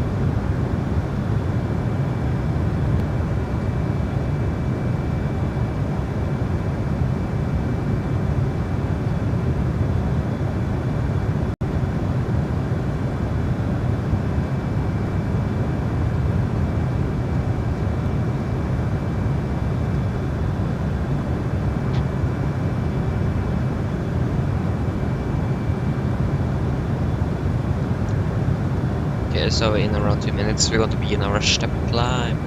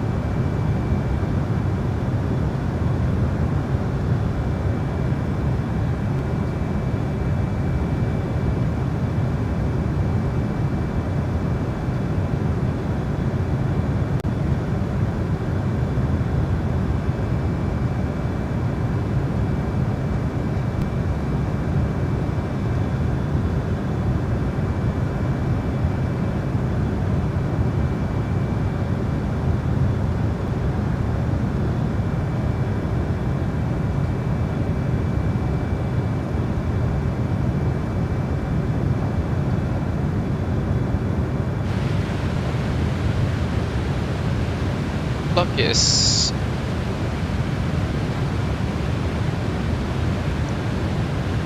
Ah, I'm looking at the. Yeah, it's 57 now. Okay. I thought the clock. Yeah, Just got to read clocks for some reason. Yeah. Oh.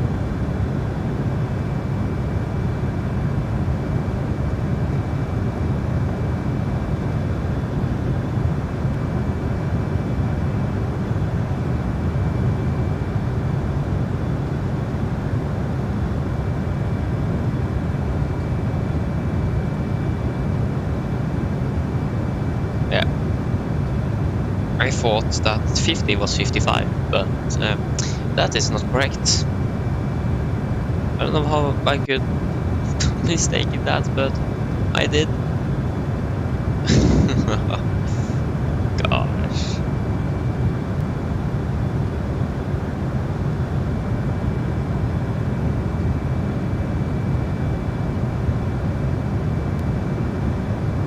Yeah.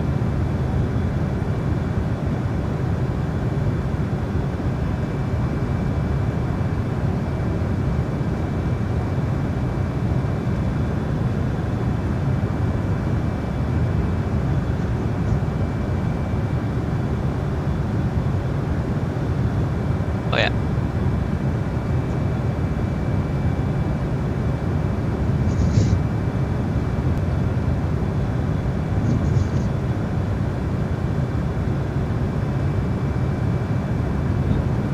Oh, we're driving now.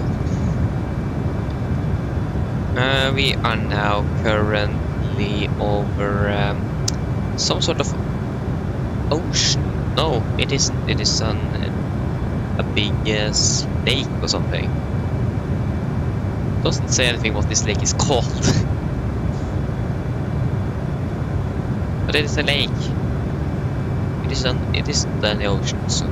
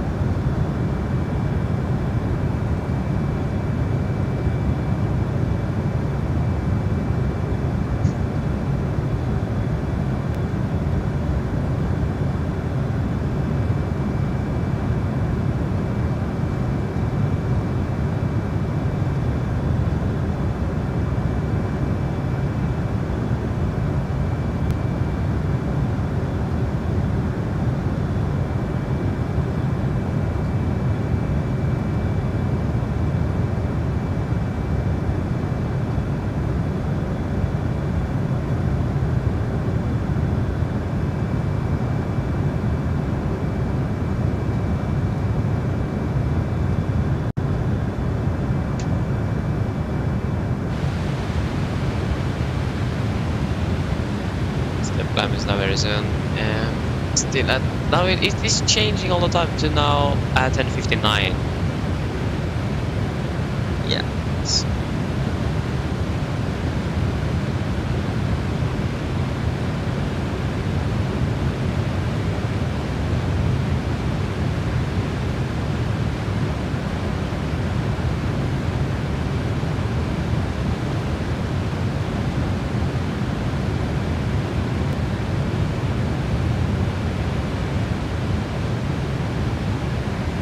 Oh, we have direct tailwind. Oh, that's so nice. 41 knots. And I think that is going to be increased when we climb higher. So there you can see the problem with flying back. This tailwind is going to be a headwind. So that's the problem. It's going to take a long time to get there. So yeah, that's the only problem we have is the headwind. Back again.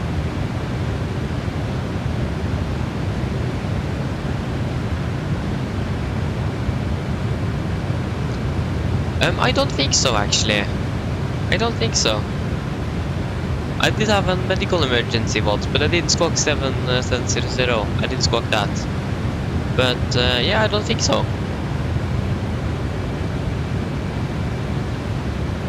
I can't remember of any times I have actually used that squawk.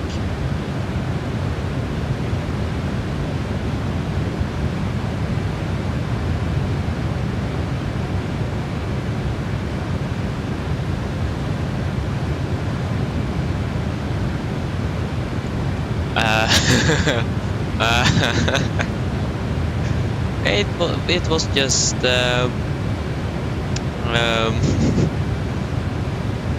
just going to double check that word first.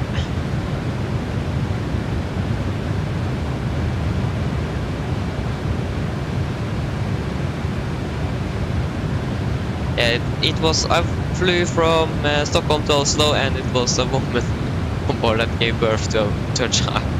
Basically, that's what happened once. Then I used the TFTI designed Pack X. So yeah. So that is what happened. So it was a really interesting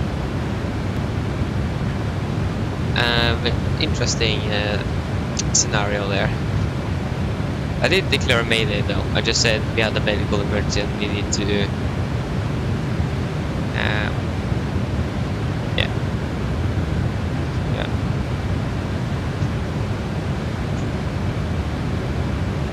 so yeah, that was big.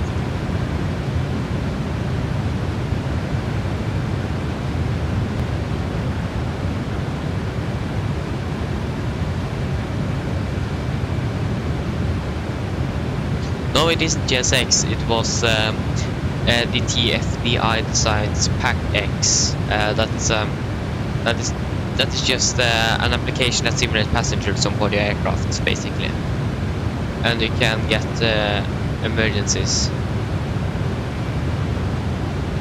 So yeah.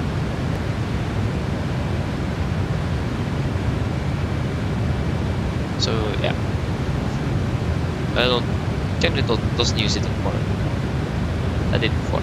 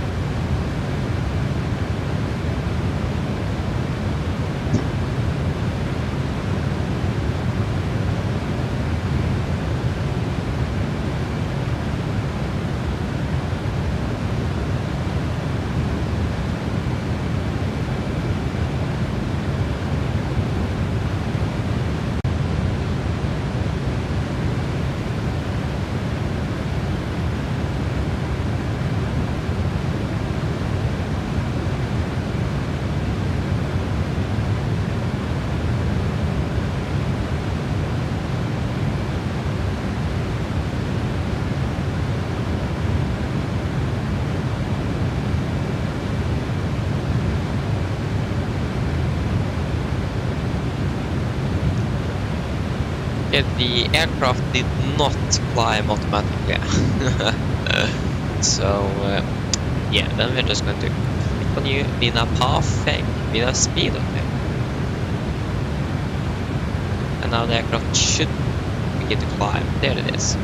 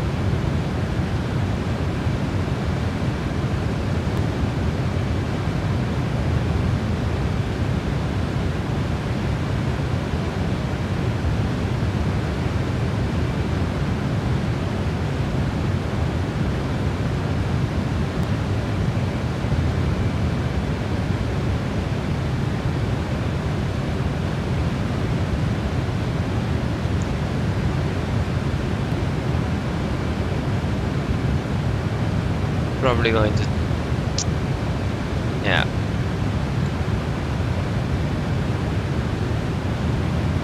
On 8.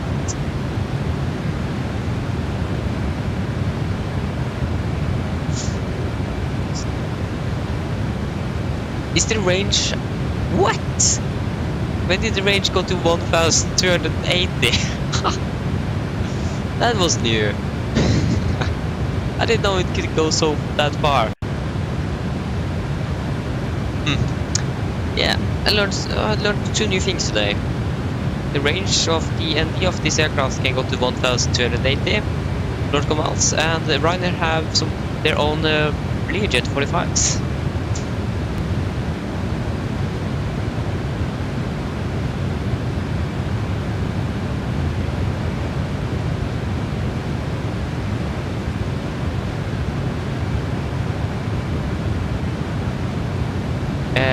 PackX from TFDI Designs, the same company that is making the MD-11.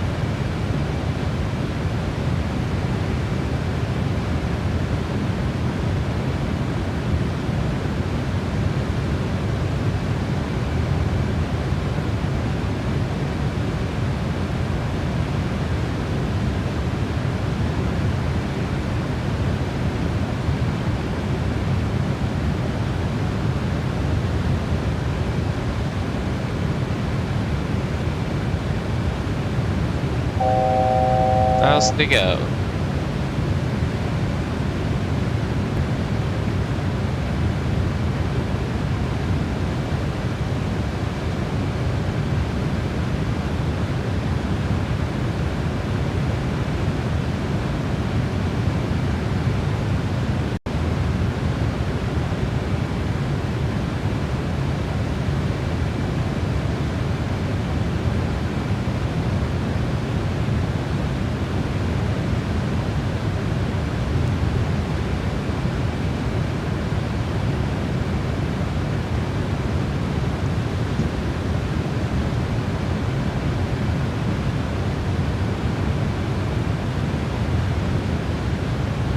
Yes, there you go, the wind is increased. We also changed our heading with 4 degrees. So I expect this time to now be reduced. But we still need to fly a little bit before that is actually going to happen.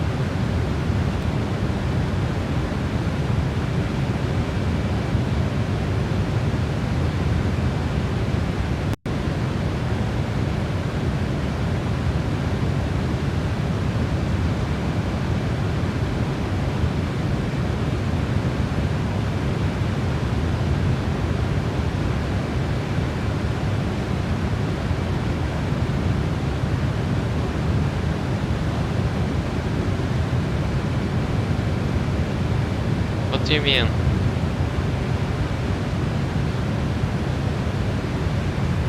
Yeah, like that. Yeah, now I understand. I don't know. No one is just typing anything. That's yeah. I don't know.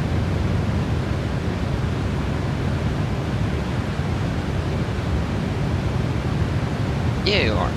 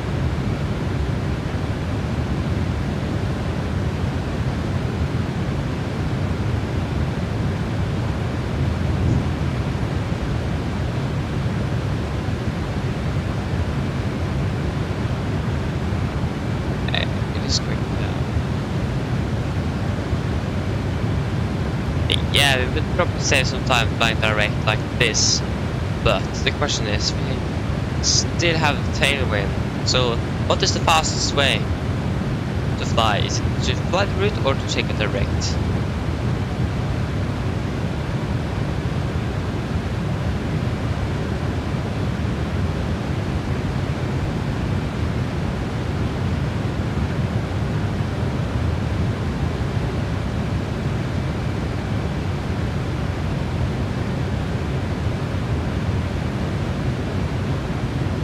But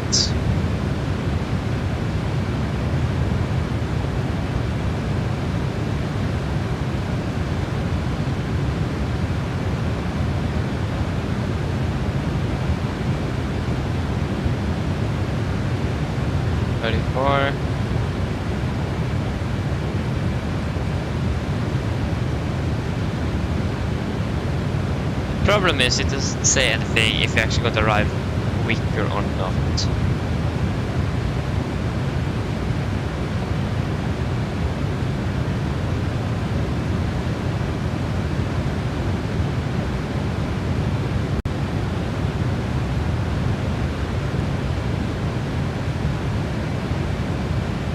So that's a problem.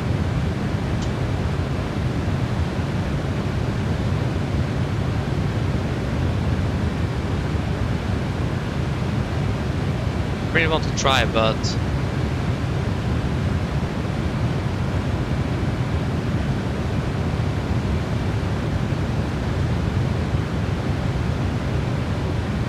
yeah, because I think we are, if the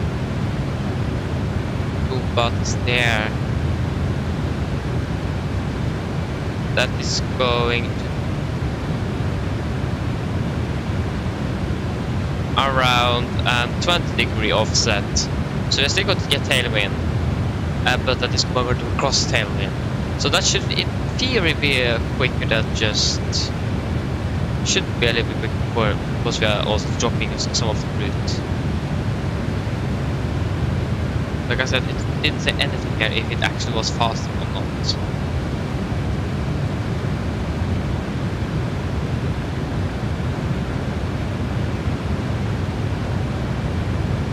So the question is, are we actually going to try? Because if we do, then we'll lose all of this. You saw what happened when we flew past Ukraine there. We need to go back to the route because we can't fly into their airspace. So yeah. So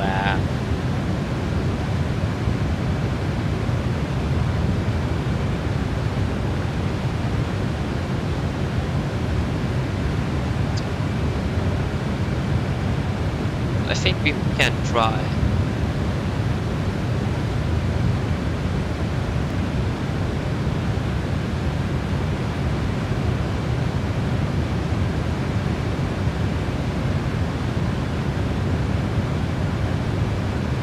Oh my gosh! That flight I was short with. Yeah, that was a lot.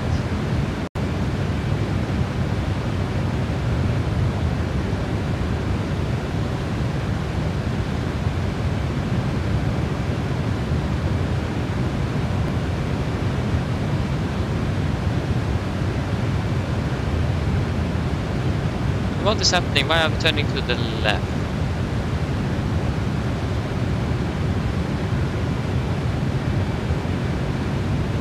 Yeah, so the flight management computer bugged out. Yeah. But now we're landing at... Yeah, it definitely bugged out because now it says 17:32. We saved 2 minutes.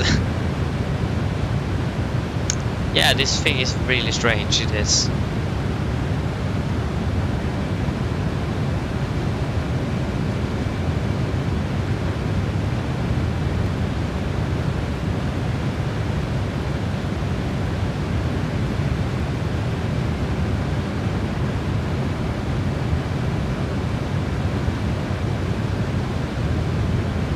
I still get the tailwind, so...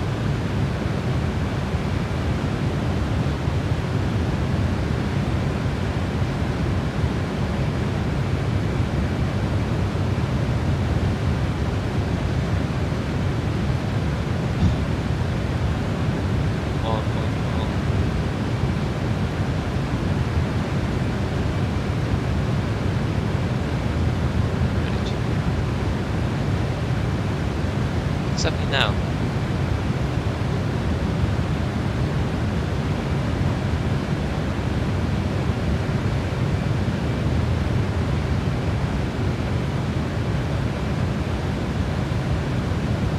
What is this aircraft doing?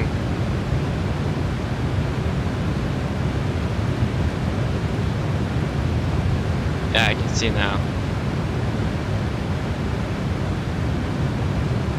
Yeah, so what aircraft doesn't make sense in some way.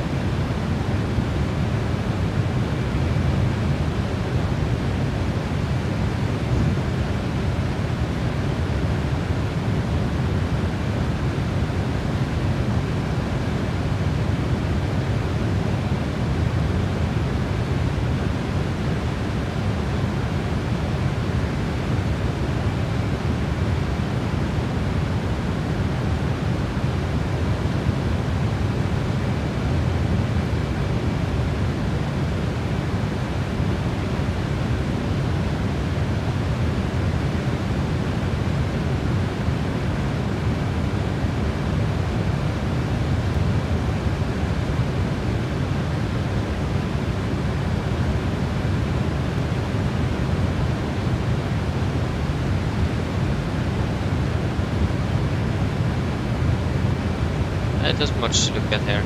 It's pretty sand.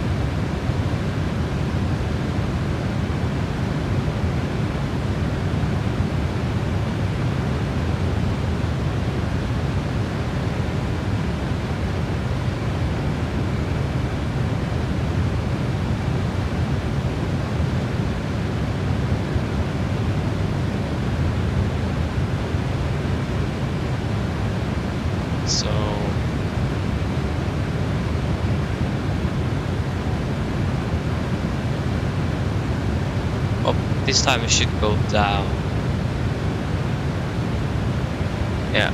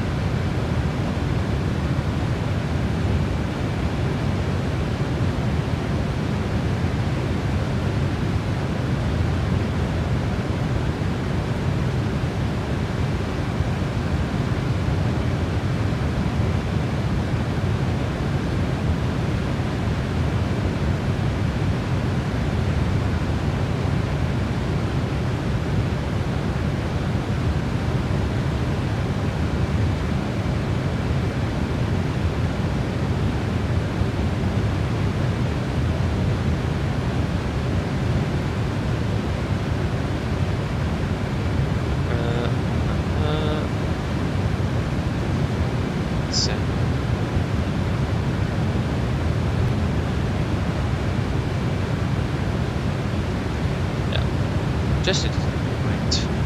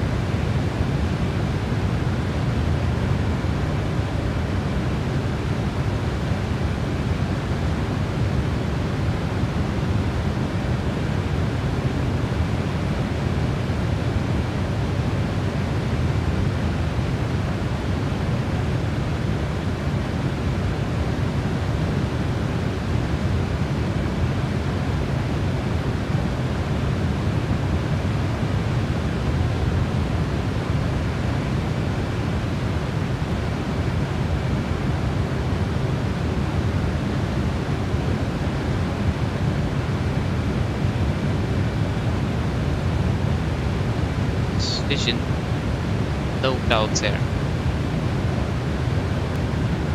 Very nice with clear skies, it is.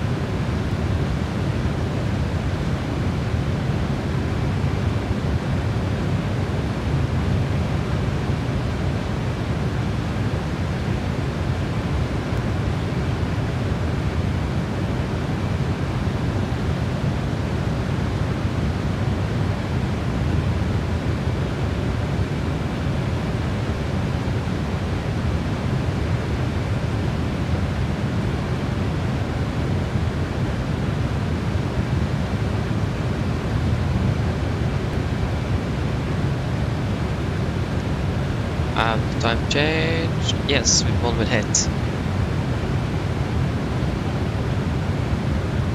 So yeah, it is probably still like... Where's my phone? There it is. Yeah, it is like 5 hours left, so we're halfway through-ish. And we have reduced our flight time with around 20 minutes, so can be reduced even more.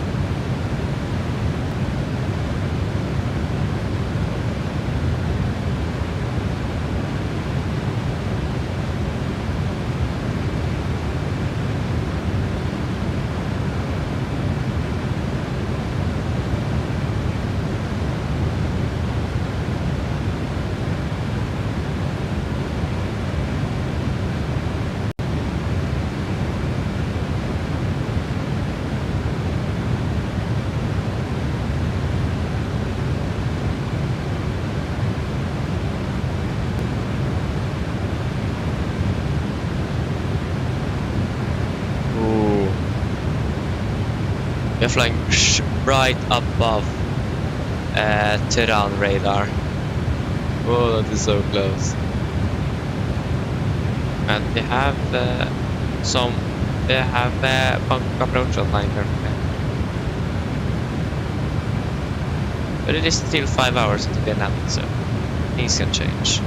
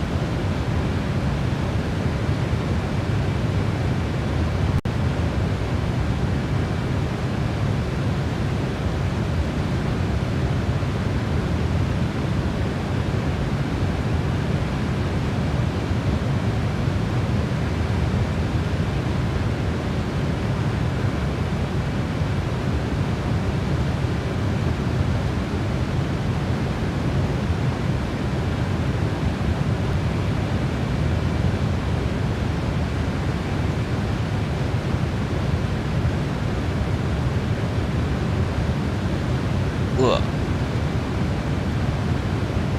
Emil, hello, welcome. Hope you're doing well.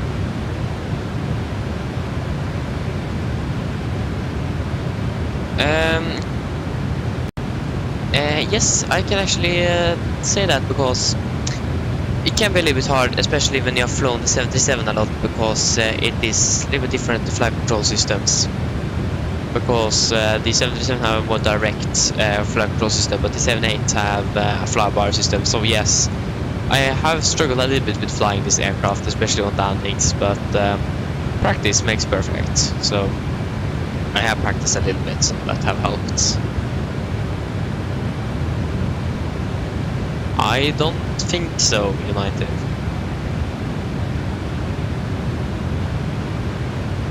I'm not sure. No, I don't think I have that.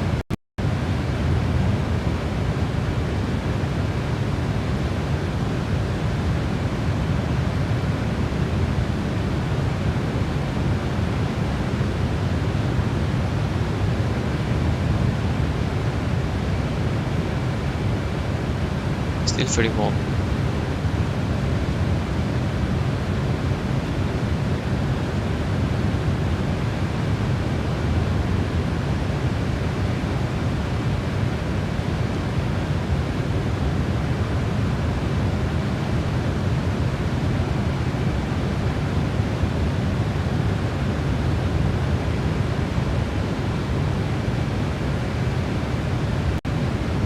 Yeah, UNICEF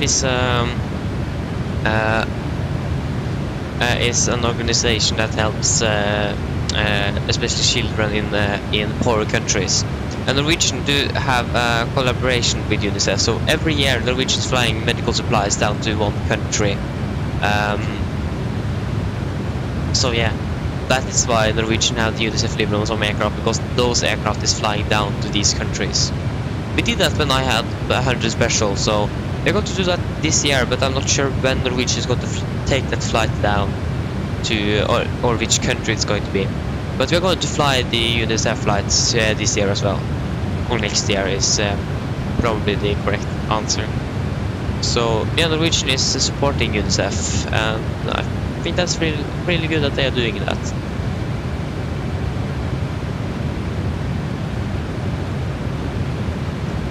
Yeah. Yeah, I can totally agree with that. It is really hard to fly the 787. It is something to do with the fly-by-wire system.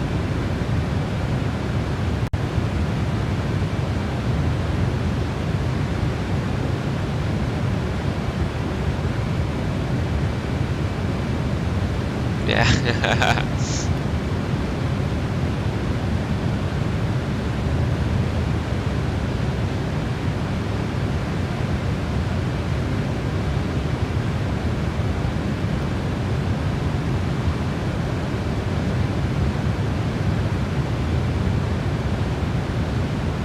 So I flew for 5 hours.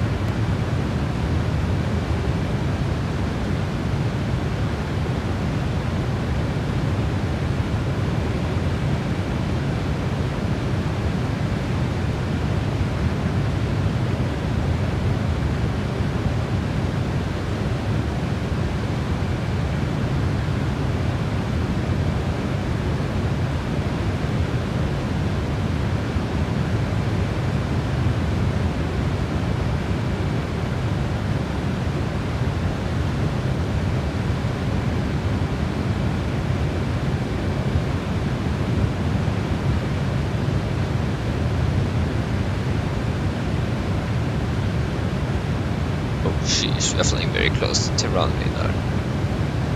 I just hope we are not going to contact him.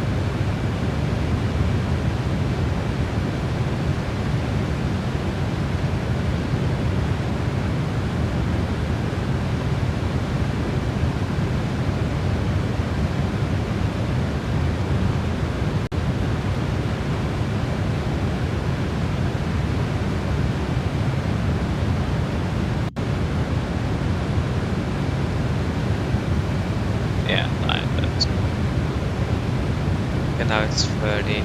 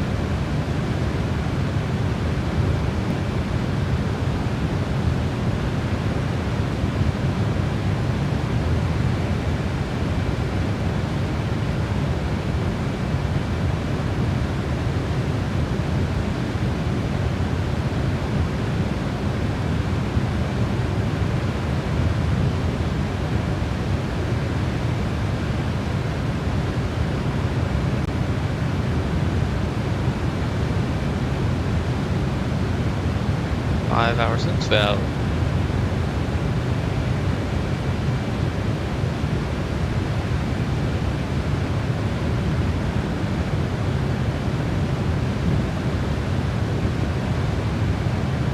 Fuel low center. Yeah, I see that. We had 2.2 tons. But that shouldn't be a problem.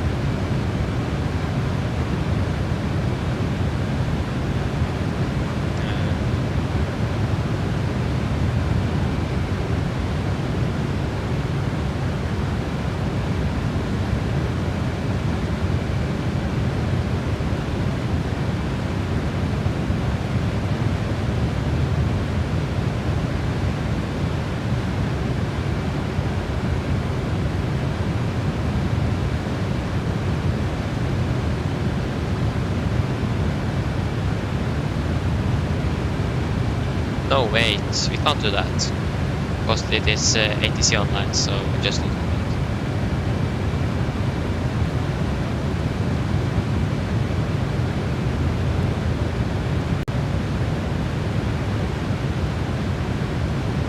So probably going to land a little bit ahead because we have this vector thing. So yeah.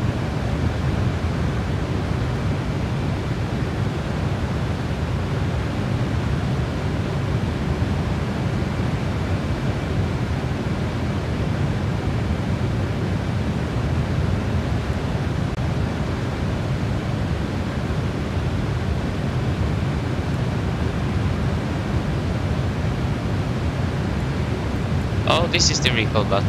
Oh, I thought it was this one. I learned even more things today.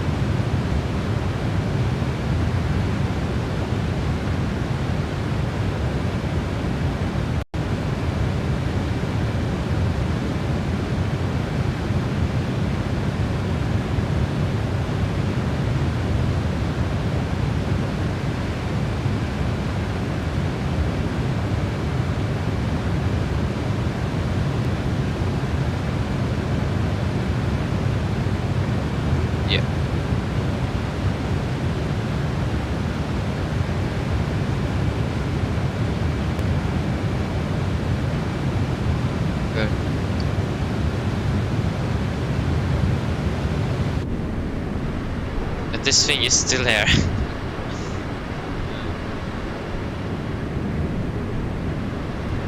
So this should go. The sun is soon going down. Yeah. Okay, I'm just going to the toilet, so I'm back very soon.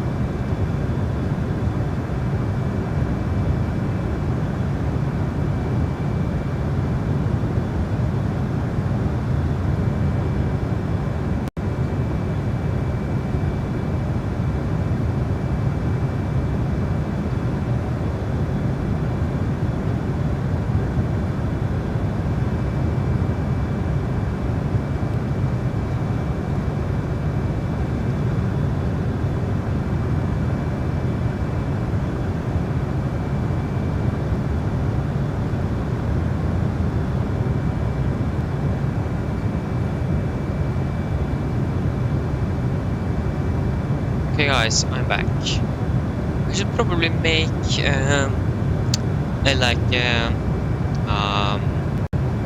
what is it called? Something that I can show up on the screen when I'm gone.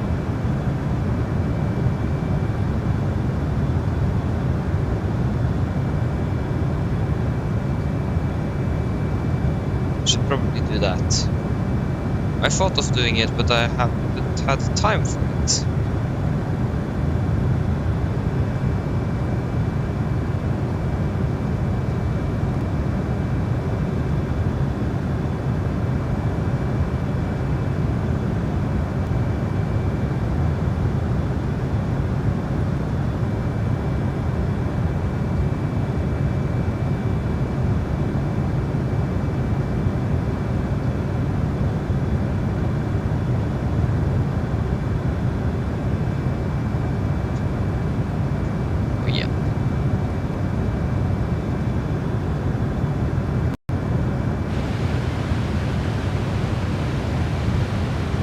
So we are landing at 18:29 local time. So 18:29, that is going to be or 18:29. That is the same as 06:29. And we started 06:30, so we got to land 1 minute. It's going to be close. Oh, what? I think that was a bird that just flew straight over the bushes there. And right into the right into the road on the other side. It was really strange.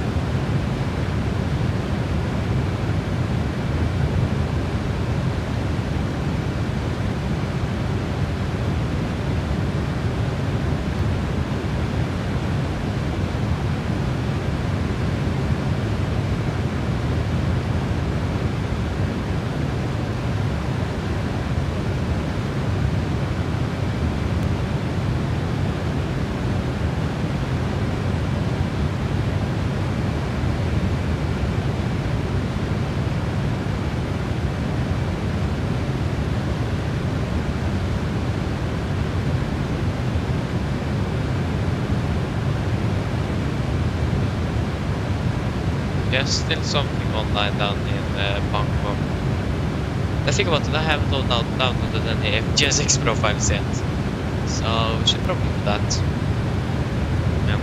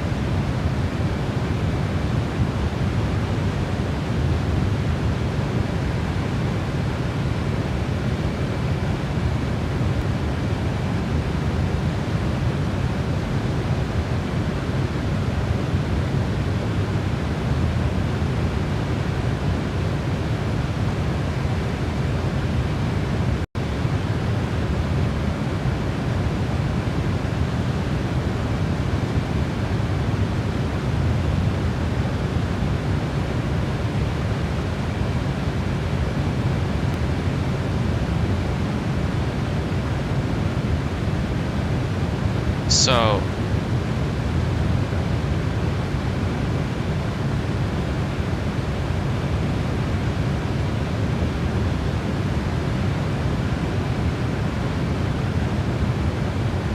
saving a lot of fuel though.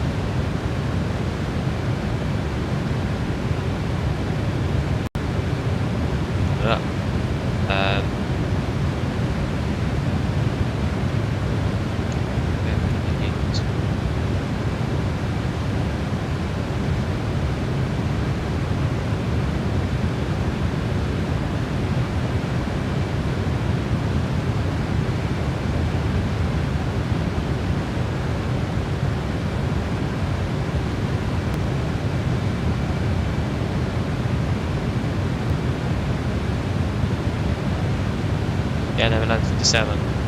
We just need to reset that before land.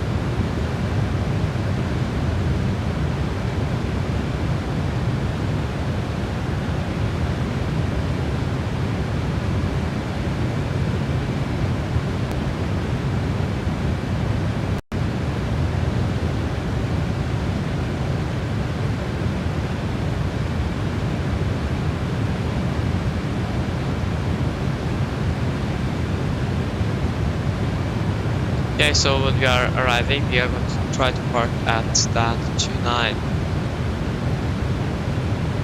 Seems like that's where they parked. What's happening?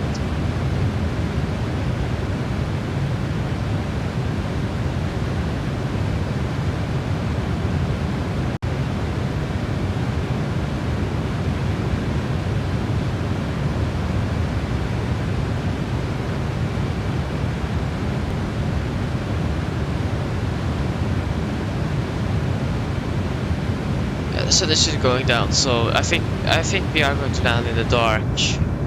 Yeah, we are definitely going to land in the dark.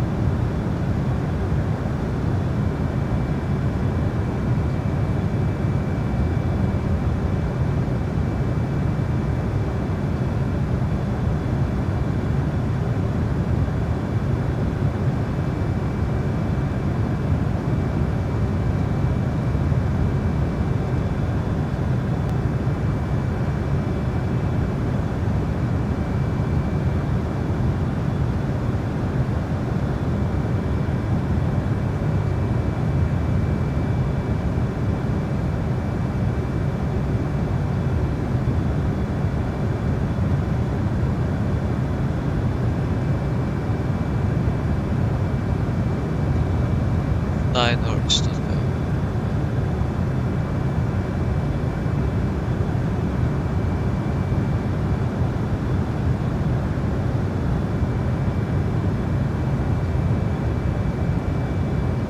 Oh, not bird.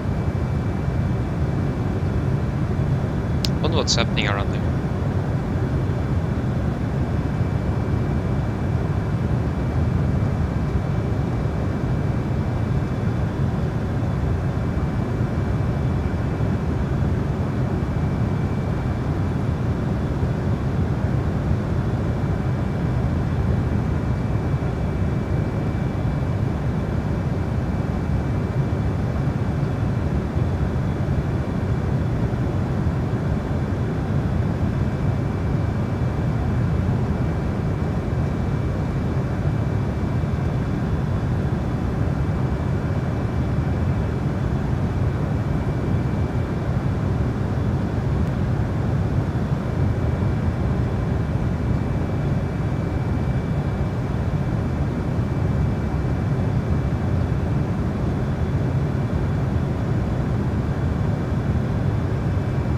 We have for 5 hours and 40 minutes.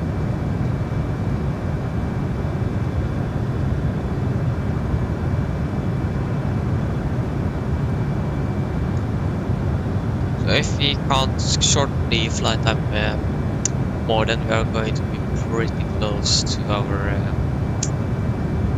limit here for video. Ooh, that is so bad. We almost need to fly direct to our star most of the time.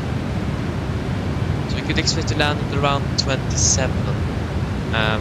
But still that is too close, that we just have 2 minutes.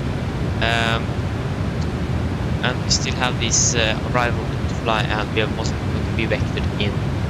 So that is not an alternative.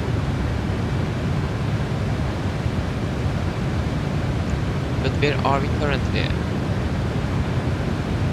We are currently over, still off Afghanistan, but we're soon going to enter Pakistani. Yeah. So which waypoint we flight? Yeah, we did fly. We are flying now directly to the waypoint on the border with India.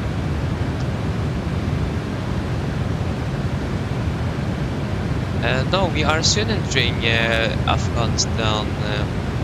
Sorry, I'm just not very good at this. If we fly directly to Gugal, then we fly directly to the border between Pakistan and India. Gugal.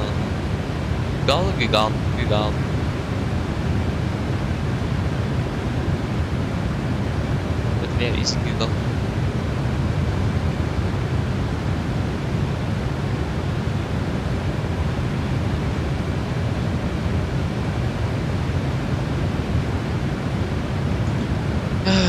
It's really hard as well with this 8C.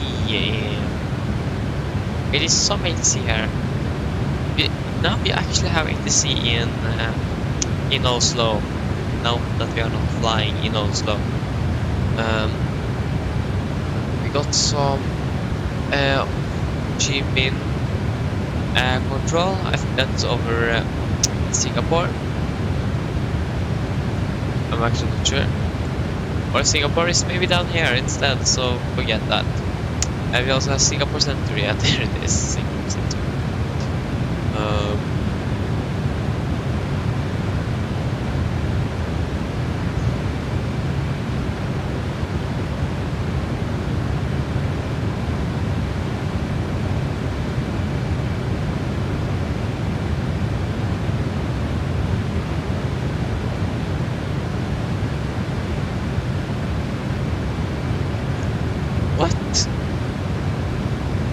Bird flight is going to land in Thailand.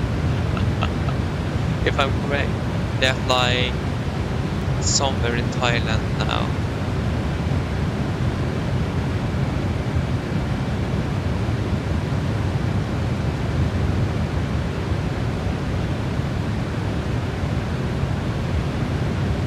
I'm not sure where they are, but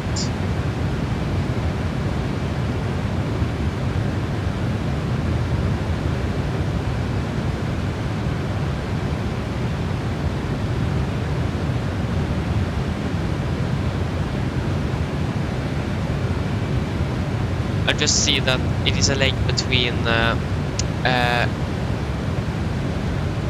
Takeoff International Airport in somewhere. I think that's China or something, probably, and this and the Bangkok.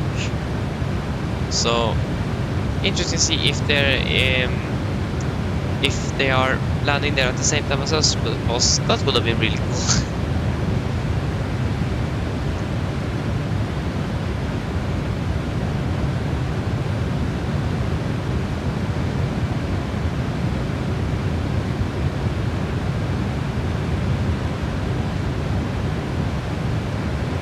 Oh yeah, but that is going to be pretty dark then, so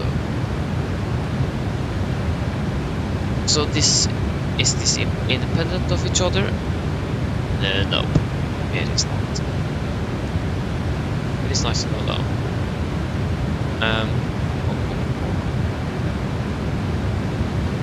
Yeah, soon, or if we are already empty. No, we are very soon empty.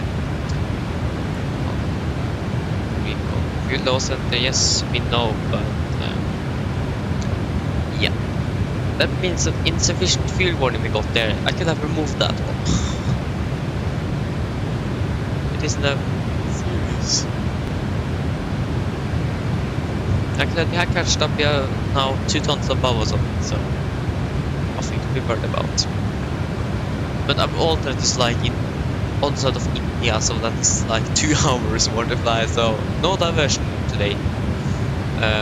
Oh, that is not an alternative either to do a diversion. Coming out to 6,000 feet. Oh, that's pretty nice. And you're to 0 feet. Yet. But we still have 16 tons in both wing tanks. So fuel temperature is just -4, that is also really nice.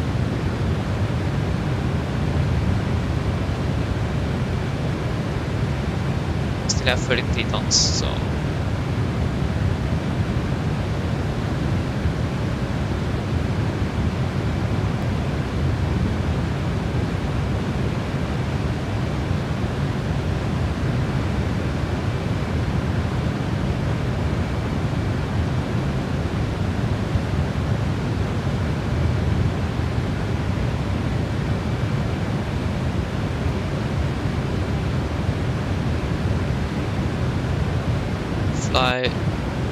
if we fly direct to Dupid, then we are going to fly straight to the border between Thailand and India, or I think it's going to be almost the border between from their airspace. Oh, what happened? Well, I just turned that around. Dupid. Really strange names. These waypoints. Dupid, where are you? There you are.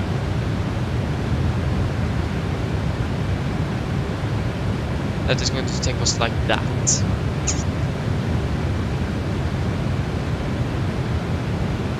We are probably going to shorten our flight a little bit.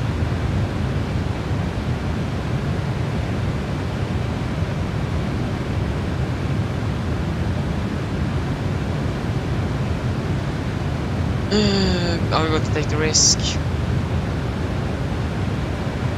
That's my question. I mean, we don't have time because of this restriction here of 12 hours, so you know what, we're just going to go for it. Landing 25. We still got 60 knots of tailwind, so that's really good. I'm so happy that we are not flying from Bangkok. That would have been really bad. And the sun is setting as well. It's going to be pretty dark when we arrive. So, yeah, we should probably have done the early flight because then they will have landed in the daylight. We're going to land in the night. So, I wonder how many hour difference there is from Norwegian and Thailand, Norwegian time and Thai time, if that's correct thing to say.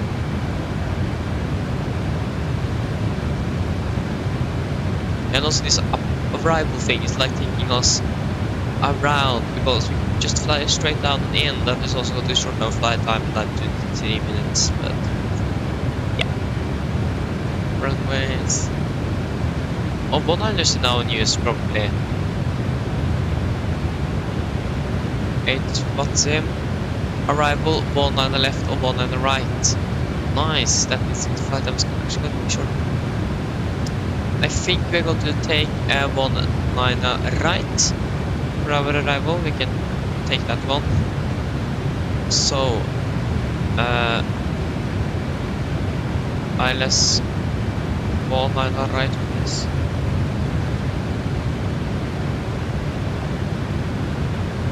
So 1-liner right. And if we change you to 1-liner right, 1-liner right.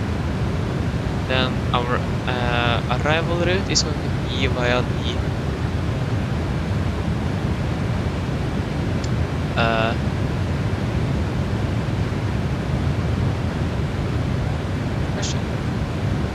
we have two options. We have the Villa 3 Charlie.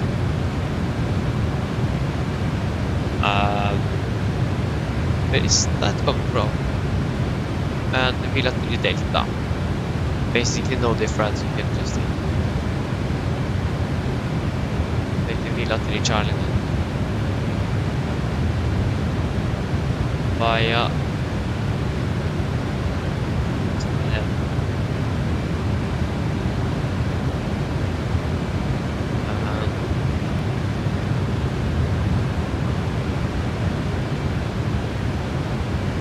no transition. So now we're landing maybe to 21, nice. We are shortening our flight time. That's really good. Really good. Okay. So yeah, probably time the taxi. Like I said, the arrival is also going to be a little bit longer than. Yeah, that's going to be a little bit longer because we are going to need to slow down the aircraft, and that is also going to add up all the time. So we could probably increase the cost index to get faster there, because we are now at Mach 8.84. So what we could do is to increase the cost index and then also increase the airspeed. The problem is we're going to burn more fuel, and it seems like we're empty in the center tank. So I thought we were going to get low pressure warning or something here, but we didn't.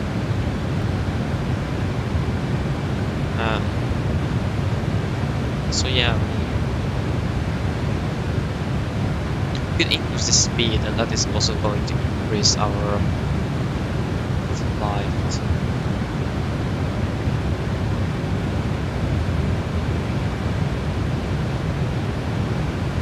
Also, the cost index is now at about 60. Okay, so those suggestions.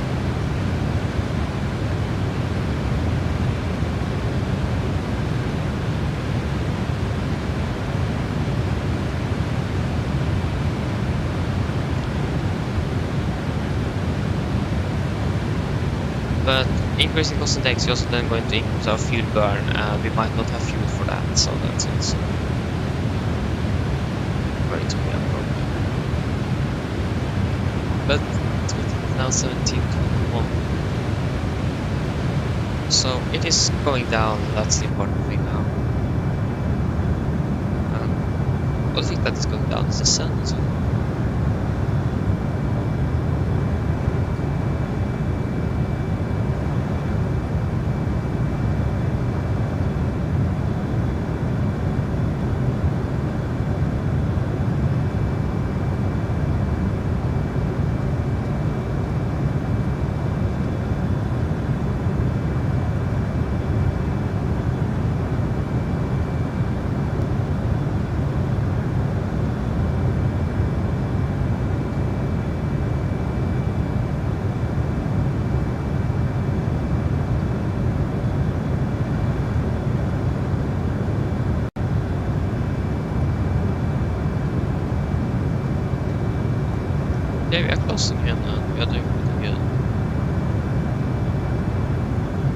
The weather in Oslo is not very good, but it's improving a little bit now.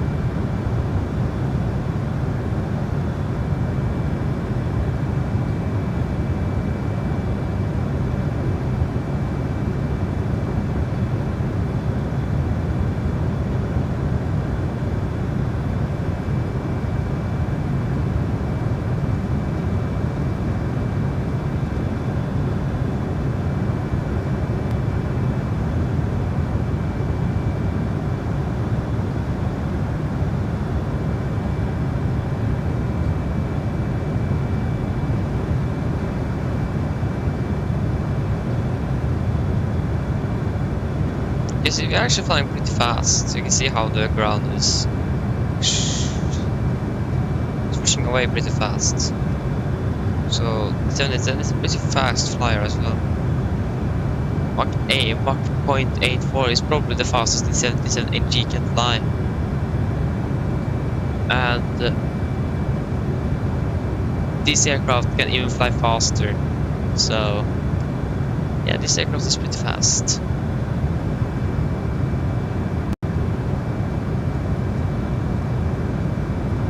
And I'm really happy to have a 787-9 finally for this winter, and not this 787-10 that no one is actually flying in real life. Only thing people are flying in real life is the 9 and then 8, and then I think the 10 is on last place in on the customer list of Boeing. It is many airlines that is flying it. It isn't very popular and makes sense. It is pretty big as well, so.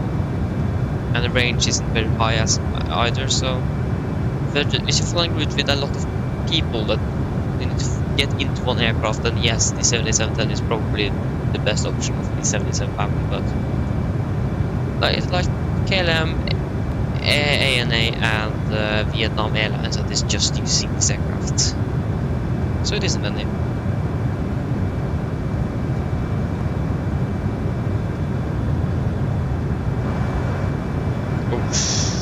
I don't like that sound.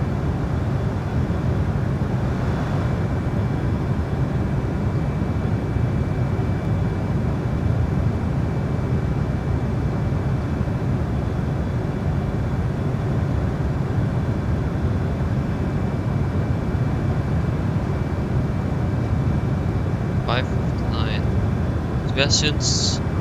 Okay, so 5, 4, 3, 2, 1. Boom, we're on 6 hours. And the stream has been for soon 7 hours.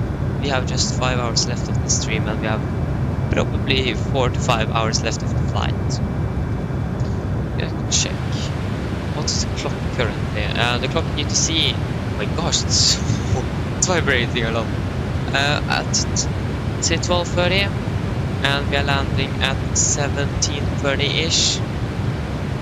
So 12:30, 13:30, 14:30, 15:30, 16:30. Yeah, that's 5 hours. Yes.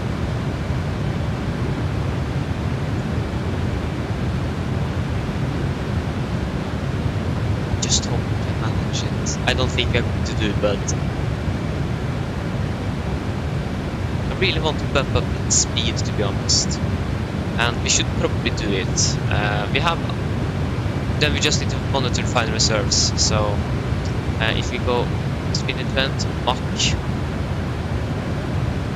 0.9. Oh no, that's a bit too fast. We can take Mach 888, Mach 0.88. The question is this aircraft actually going to be able to accelerate up to speed? Yeah, it is. So hopefully then this time should be decreased a little bit faster. 1 minute can be a difference there, so yeah.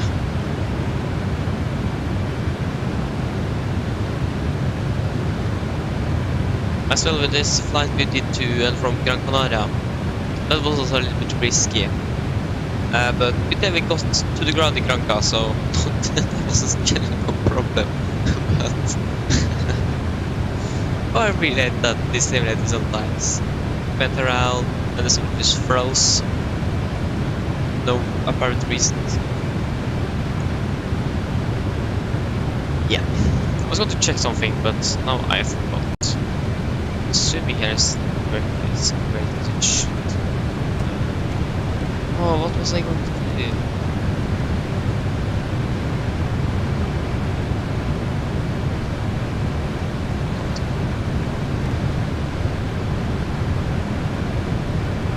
So we're going to set back the original speed again if we have still a lot of fuel on board. So if that goes below and we get the insufficient fuel volume again, then we're going to set back to back to the original speed.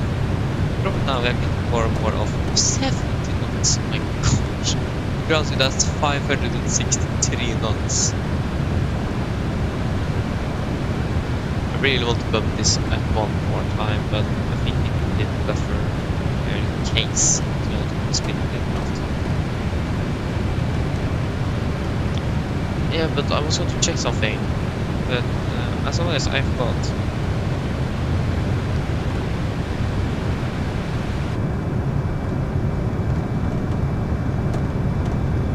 Yeah, I'm going to fly back again to Granca, but that's probably not going to be on the live stream.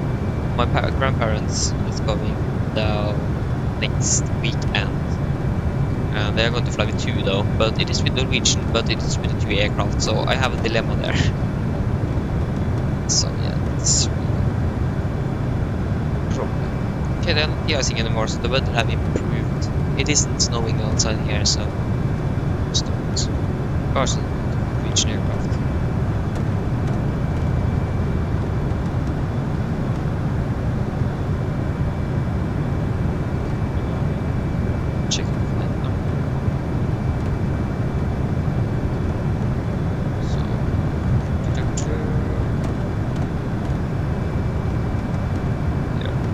That is Delta Yankee 9042. Delta Yankee 9042. Maybe it is with Norwegian.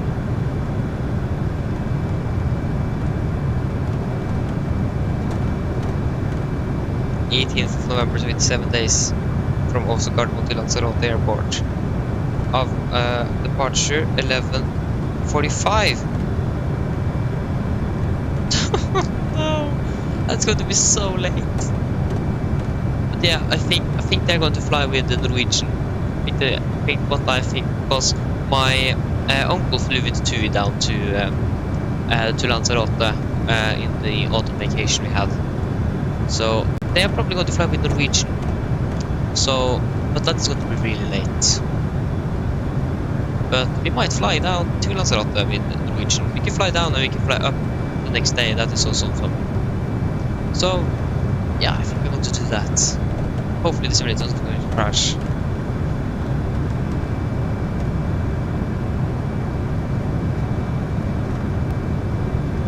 So yeah, I think I'm probably going to do that.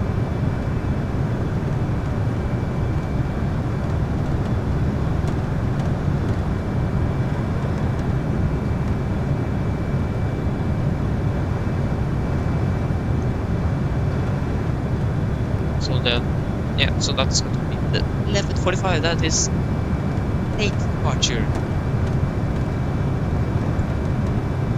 That probably means that we're going to take over the aircraft from another crew.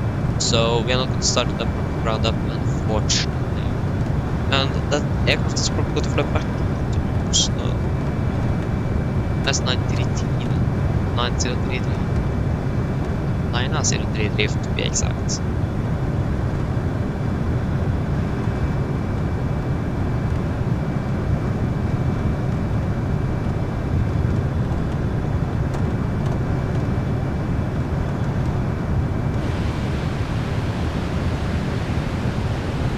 Yeah, we are going forward here.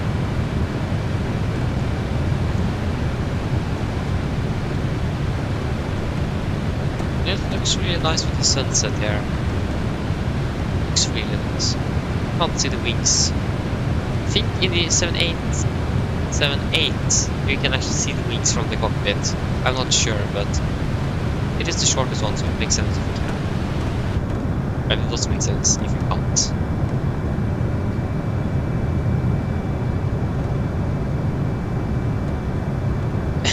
No, Eric, no. Oh, yeah, that's the worst thing that can happen when your game crashes. Really hate it. Probably not the only one that hate that. Hates when the game crashes.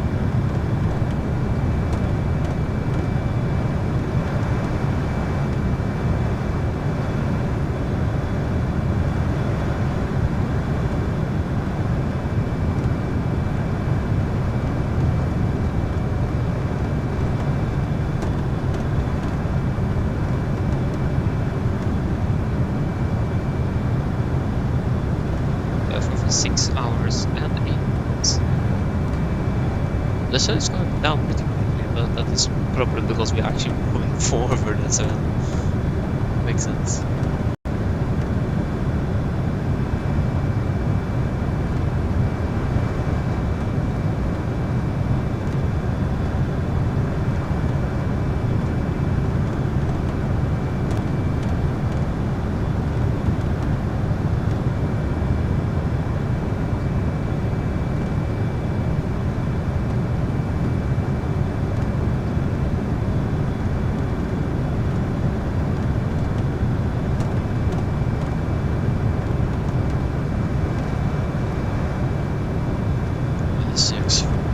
And you also have this like fog, the low clouds over between the mountains.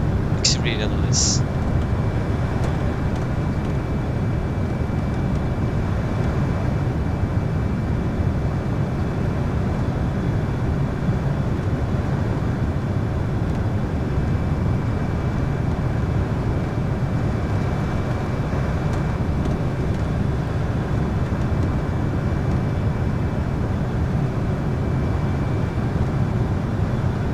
But now the first part of flying is coming. The night, when the darkness is coming. And we still have 4 hours left of the flight, ish 5. So it is going to be darkness.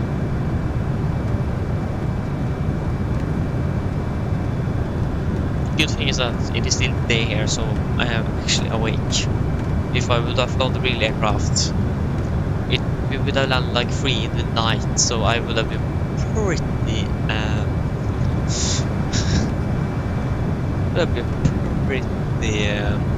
tired. So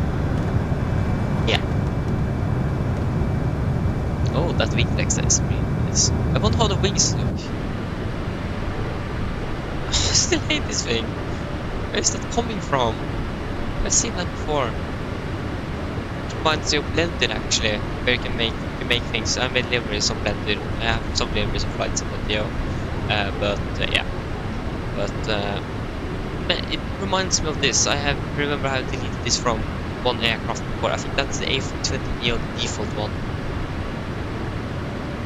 But I have not seen it before now. So it is really strange. I think it's the ground power unit cable. For some reason that is still with the aircraft. This is impacting our flight performance, so that's good, but still.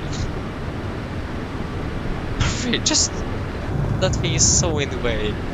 Could have got a really nice picture now, but you have this cable thing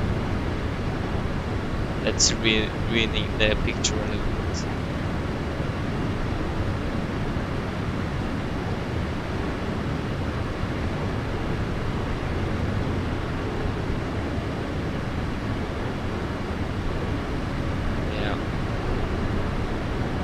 The wings were not very... Okay, they are maybe. They are like over the top of the body or the air body or so. Good wings. I hope at the time I've changed. And they're still saving fuel, so nice.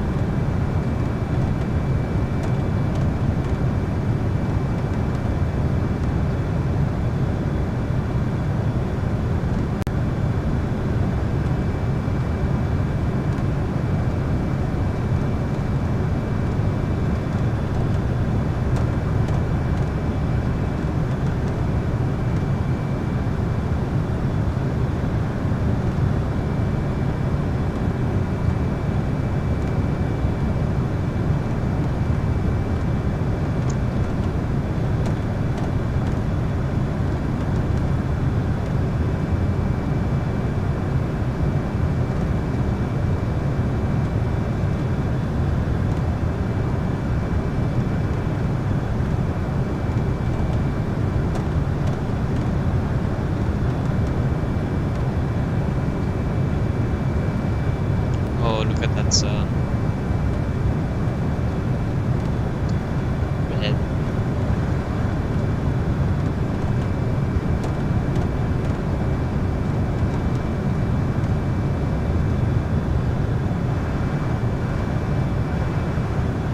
That wing flex there is... It is so turbulent there.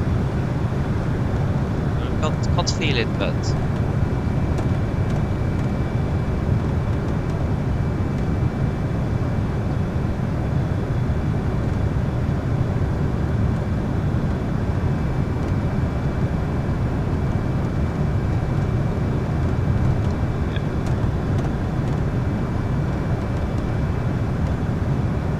Still have a long way to go. We are not even over India yet.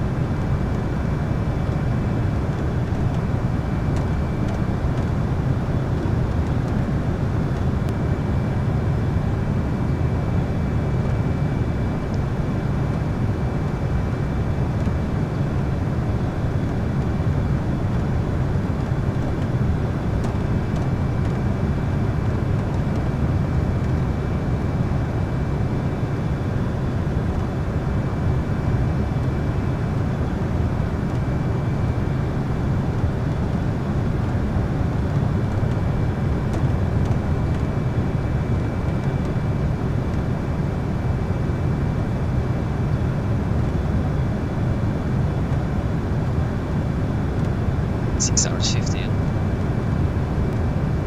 And the sun is pretty quickly going down here.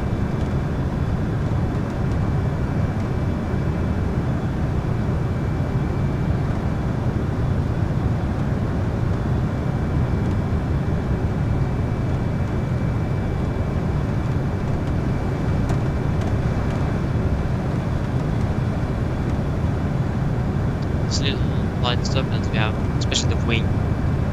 Just to get the wing just wobbling around. That is something you doesn't necessarily normally see on all the airliners. Oh, yeah.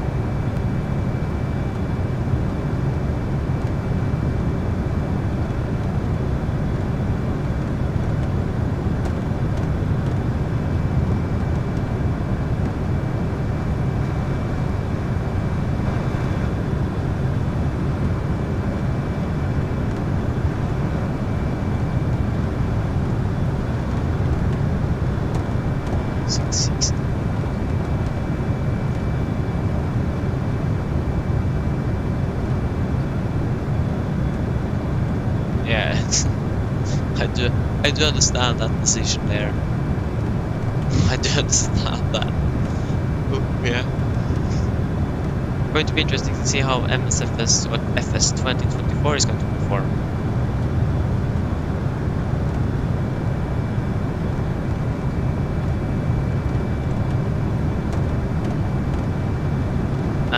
As though I have heard that it's going to perform better than this simulator, but it's not going to be released before next year.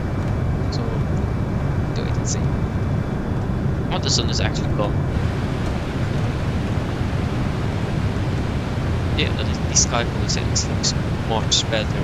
Those of you that doesn't have this installed, you need to be excited to see update 14. You're going to get this.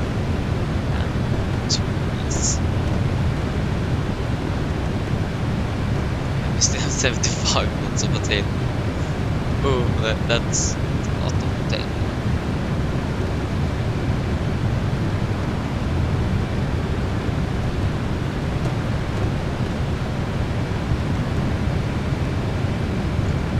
I don't know how many miles it is left of this flight.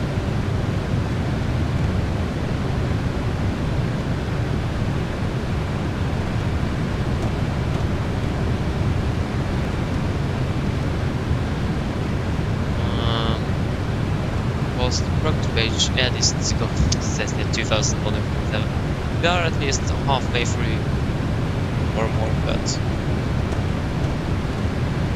yeah. Oh my gosh, it's so dark, I can't see anything. Oh, there you go, that's better. That's 31 minutes. Should probably look a little bit more at the sunset, as long as it actually exists. Now.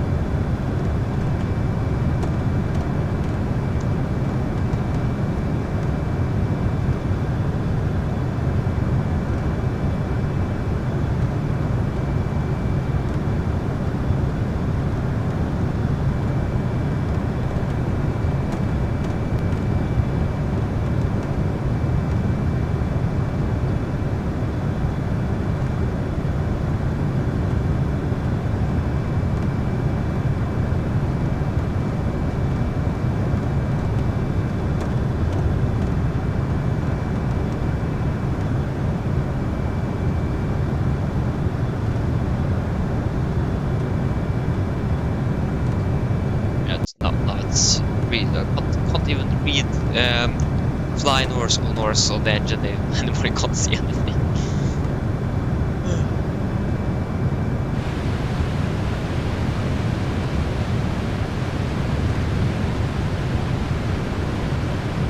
Yeah. Now, it is 1,280 miles to Bangkok to 1,300 miles.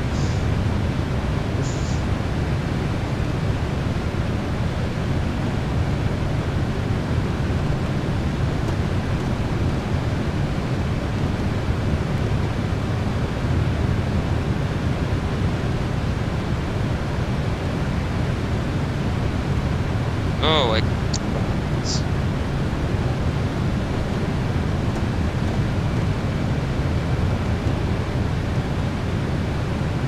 gosh.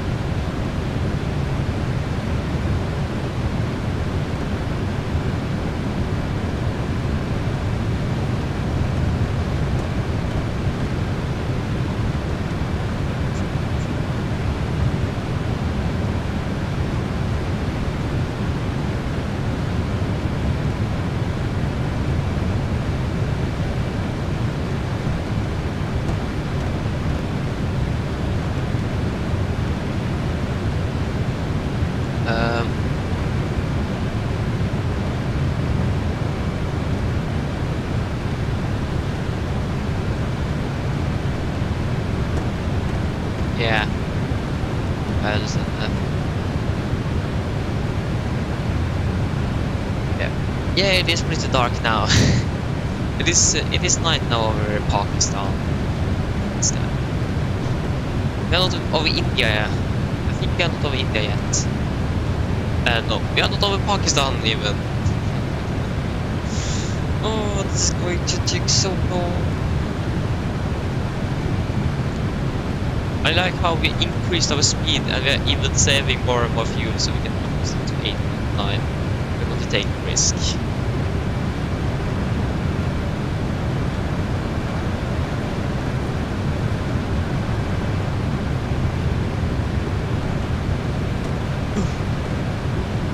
So now it is much to look at outside.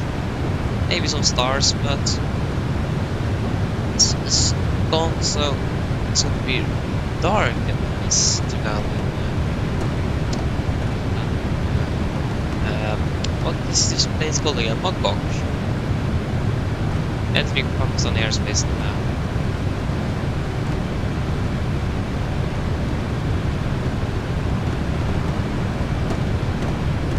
And then checking on this bird flight event thing. Because it says that it's going to fly between Bangkok and somewhere else today. But I'm not sure if they're going to be flying there. And definitely.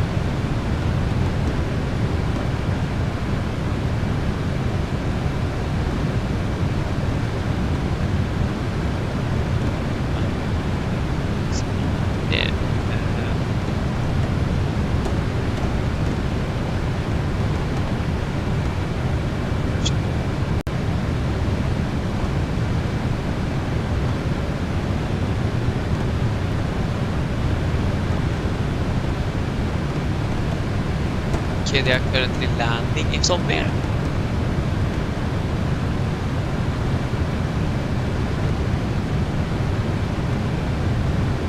Lima Romeo Kilo Sierra India.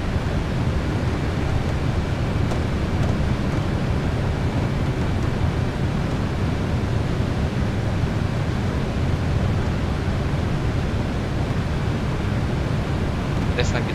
No, that's what.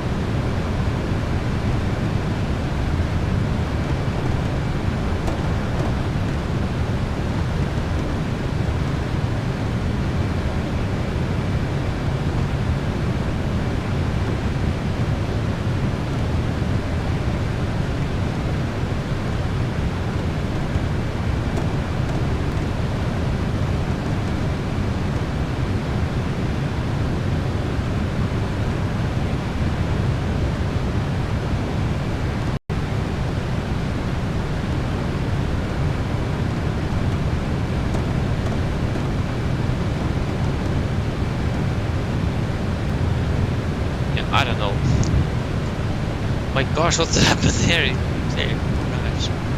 Gosh, that landing didn't go that well.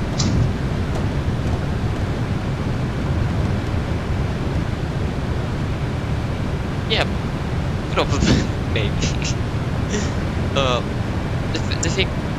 The good thing with this long haul flight, you have something to be excited for, and that is the landing. But if you get a bad landing, then you are just going to be really mad because you have flown for a long time and you mess up your landing. That is so. Yeah, that's the worst thing that can happen in this landing.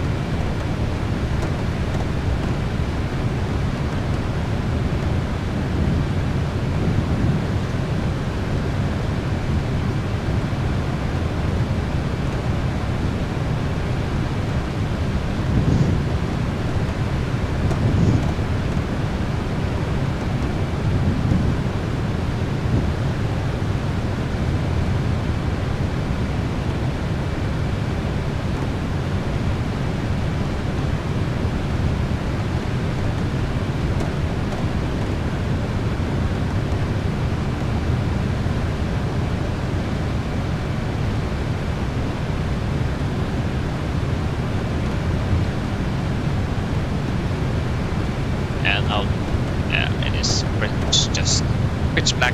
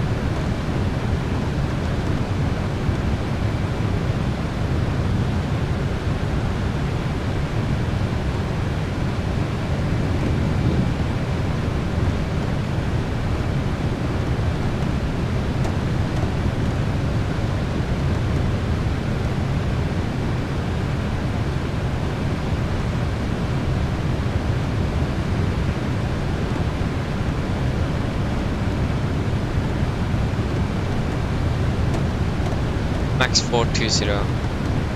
No. Say 15 minutes though, so could actually manage this pretty nicely.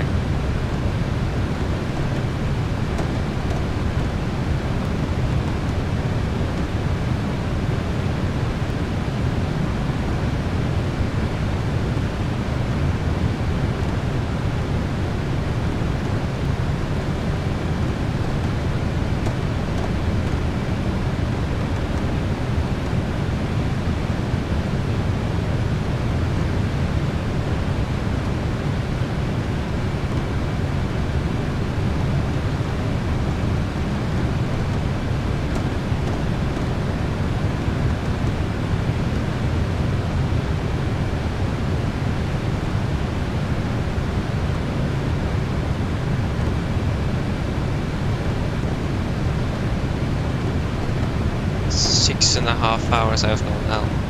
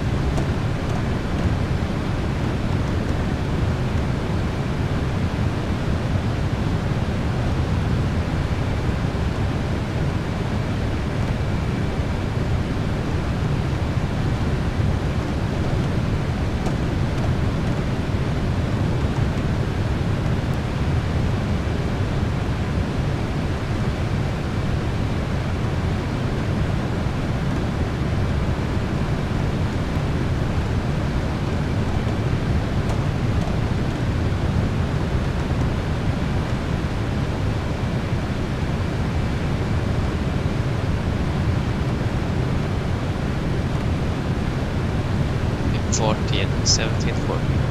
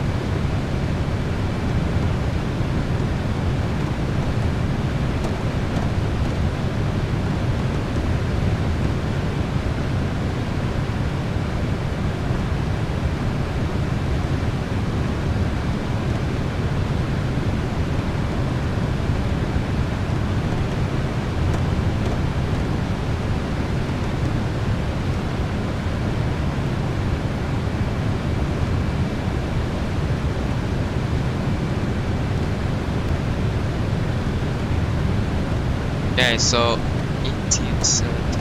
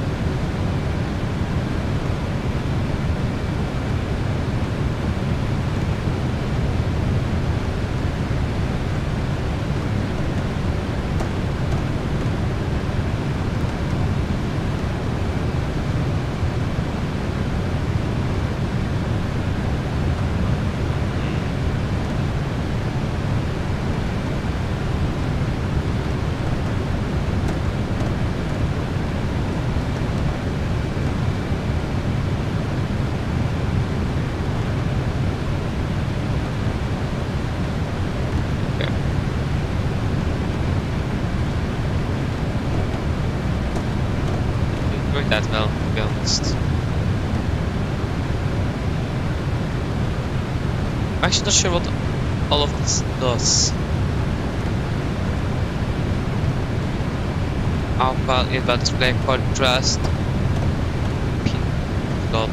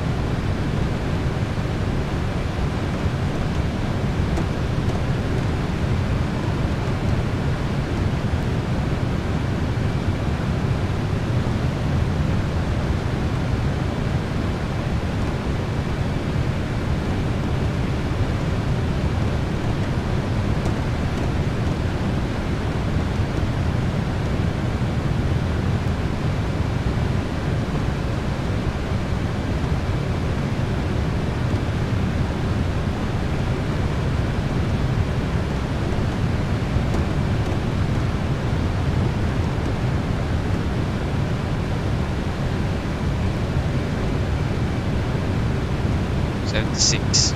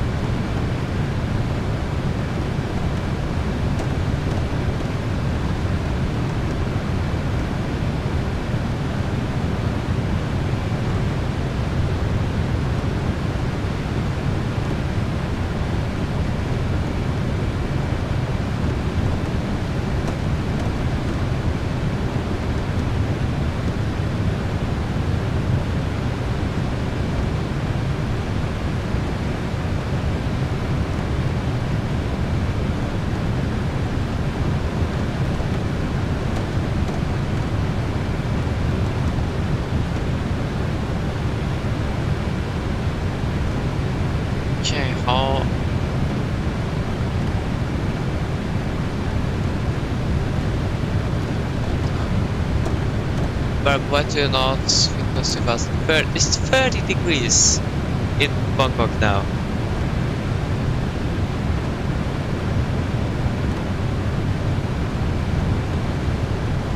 Yeah. But it's pretty warm.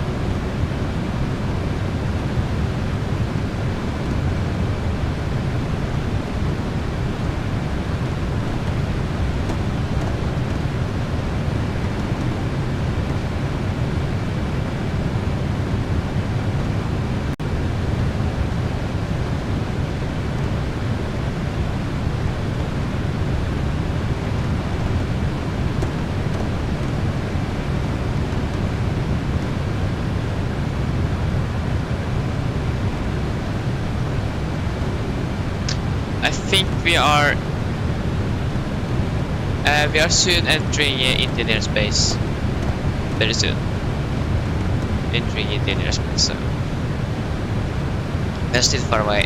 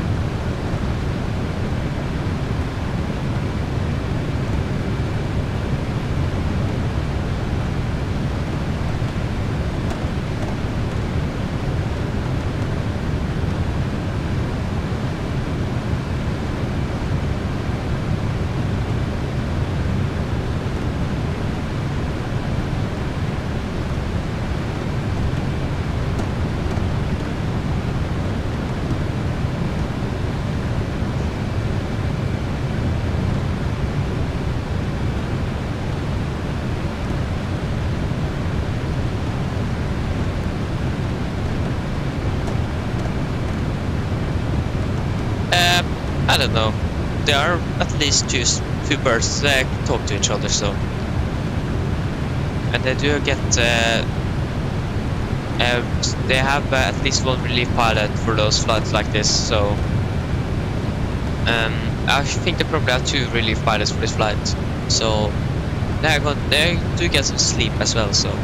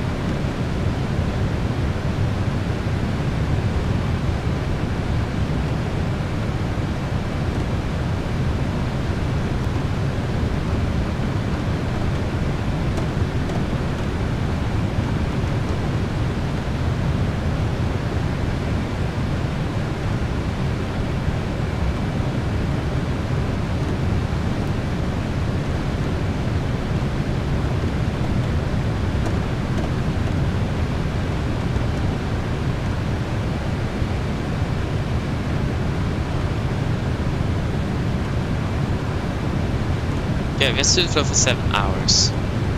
And the time is going down. So we have stood half an hour. That's good.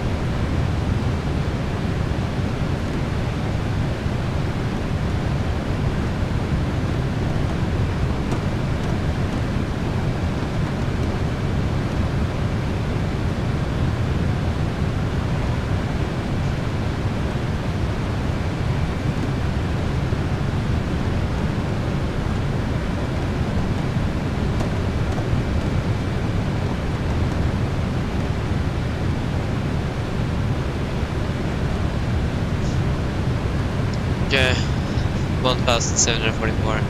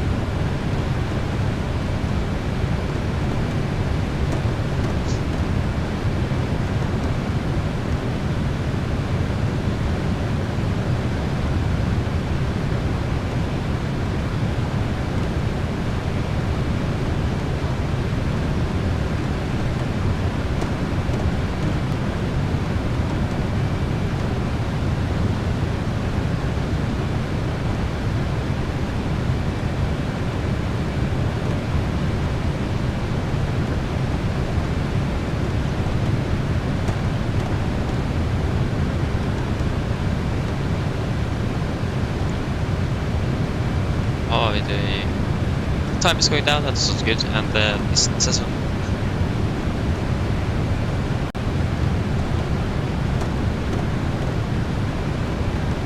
Perfect.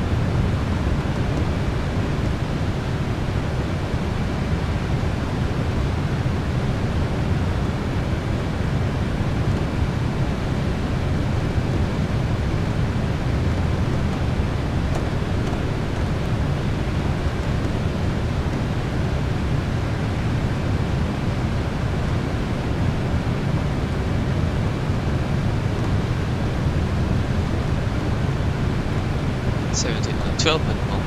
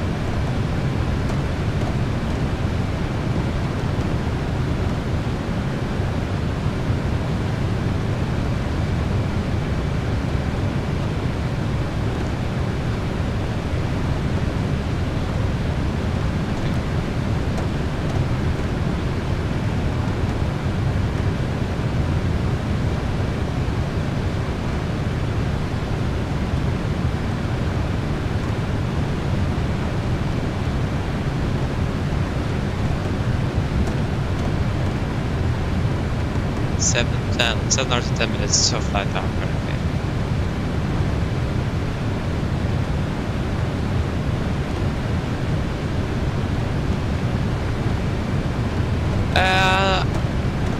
I remember I have actually tasted it once, but I didn't like it that at that time. But that could have been changed, but that's many years, so I'm actually not sure. It is probably really nice. I'm not sure.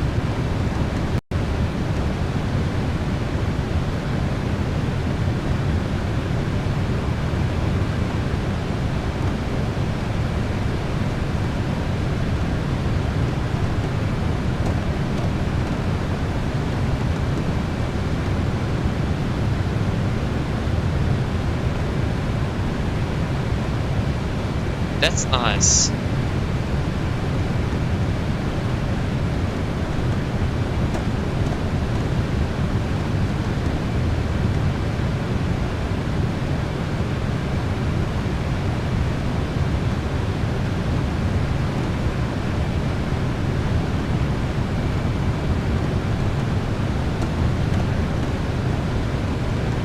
Yeah, probably not before 11, but I think we might be able to finish before 12 hours.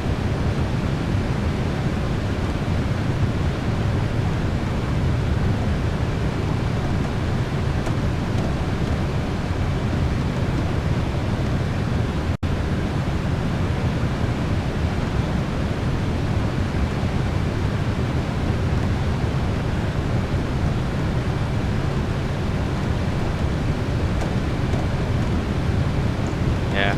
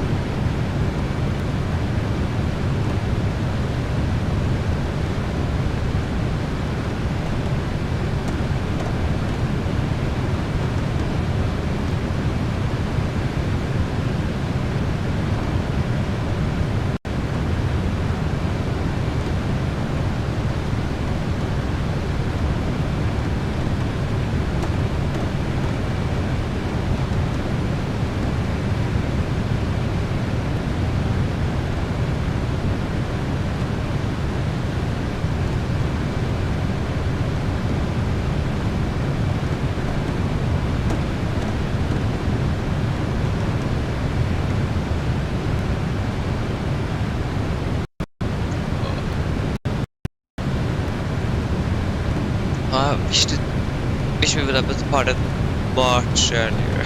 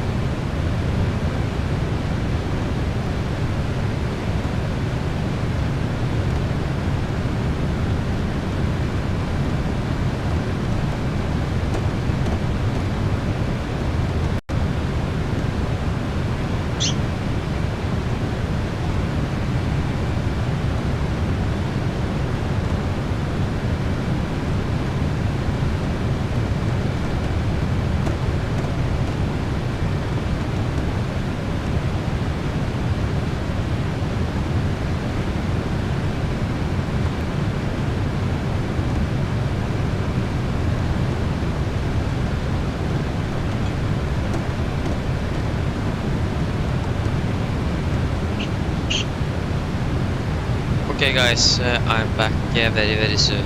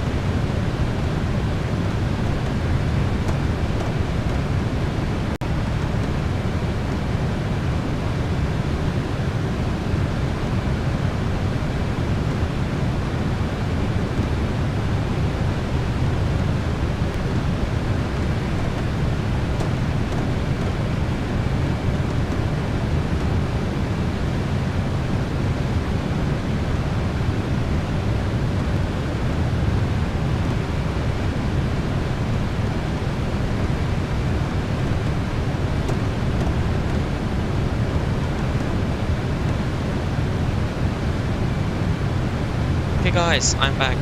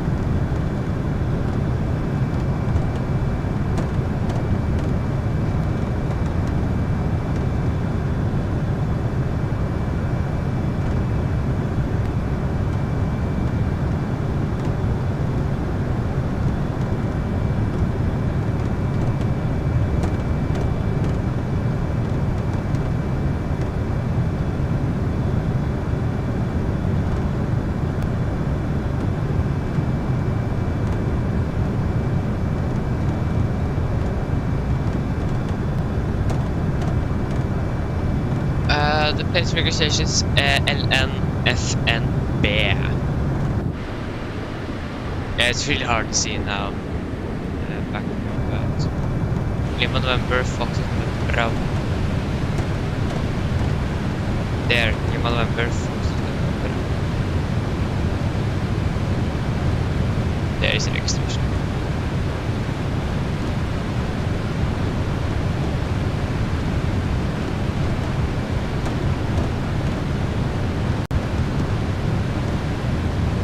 Okay, just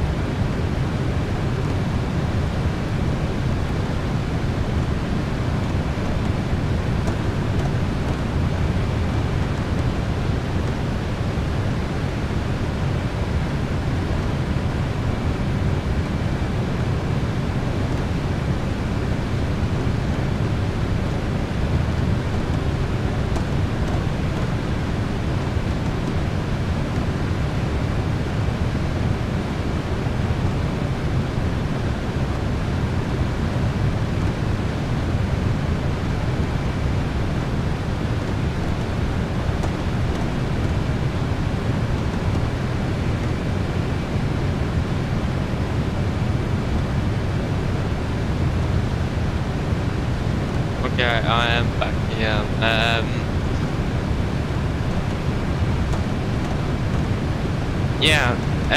I don't. The only aircraft that I know I have for the simulator is this aircraft, so it isn't the same aircraft, but yeah, that I can't do anything with that. So yeah, that the real aircraft is probably flying to New York via Paris or something.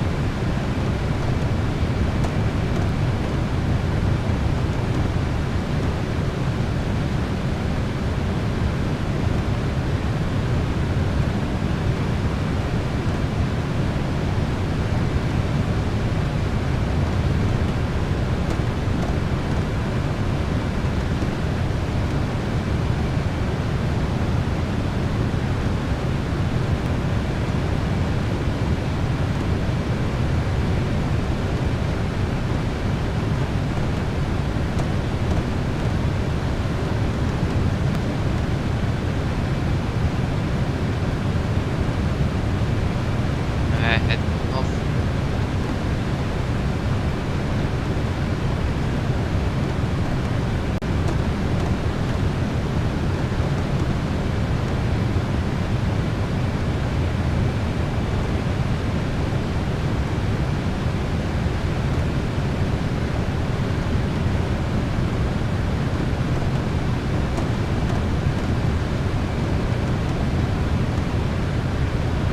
We have flown for 7 hours and 37 minutes.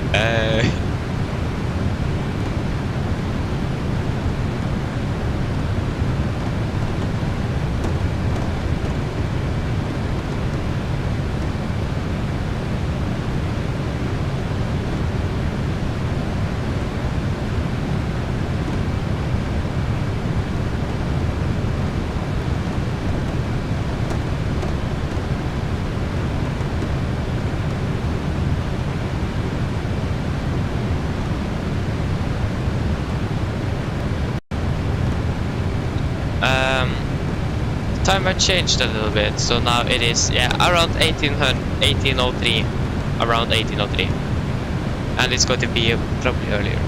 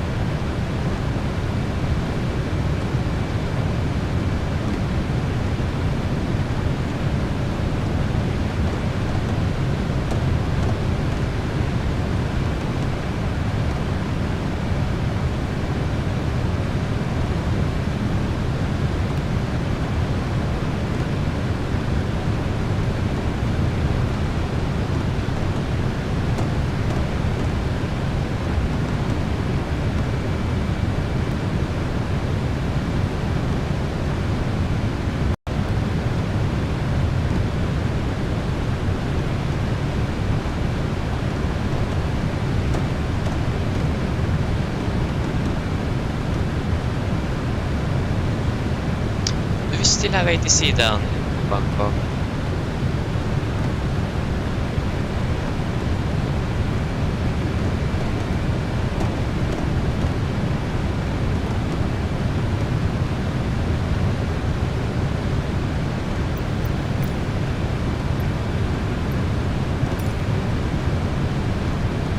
It's 47.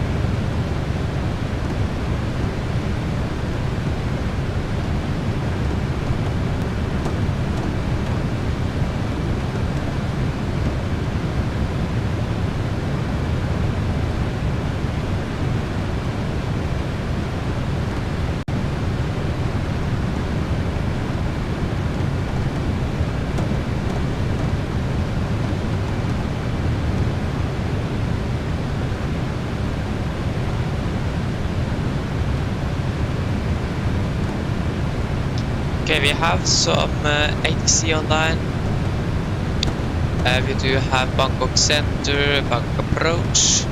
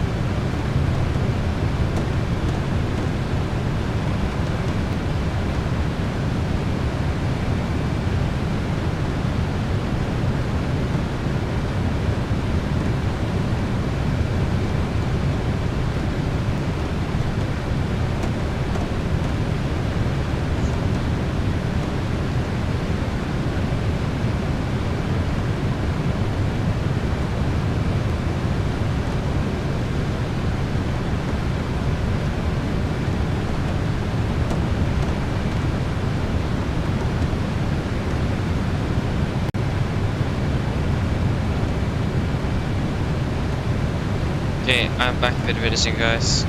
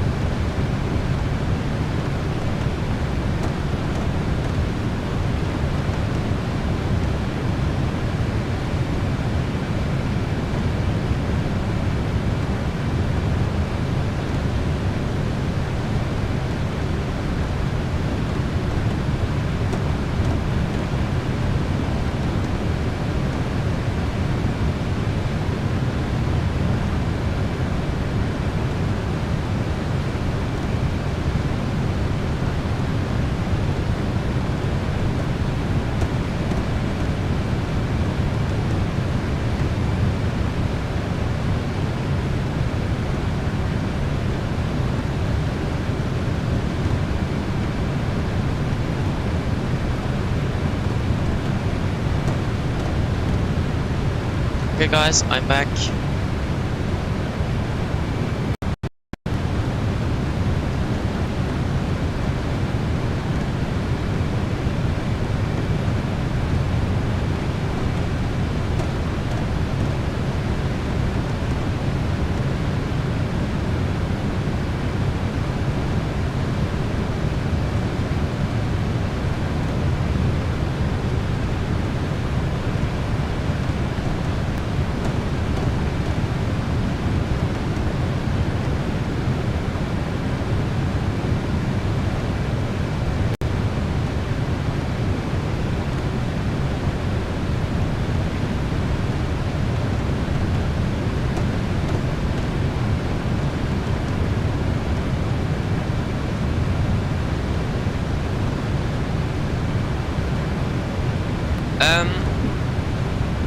One thing you can do is to go on.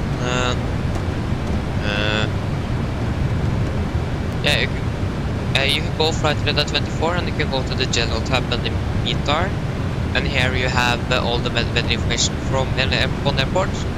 You can go to this website here that is called the E6BX. Go weather report, search up the airport, and here you're actually also going to get this kind of too slow. Okay, this took a little while. Yeah, just wait a little bit. Because what's special with this website, you are actually going to get a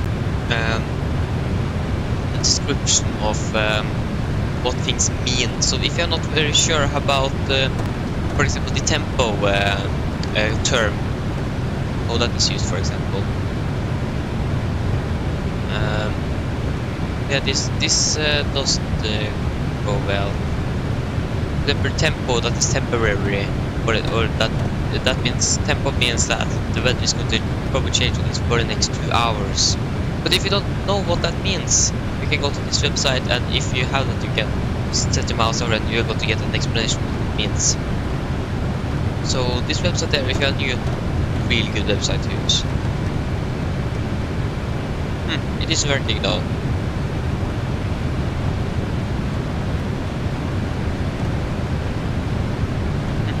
No, it is working for some reason. That's really interesting. But you can use one of those, for example. That's just two of many sites you can use. If that was a question.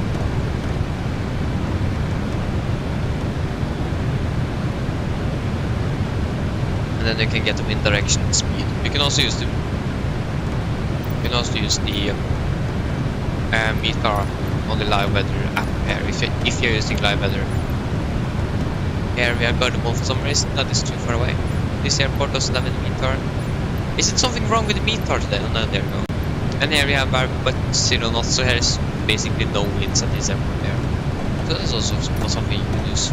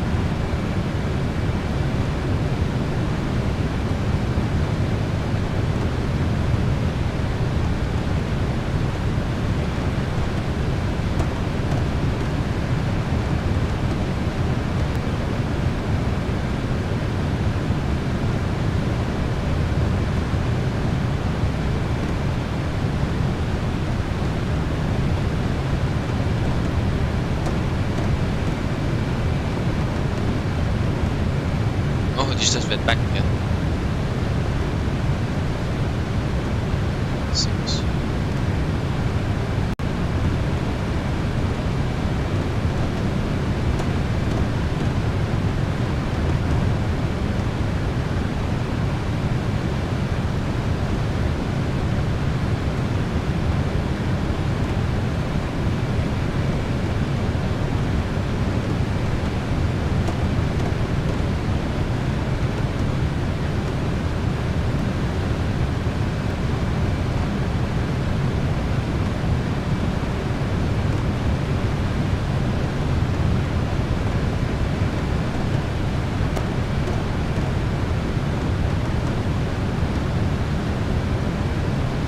Yeah, it's something. It seems like it's something's wrong with the VTAR currently. So just make it a couple of minutes, and probably should be solved. But like I said on one of the websites, it did work. So it is some problems somewhere.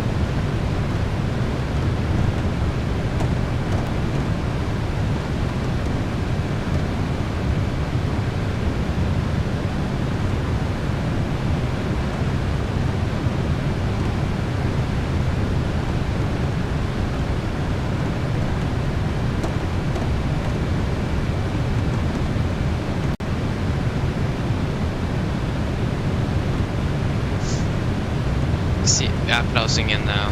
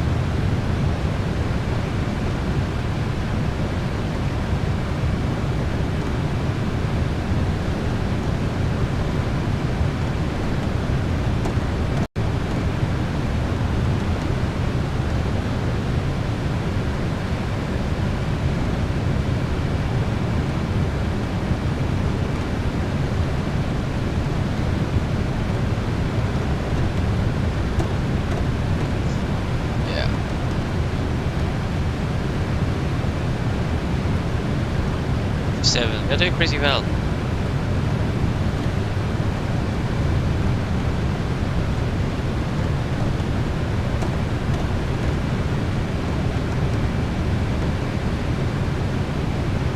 Okay, I'm back then very soon.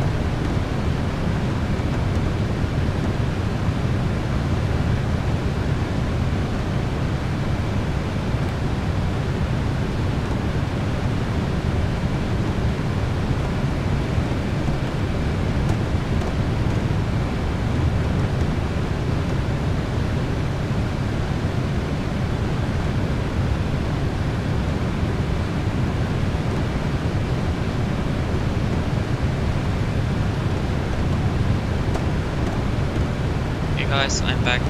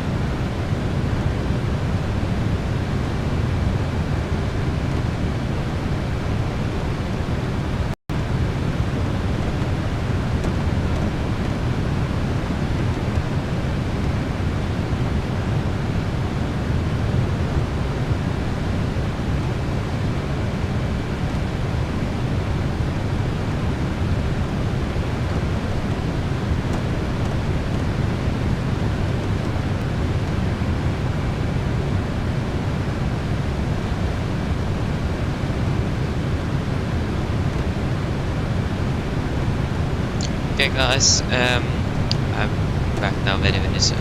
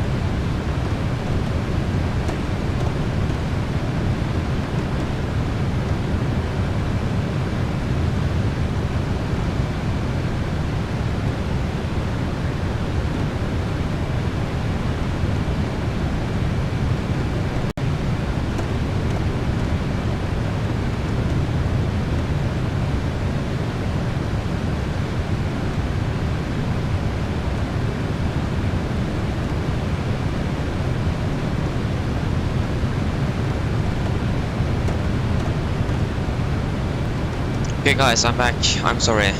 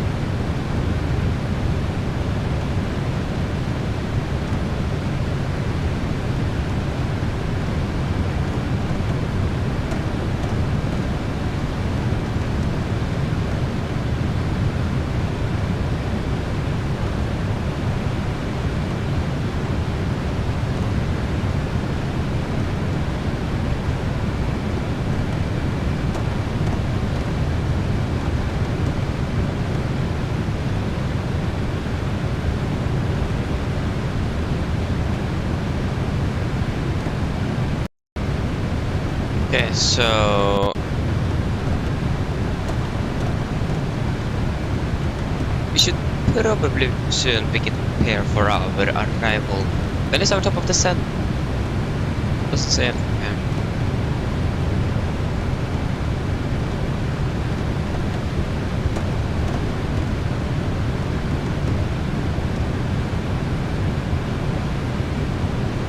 Oh, we have saved a lot of time. The wind have changed a little bit, so we have got more of a crosswind now. Yeah, it's still around 5640, 64 divided by 4, that is going to be, if you divide, yeah, as I said, so that is basically going to be 116, no, 16, I mean 18. 180 miles each, so 320 plus 180. That is going to be 400. No, this does make sense. What am I doing? 18 plus 18 is that 60. That is the reason why we have calculators. 64 divided by 4. Yeah, 16. I was correct. No, I said 18. So, that's going to be 480. So, for around, yeah, our top of the set is going to be around, it's around 480 miles until our top of the set. So, it's closing up. It is, so. But we haven't been able to listen to the 80s yet.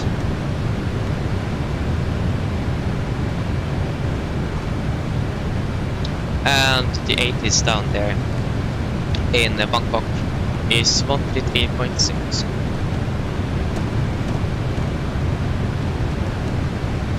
Oh, that was...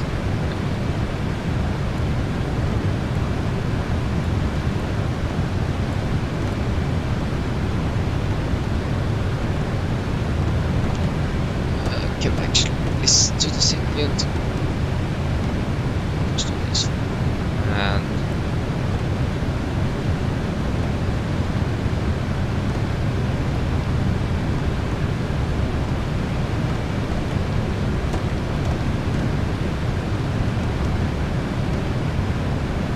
if we could have listened to that one, that would have been really nice.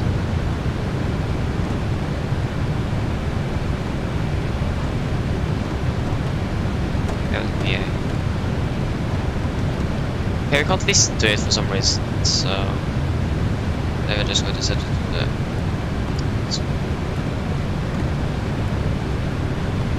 Okay. Yes, it's too far away and makes sense. It makes sense. 17 tons, good. We have catched up with over half an hour now, so... But we should still, because... Suddenly time and boom, you go. Okay, so probably they changed runways again because we are now tailwind. 19 is nice.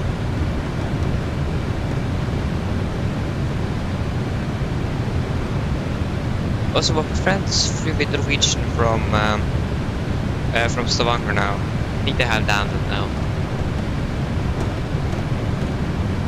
If they haven't, they are landing now. If they haven't landed, that's really strange.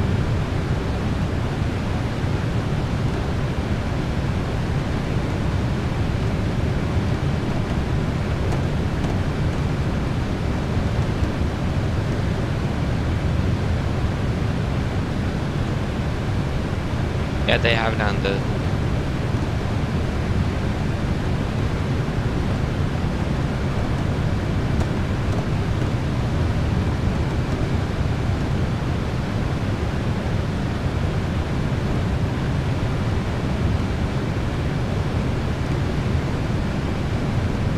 We're from for 9 hours now, so it's going to be a little bit over an hour left of the flight-ish.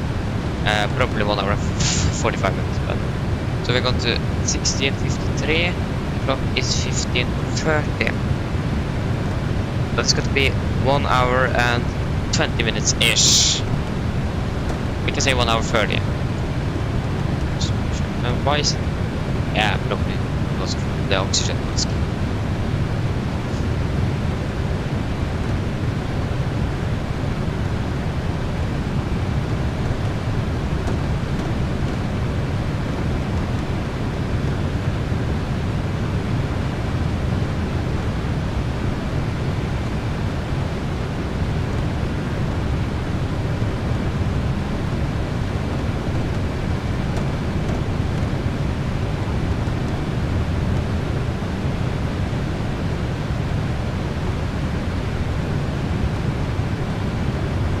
Yes. Does the meter now work? That's a very good question. What did you actually use to try to get the meter? Did you use Flight 24 or the other website I showed you? Yeah, now it's working.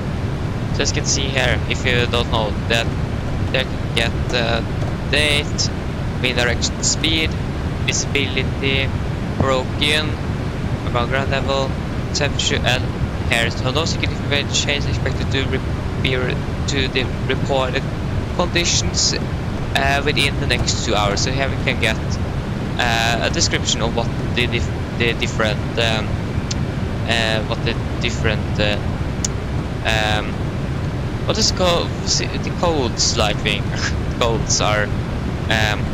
So that's really nice. So it seems like they had just a little problem with the database or something.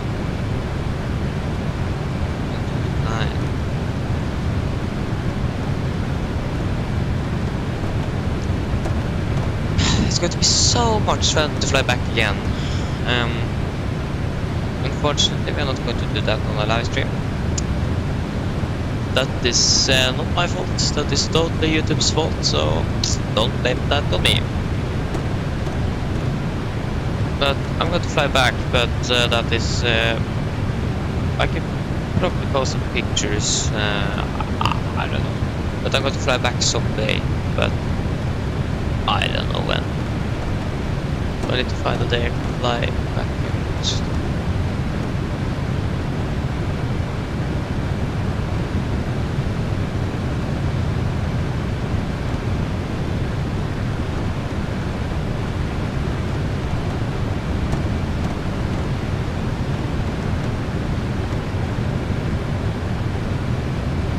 Before we begin our resume, we're going to cancel the speed event and continue. We had catched up a lot of time now, so I think we actually just cancel it now, but just in case, so we are sure that we're arriving ahead of time. Or before the 12-hour mark. Oh yeah. Yes, exactly, we need to hope for a better landing. That is what we need. That would be really nice. But it depends on the wind conditions. And if I actually can fly this aircraft today. like I said, I practice more on flying with the direct flight control system and not a fly-by system. So it is very different to fly this aircraft than a 737. So I think if you transition from an Airbus to a 787, for example, I think the difference isn't that much. Or handling, yeah, it's probably some difference, but it is using a fly-by system. So I don't think you're going to get significant or feel the significance of the new aircraft because you have the fly-by system. But for those of you that is flying a 77 with a that has a direct flight control system, it's really hard. Or it is really hard, but you can definitely feel that you are not flying these aircrafts like that often. So I'm struggling a lot when I'm trying to land an Airbus. I'm struggling a lot with the landings because normally when you're flying 77, you're going to get constant inputs. But when you're flying a flyby aircraft, you can just little input and then the aircraft is going to fly exactly where you want it to fly. So on an Airbus, I normally do more inputs than I actually need to, so that ends up with a very hard landing. So yeah. So for me, generally, it is really hard to fly by-wire aircraft. And the 777 also do have a fly-by-wire system aboard, so the good thing with the direct flight control controls in the 737 is that if this is just a big if, you lose all the hydraulics, you still have some control of your of the flight control surfaces of the aircraft because it's directly controlled. You don't have that for fly-by aircraft, but yeah, chance of losing all of your hydraulics is pretty slim. So, and one other thing is that you feel that you have more direct control of your aircraft when you have the direct control system and not the fly-by system. So if you guys have seen the 737 NG driver, he was a 77 pilot, and he said the first half flew 77, it felt like I had a connection with the aircraft. It responded to everything I wanted. It like, we can't describe the feeling of that. And that is a feeling you are never going to get in a flight simulator. So yeah. And in the real life, you're also going to feel what you're actually doing. And in the simulator, I can't feel if I'm pitching up. I'm just sitting here like I'm doing now. Hard landing, I'm not going to feel the hard landing. I can just see it on my screen. So. Oh yeah.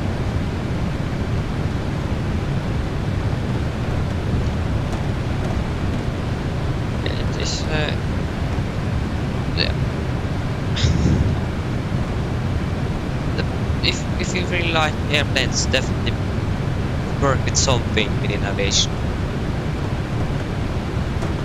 Probably most of you guys know that I can't be a real pilot, but I can actually be a flight engineer or a flight mechanic. So yeah, I'm looking forward to fix some airplanes. So my plan is to be a mechanic on a 77 and will hopefully work for Norwegian. That is what I want to. But I'm not sure if I'm going to be able.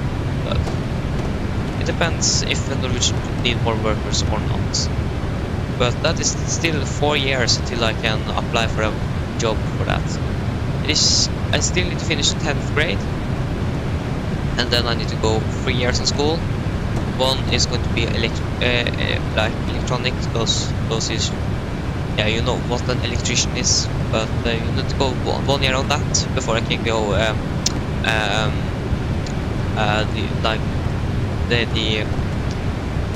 what's that called in English?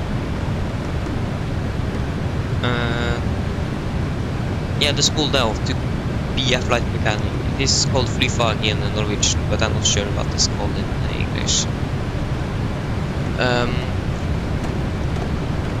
Let's check.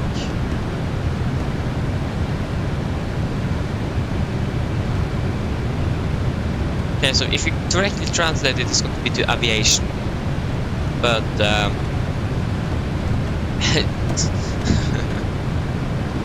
if you just take the second word, yeah, so aviation is something to the flight engine oh, I can't think. Try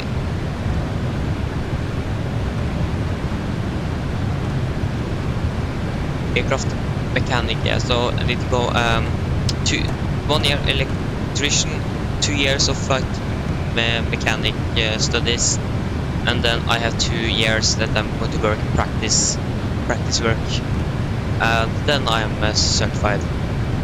So yeah, and I think we're going through 14 exams on 1 year, if I remember correctly. So that is going to be a lot, but then I can work with something I really want to, so yeah. So it is going to be really a lot of fun though. I'm really looking forward for that.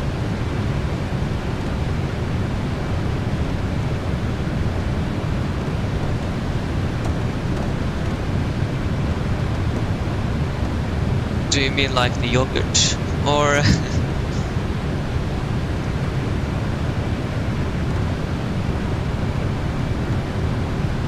I think you, if you mean the yogurt, yes, that is taste. Yes, it is really good, but I haven't eaten that for a long time, to be honest. But yeah, it is really good.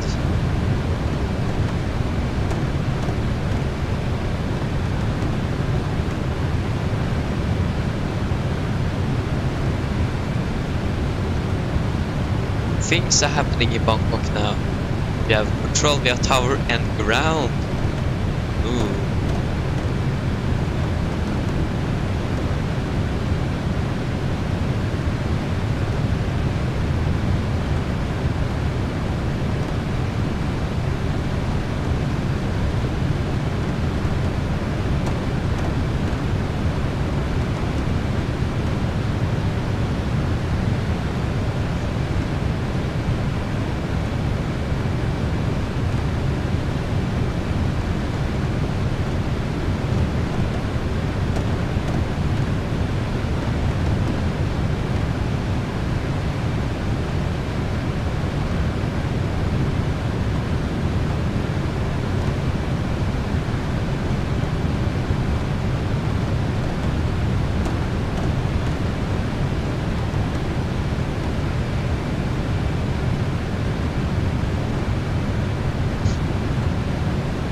We are currently flying over some ocean. I think it is called the Indian Ocean. This.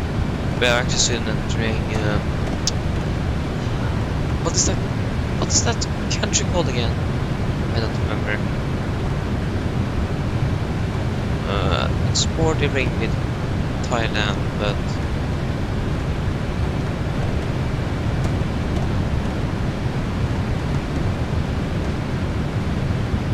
is it Malaysia?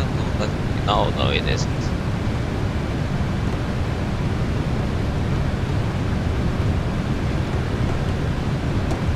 I don't know.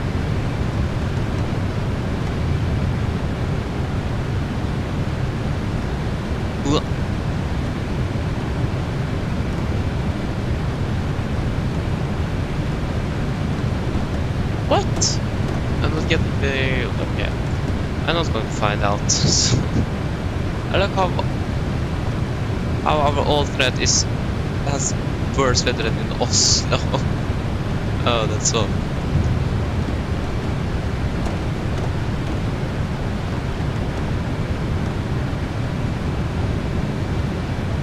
9 hours and 17 minutes.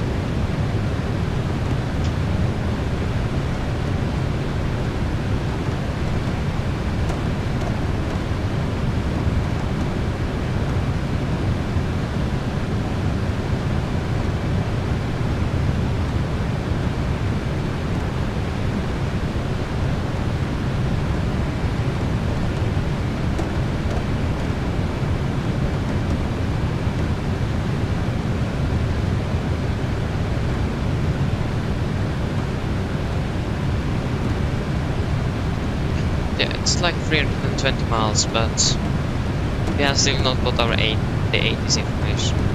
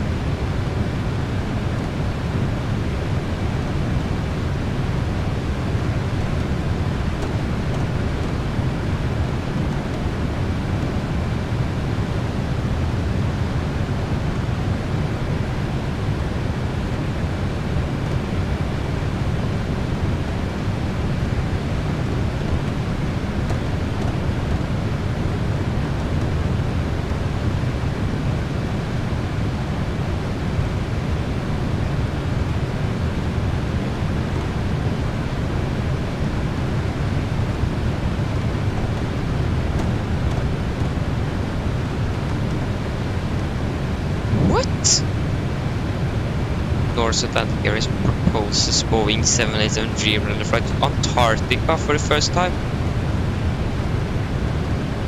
What?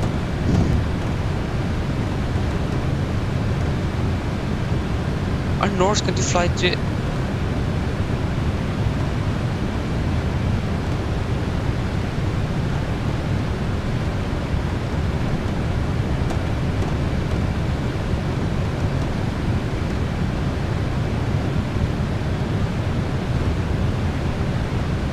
It's a charter flight. What?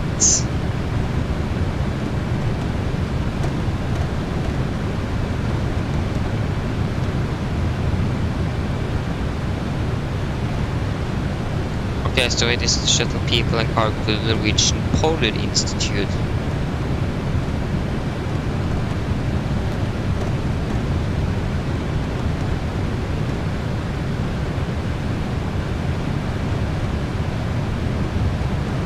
Now they are, yeah. Now they are using a Norwegian carrier for that. That's nice.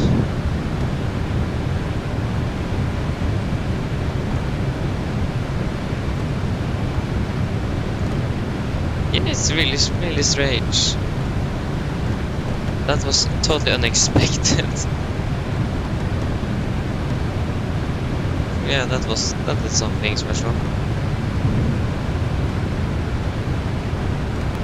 Yeah, it seems like it's a charter flight though, so it is not a scheduled passenger flight, but it is a charter flight. But that is the first time a 787 have flown to, or is going to fly to Antarctica.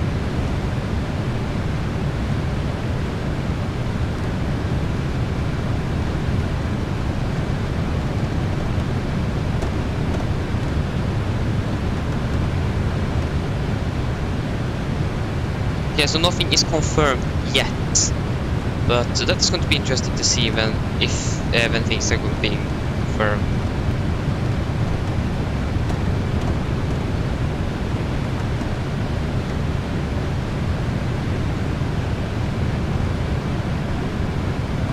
Yeah, that would have been really cool if Norse is actually going to do that. Maybe we should fly to Antarctica. If Norse is going to fly with the 787 there, I think we might try to do that, but that depends when it's actually going to happen.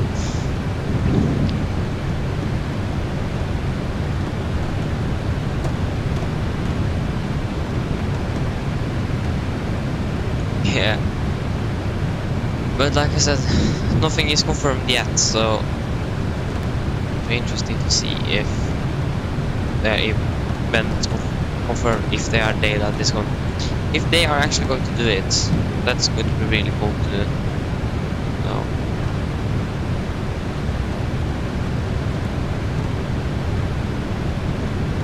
It is 133.6. It says D8 is arrival 1336.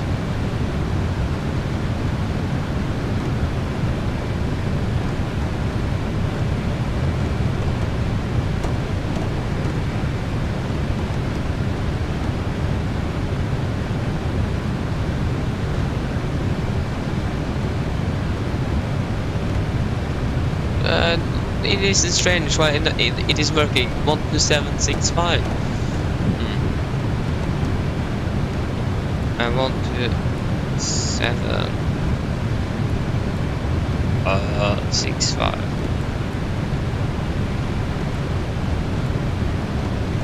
Yeah, it's still not going to work though, but they're closing in on this airspace here on Bangkok Center. And it's one aircraft that is arriving into Bangkok now. An A320.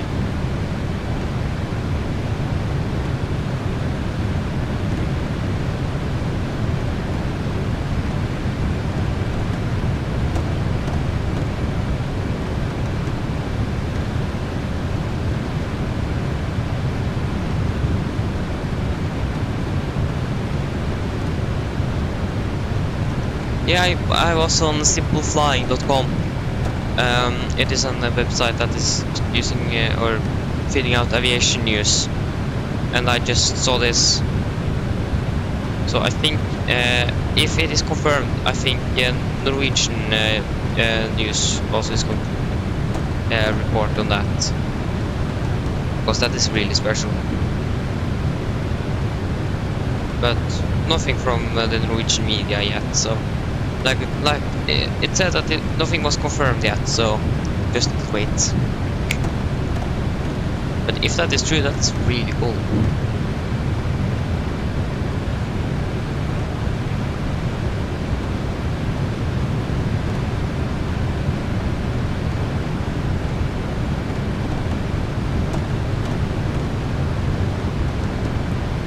Okay guys, I'm back very soon.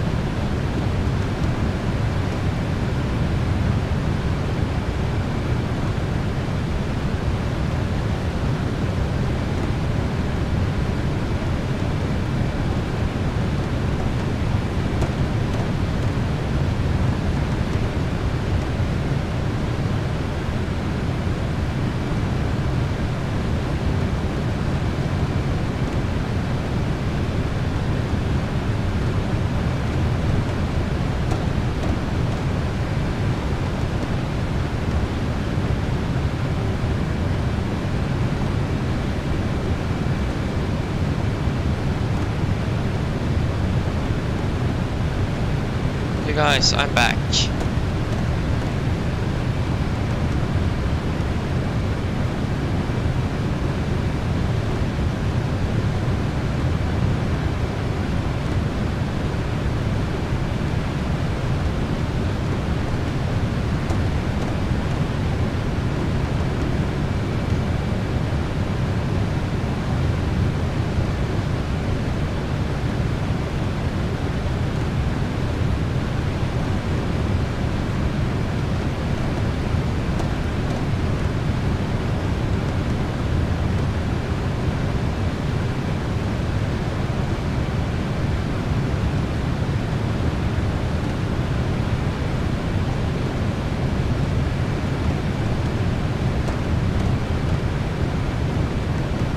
Mr. Griffin, hello, welcome back again. We are soon in Thailand. I'm not sure what this country is called, but we are right at the border, or almost.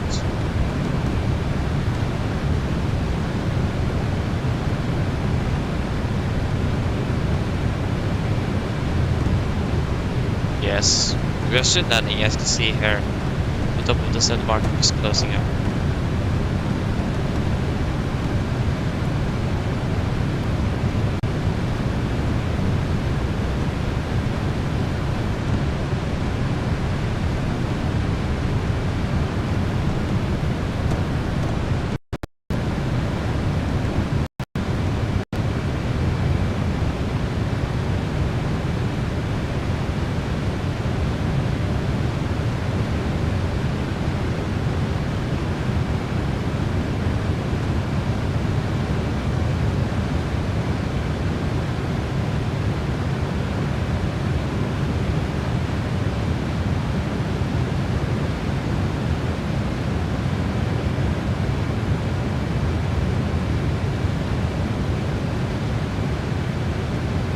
Seven, six.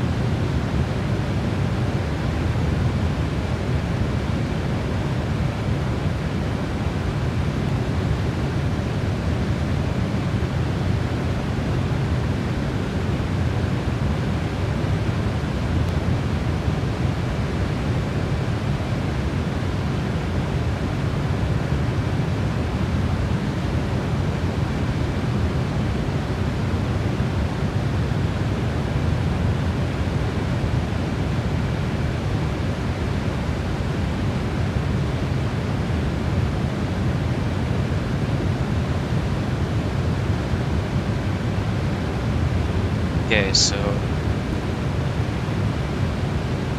yes, you're going to contact Bangkok Center.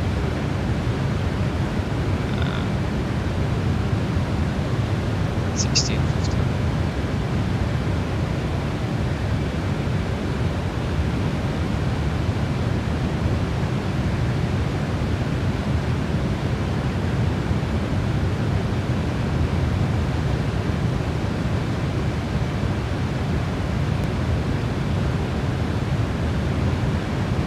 So, soon 160 miles.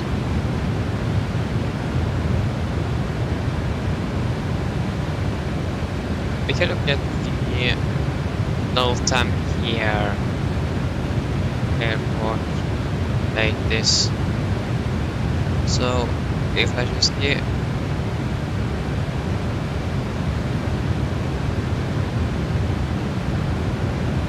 zero left and 0 on the right.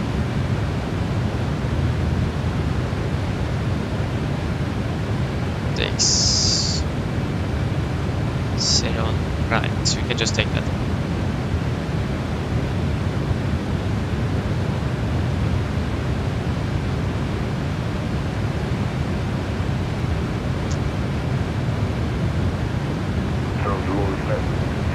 West 1656. West variable between 030 and 090. Visibility 10 kilometers or more. So we're going to do our briefing after we have after we know which runway we're going to do or use. September 1013. Arrival and departure. Runway 01 left and 01. Expect ILS approach runway 01 left or 01. Transition left 130. Advise on initial contact. You'll have information with you.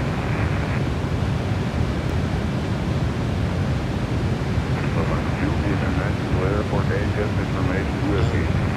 1530 rule effective.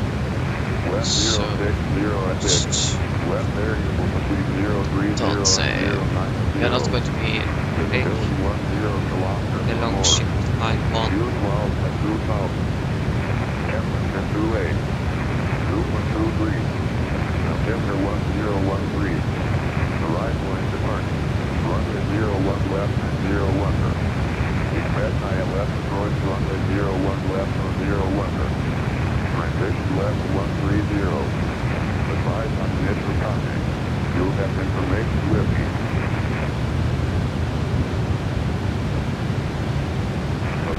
International Airport ATIS information with you.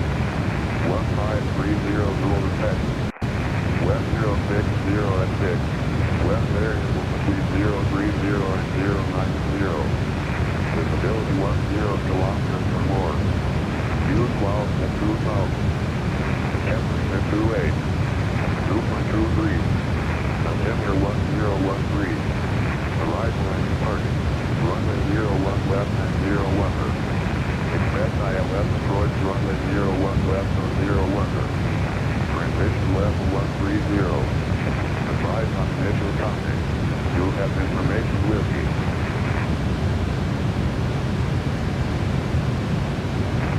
Duty International Airport ATIS information with me. 1530 Zulu Texas. West 060 at 6. West variable between 030 and 090.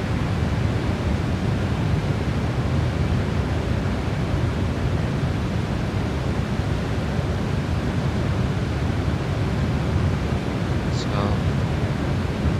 we'll begin our descent at approximately 1627.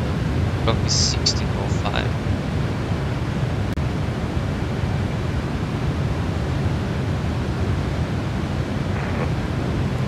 Airport ATIS information with me. 1530 Zulu Texas. West 060 at 6. West variable between 030 and 090. Visibility 10 kilometers or more. Fuel clouds at 2000. Temperature 28. 2.23. Altimeter 1013. Arrival and departing. Runway 19 left and 1 enter. Expect ILS approach runway 19 left or 1 enter. Transition left 130. Advise on initial contact. You'll have information with you.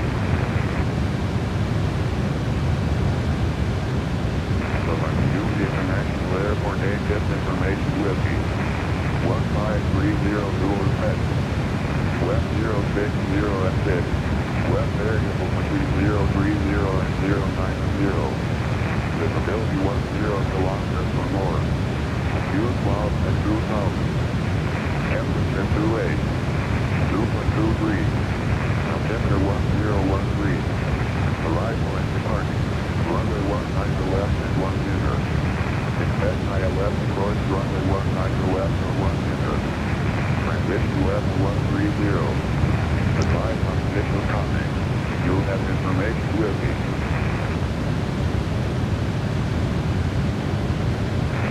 Use the International Airport ATIS information with you. 1530 Zulu Texas. West 060 at 6. West variable between 030 and 090. Visibility 10 kilometers or more. Fuel clouds at 2000. Temperature 28. 2.23. Altimeter 1013. Arrival and departure. Runway 19 left and 1 enter. Expect ILS approach runway 19 left or 1 enter. Transition left 130. Advise on initial contact. You'll have information with me.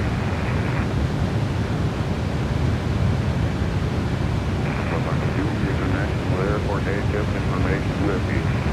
1530 Zulu Texas. West 060 at 6. West variable between 030 and 090. Yeah, 160 miles until our descent. Fuel clouds at 2000. Temperature 28. 2.23. Altimeter 1013. Arrival and departure. Runway 19 left and 1 enter. Expect ILS approach runway 19 left or 1 enter. Transition left 130. Advise on initial contact. You'll have information with you.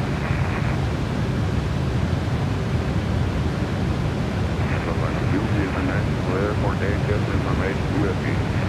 1530 Zulu Texas. West 060 at 6. West variable between 030 and 090. Visibility 10 kilometers or more.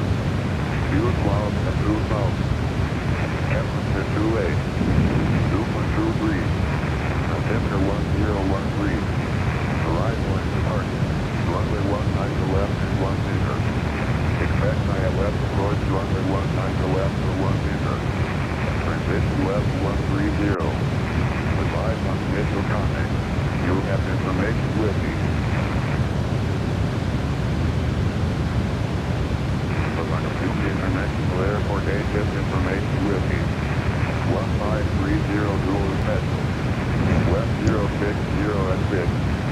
variable between 030 and 090.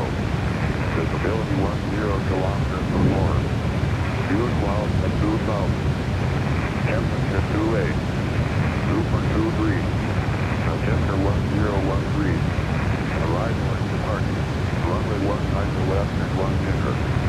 Expect ILS approach runway 19 to left and 1 enter. Transition level 130.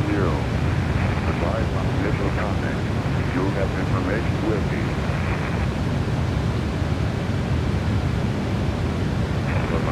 International Airport agent information with me. 1530 dual inspection. West 060 at 6.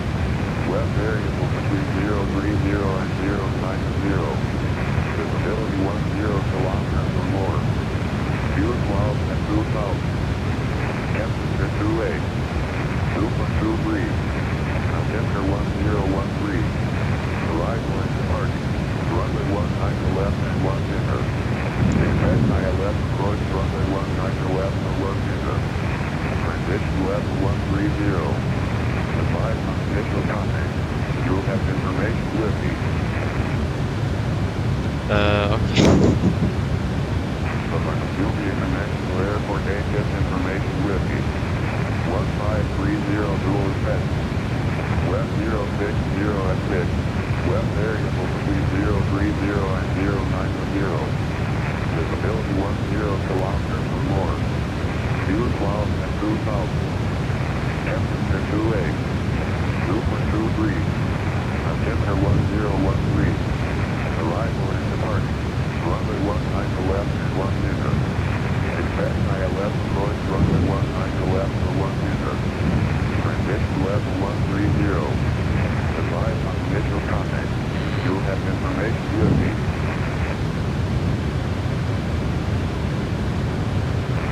You'll be International Airport agent information with me. 1530 dual inspection. West 060 at 6. West variable between 030 and 090. Visibility 10 kilometers or more. Fuel clouds at 2000. Temperature 28. Super 23. Temperature 1013. Arrival and departure. Runway 19 to left and 1 enter. Expect ILS approach runway 19 to left for 1 enter. Transition level 130. Advise on initial contact. You'll have information with me.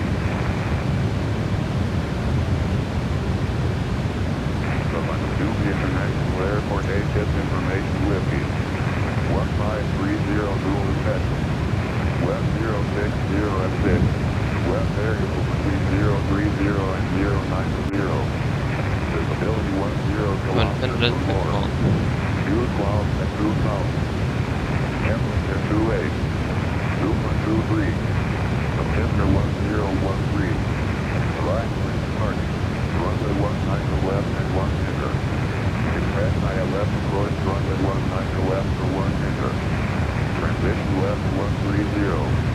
Advise on initial contact. You'll have information with me.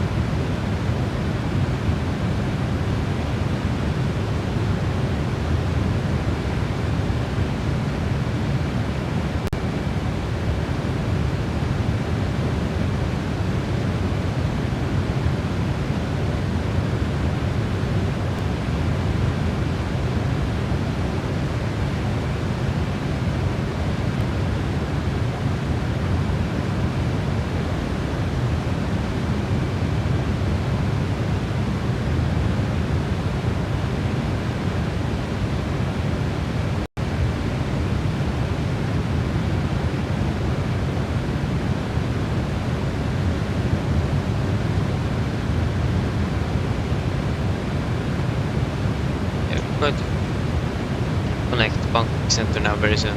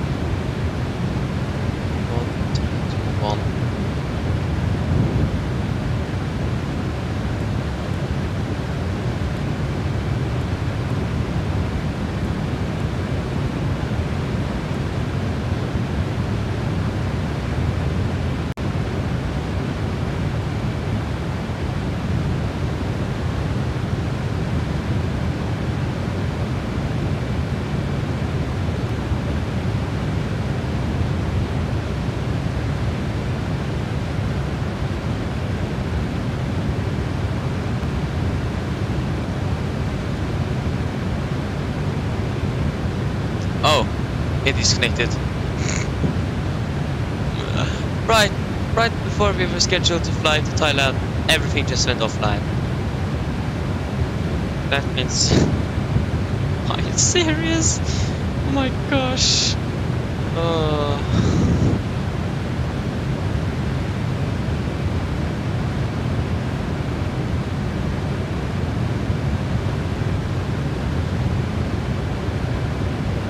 Exit on left then.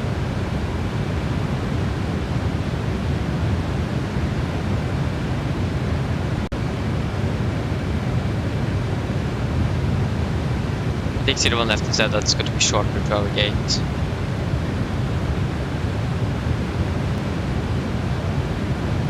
I just waited for us to contact these controllers and then right before everyone just leaves. Why? Why? We have flown for almost 10 hours now.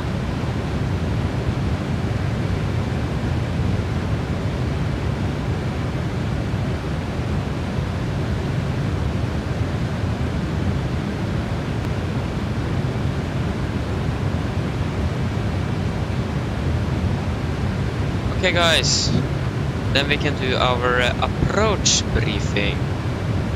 So, we can begin with the weather. The weather down in Bangkok was recorded at 1600 Zulu, that is 21 minutes ago, or 20. And the total winds are 050 at 7 knots, variable between 010 and 080 degrees. With speed 10 km more, few clouds at 2000 feet, temperature gradient by 24 QNH 1013 and no sig. So, for our arrival today, we are going to, this is on chart 20-2 Charlie, effective to 2nd of November. So, we are going to fly the Villa 3 Delta arrival, As you can see here, it is an RNAV arrival, so no USFPs are required. We're going to fly in from the Tared transition. Maximum 280 knots and we will below at 22,000 feet. Going to fly southbound and direct out here. I will say at Bangkok is going to be 2,300 feet and 18 feet. We have a warning here after vocal. Maintain heading 195 or as directed by ATC. Do not proceed instrument approach procedure without ATC clearance. No ATC online, so we are going to do that without ATC clearance. For arrival speed control instructions, refer to 20-10. Oh, sorry, 20-1 Papa for arrival speed control. So we can actually just check. That was 20-1 Papa.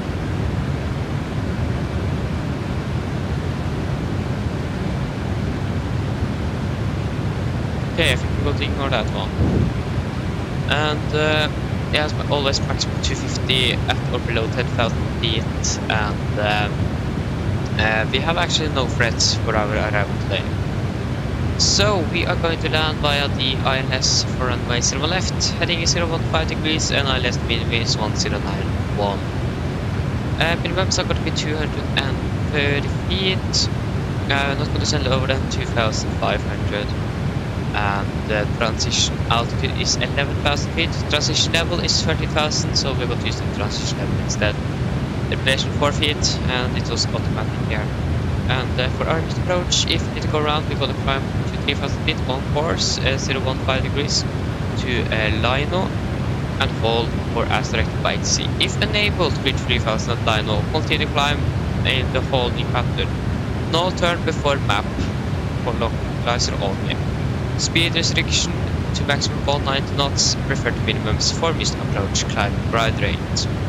So transition level is going to be 30,000 feet, that's something we need to remember. So for our taxi, we could expect... we're going to try to vacate at Echo 7 probably, and then the taxi down parking stands. Where's the parking stands? Gosh, it is so...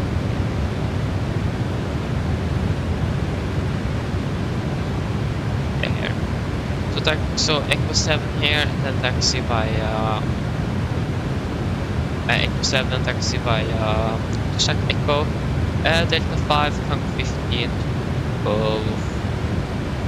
That's actually a good question.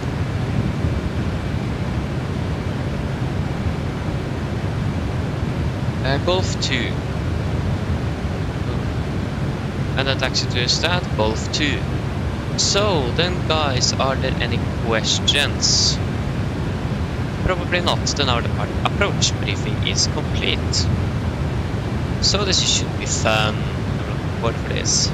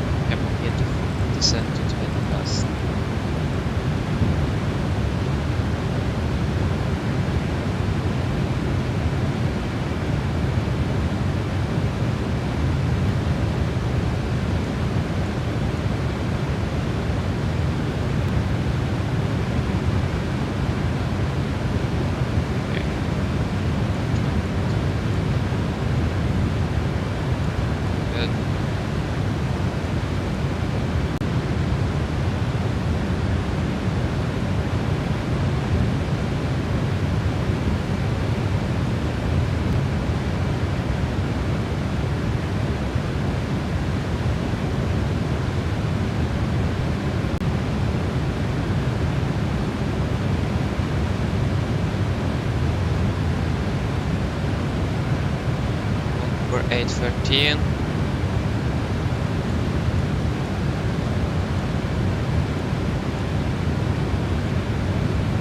One to 8, 17.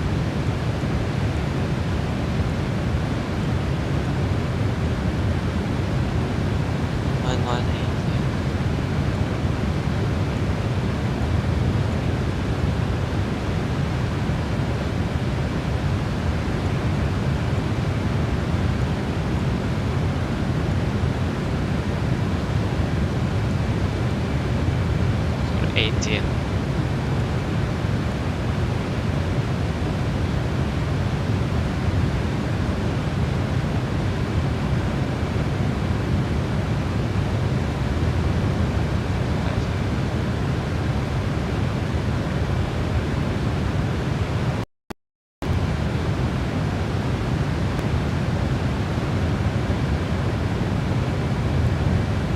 Descent checklist. Okay, descent checklist. Recall checked. Auto brake off. Landing data. Flaps 31.9 knots, minimum 230 feet, and a lift is complete. Descent checklist complete.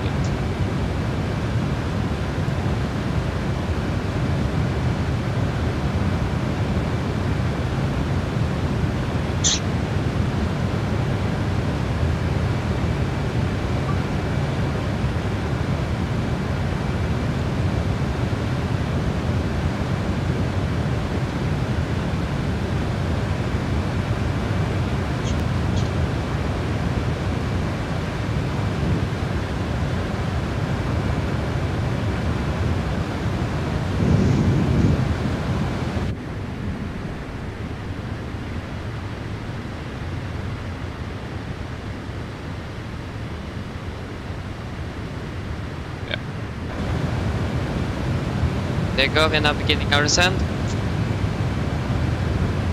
So then we can do a little VA to our beloved passengers.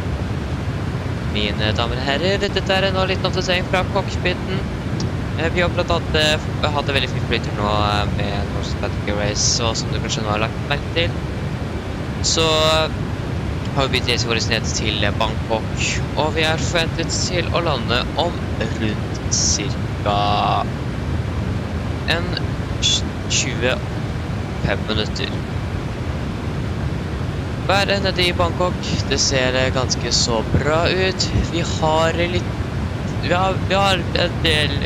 vind fra nord, og så har vi litt kyr i området og 28 grader. Vi har hatt en veldig fin flytter med Norse Atlantic Airways, og vi håper det kommer til å ha det fantastiske nede i Bangkok. Ladies and gentlemen, this is a quick update from the flight deck. I hope that you have enjoyed this flight so long with Norse Atlantic Airways.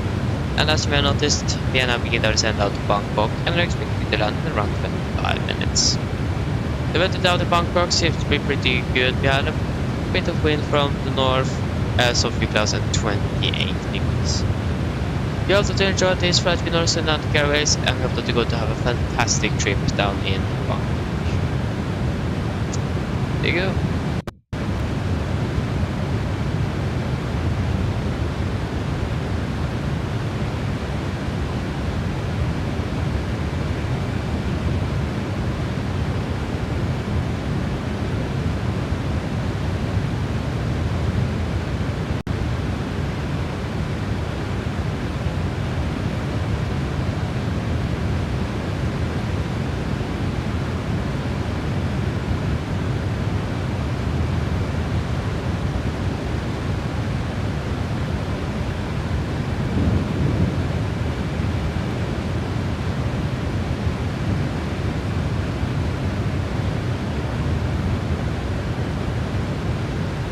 Zero 95.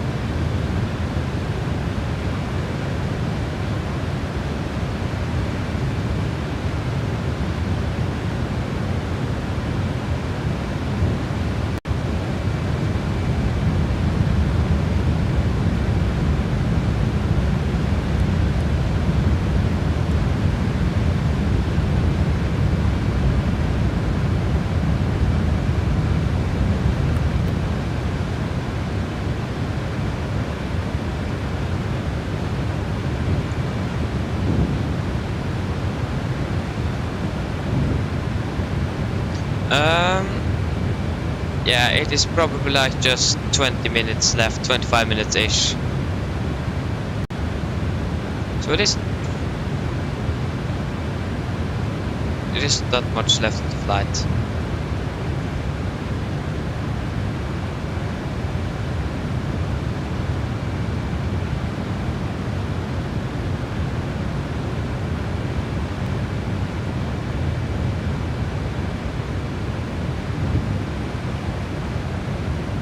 Yes, we are. Oh, that was okay. That messenger just disappeared.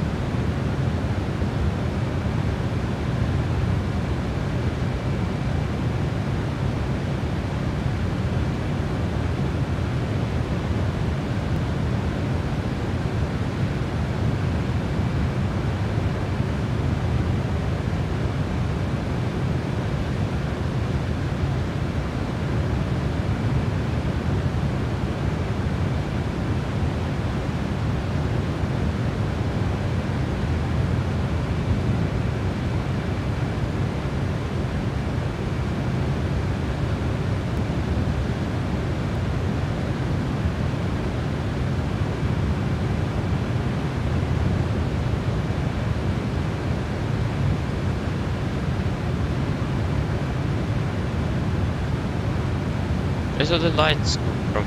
Oh.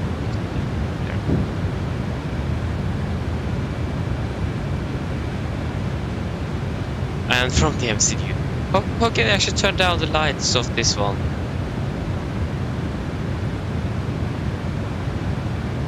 That's a good question. Cursor control. Oh.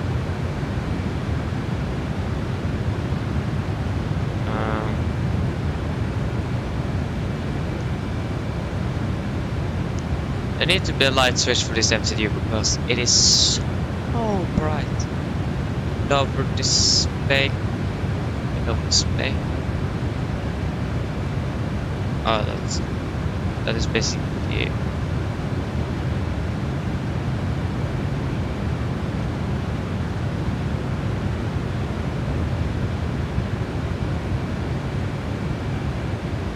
This. Oh, display. I've been. Yes, that is what it is. That's better. Still the standard is the display that we can't touch, but yeah.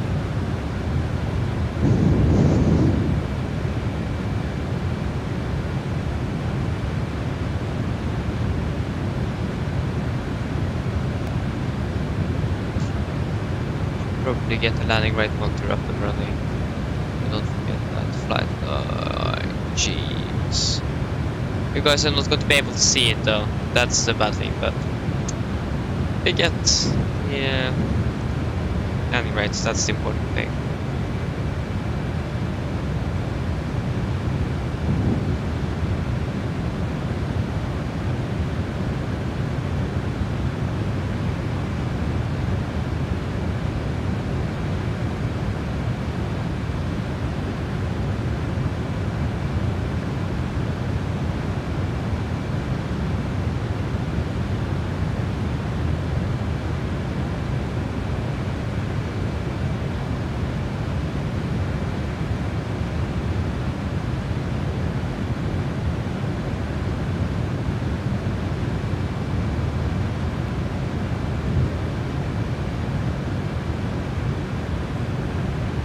Turn the seatbelts now.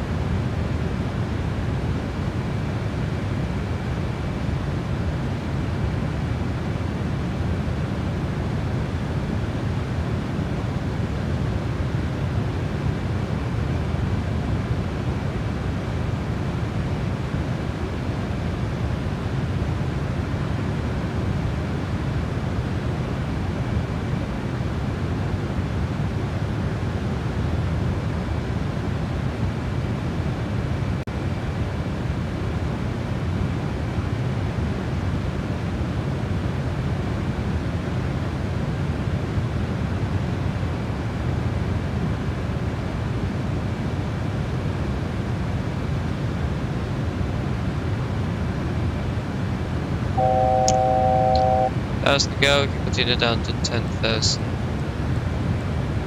And QNH 1011. FMC message.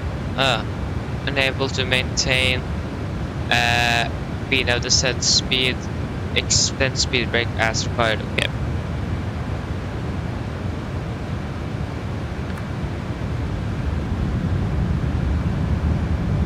Yeah, so QNH 1011.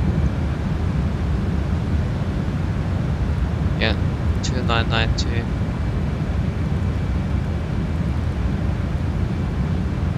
Like that. Yeah, that is already.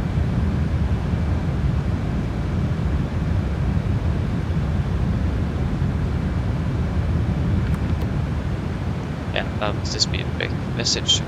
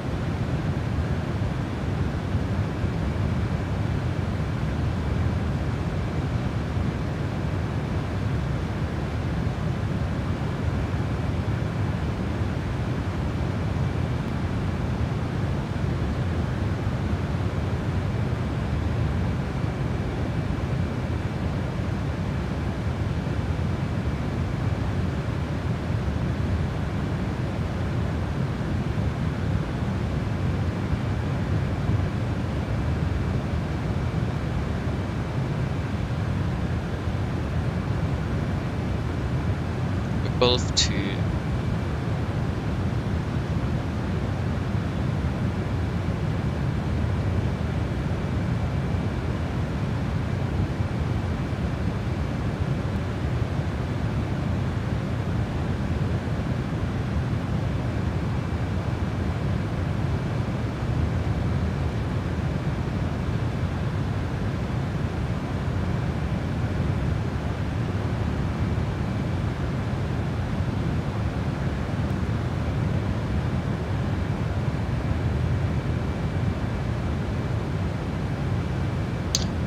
So we're going to exit it. We can bring it to descent to 3000 first.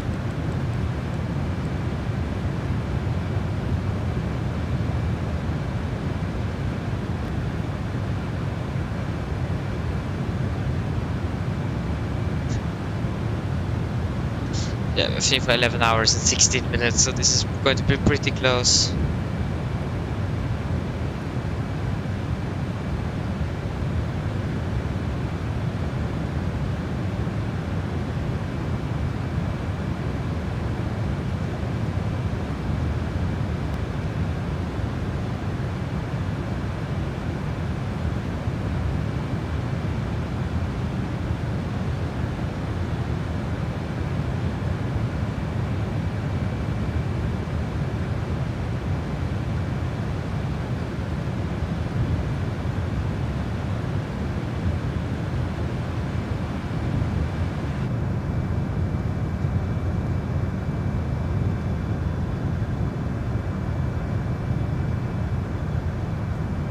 Looks really nice though. And this 787 is a really beautiful aircraft to fly.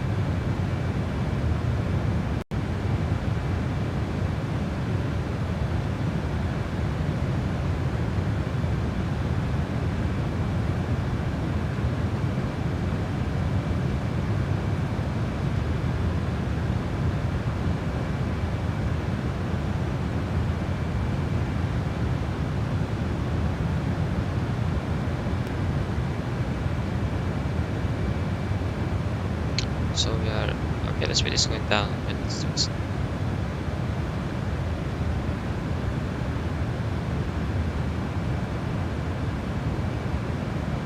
Okay, so we are now passing very soon 10,000 feet. There you go, passing 10,000. Landing lights on. Oh, that's a bright light there, and we'll turn on the light. FMC messages the speed brake again. I see.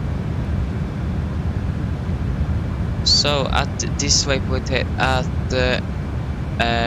Luni, then we are 13 miles out. So we want to descend a little bit quicker, to be honest.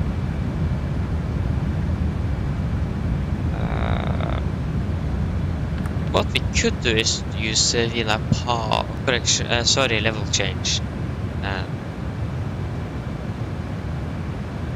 But we also need to.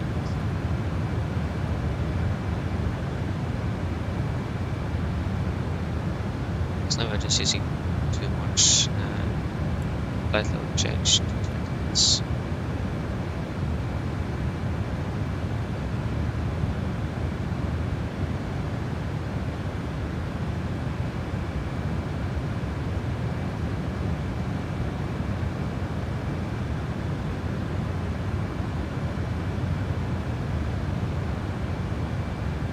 Oh, here we have the airport as well.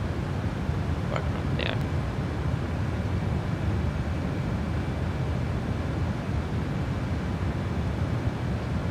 Can I just survive?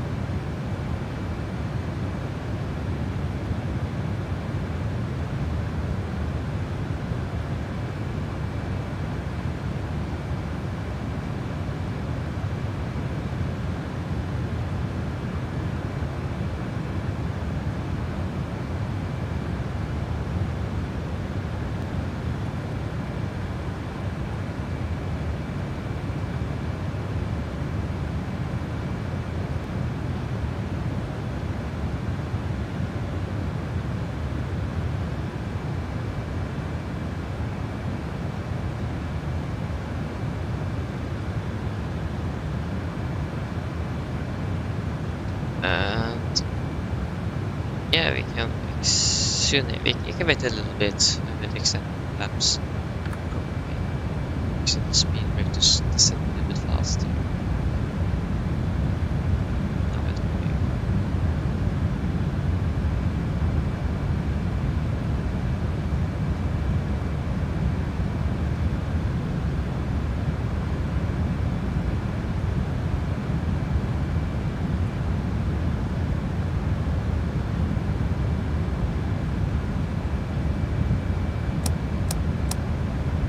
Oh, flaps 5.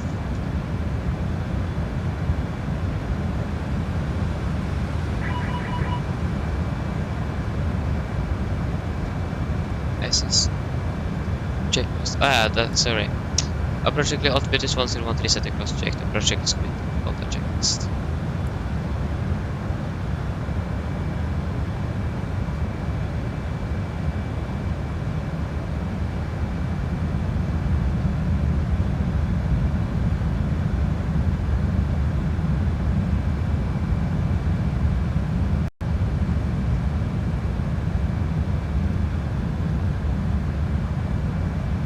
Okay, so heading select.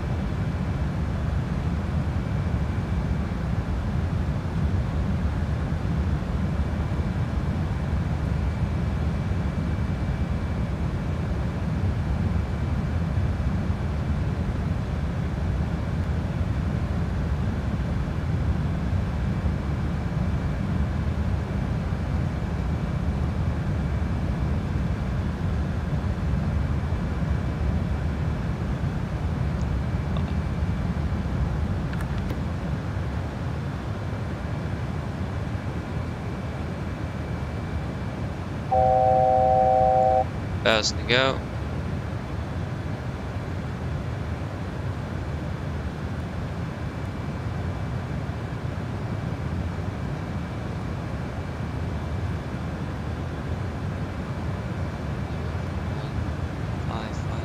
Degrees.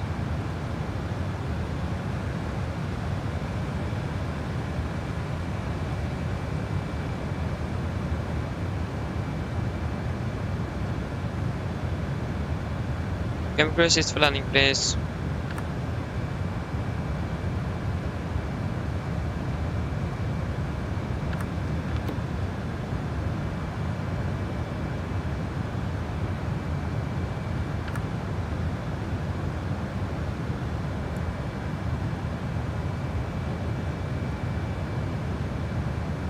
Cross captured.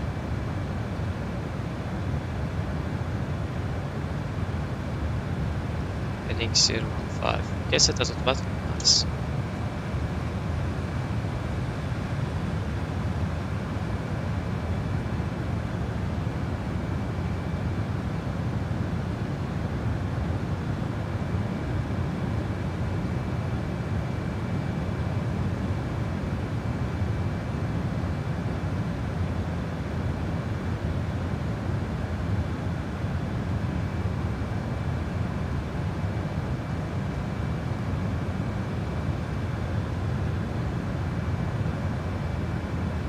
Cloud sub captured.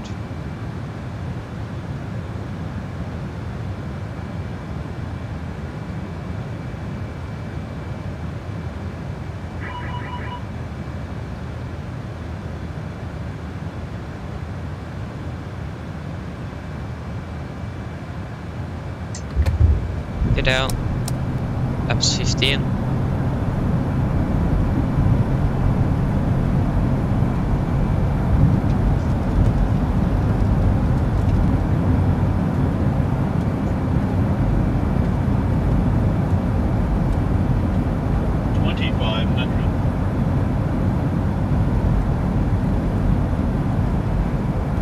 Missed approach altitude is 3,000 feet.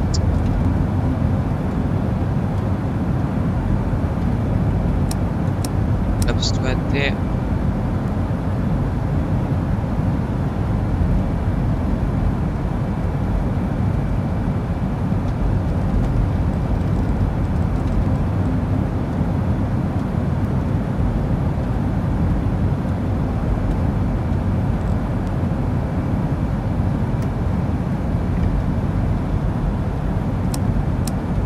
30.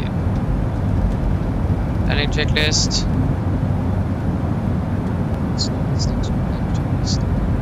Land checklist complete. Land checklist complete.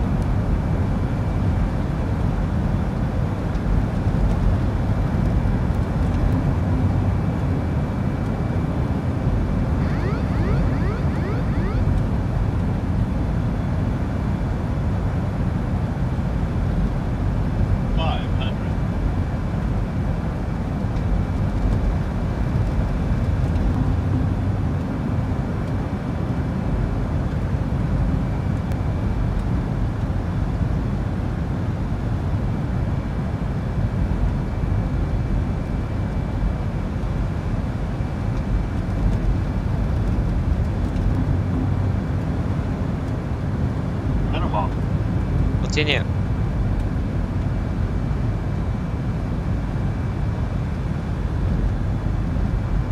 Fifty, 40, 30, 20, 10.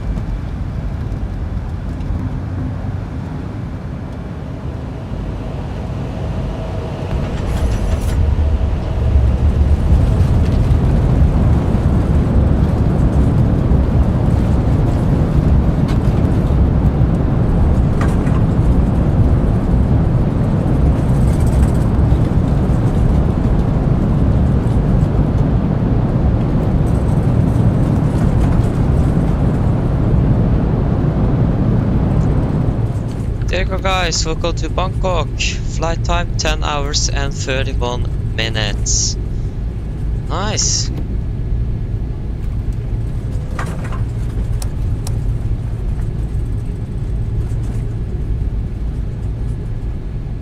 Okay, I think we can continue straight ahead.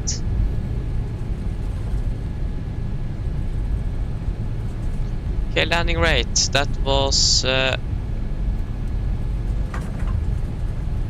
156 feet per minute. Was actually a pretty good landing, to be honest.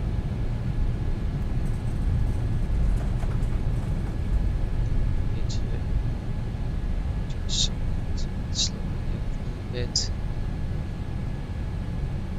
There, off, on, off.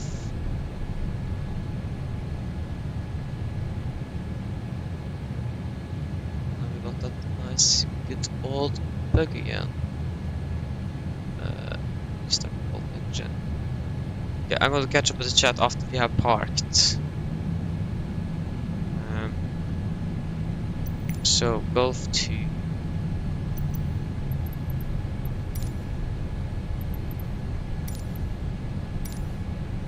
Should be just right there.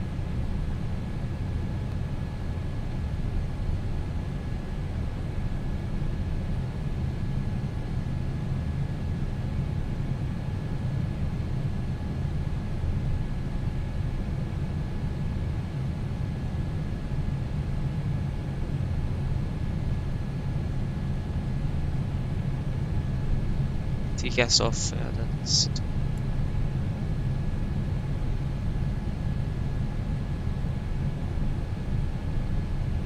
Okay, I can shut down engine number 2.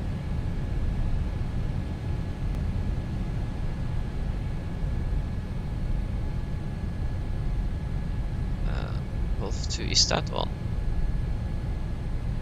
Makes sense because of all the ground services. That is good.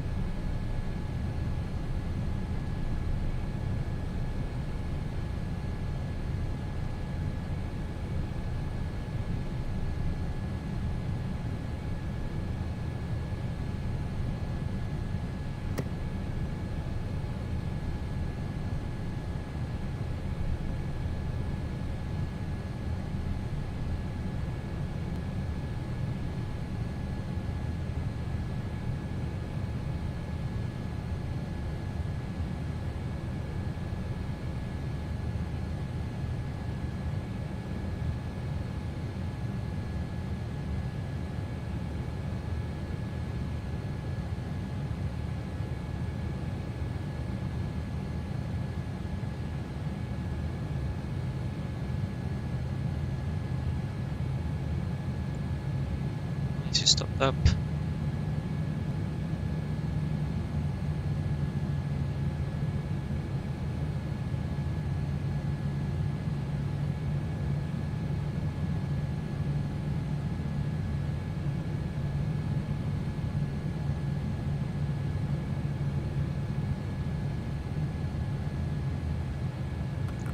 There you go.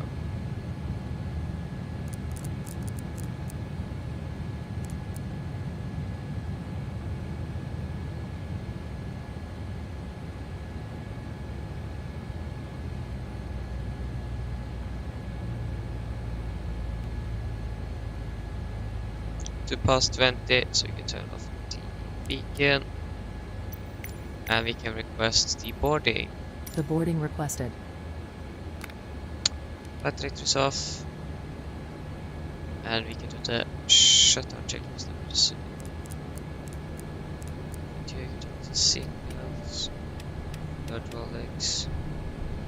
After checklist, parking brake set. So after the shutdown checklist complete, sorry. Yes! That was a pretty nice and long flight. Baggage handling is complete and the aircraft is clear, sir. Passengers deboarding starting.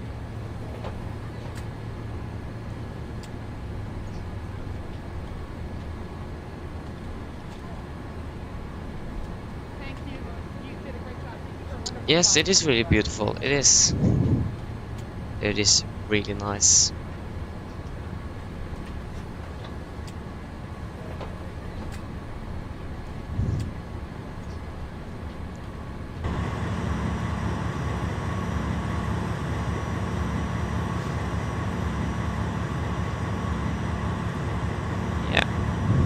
Looks really nice, and it had been a really nice flight as well. We still have half an hour, so we managed it. So that is, I'm really, yeah. We did manage it, so that is really nice. But a flight home again is going to be really difficult to do. So, like I said, probably I'm going to fly that by myself. But yeah, it was really enjoyable to fly down here. It's sad that we landed at the night time here, but yeah, it was still a really nice flight. We had sun for over half the flight, so it was really nice. And yeah. So what did I say? 10 hours and 31 minutes. So when I'm writing this down here, I need to fly back as well. So 10 hours and 31 minutes.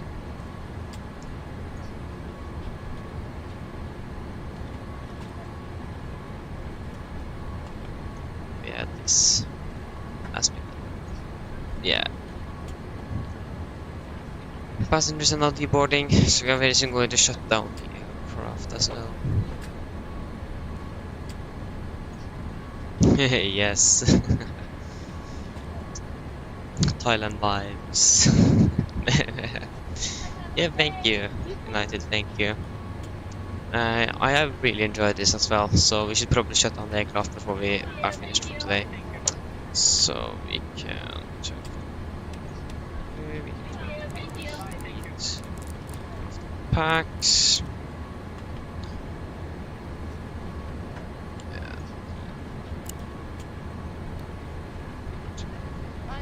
Exit lights. So there we go, the secure checklist is now also complete. So the checklist for today are complete. Passengers are nicely deboarding the aircraft. Trip.com, I never heard of that before.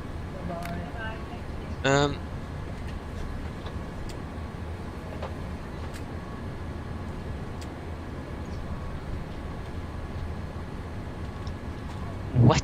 Yeah, it's yeah, then that's pretty strange. Yeah. So if we can just here and we can shut down the aircraft.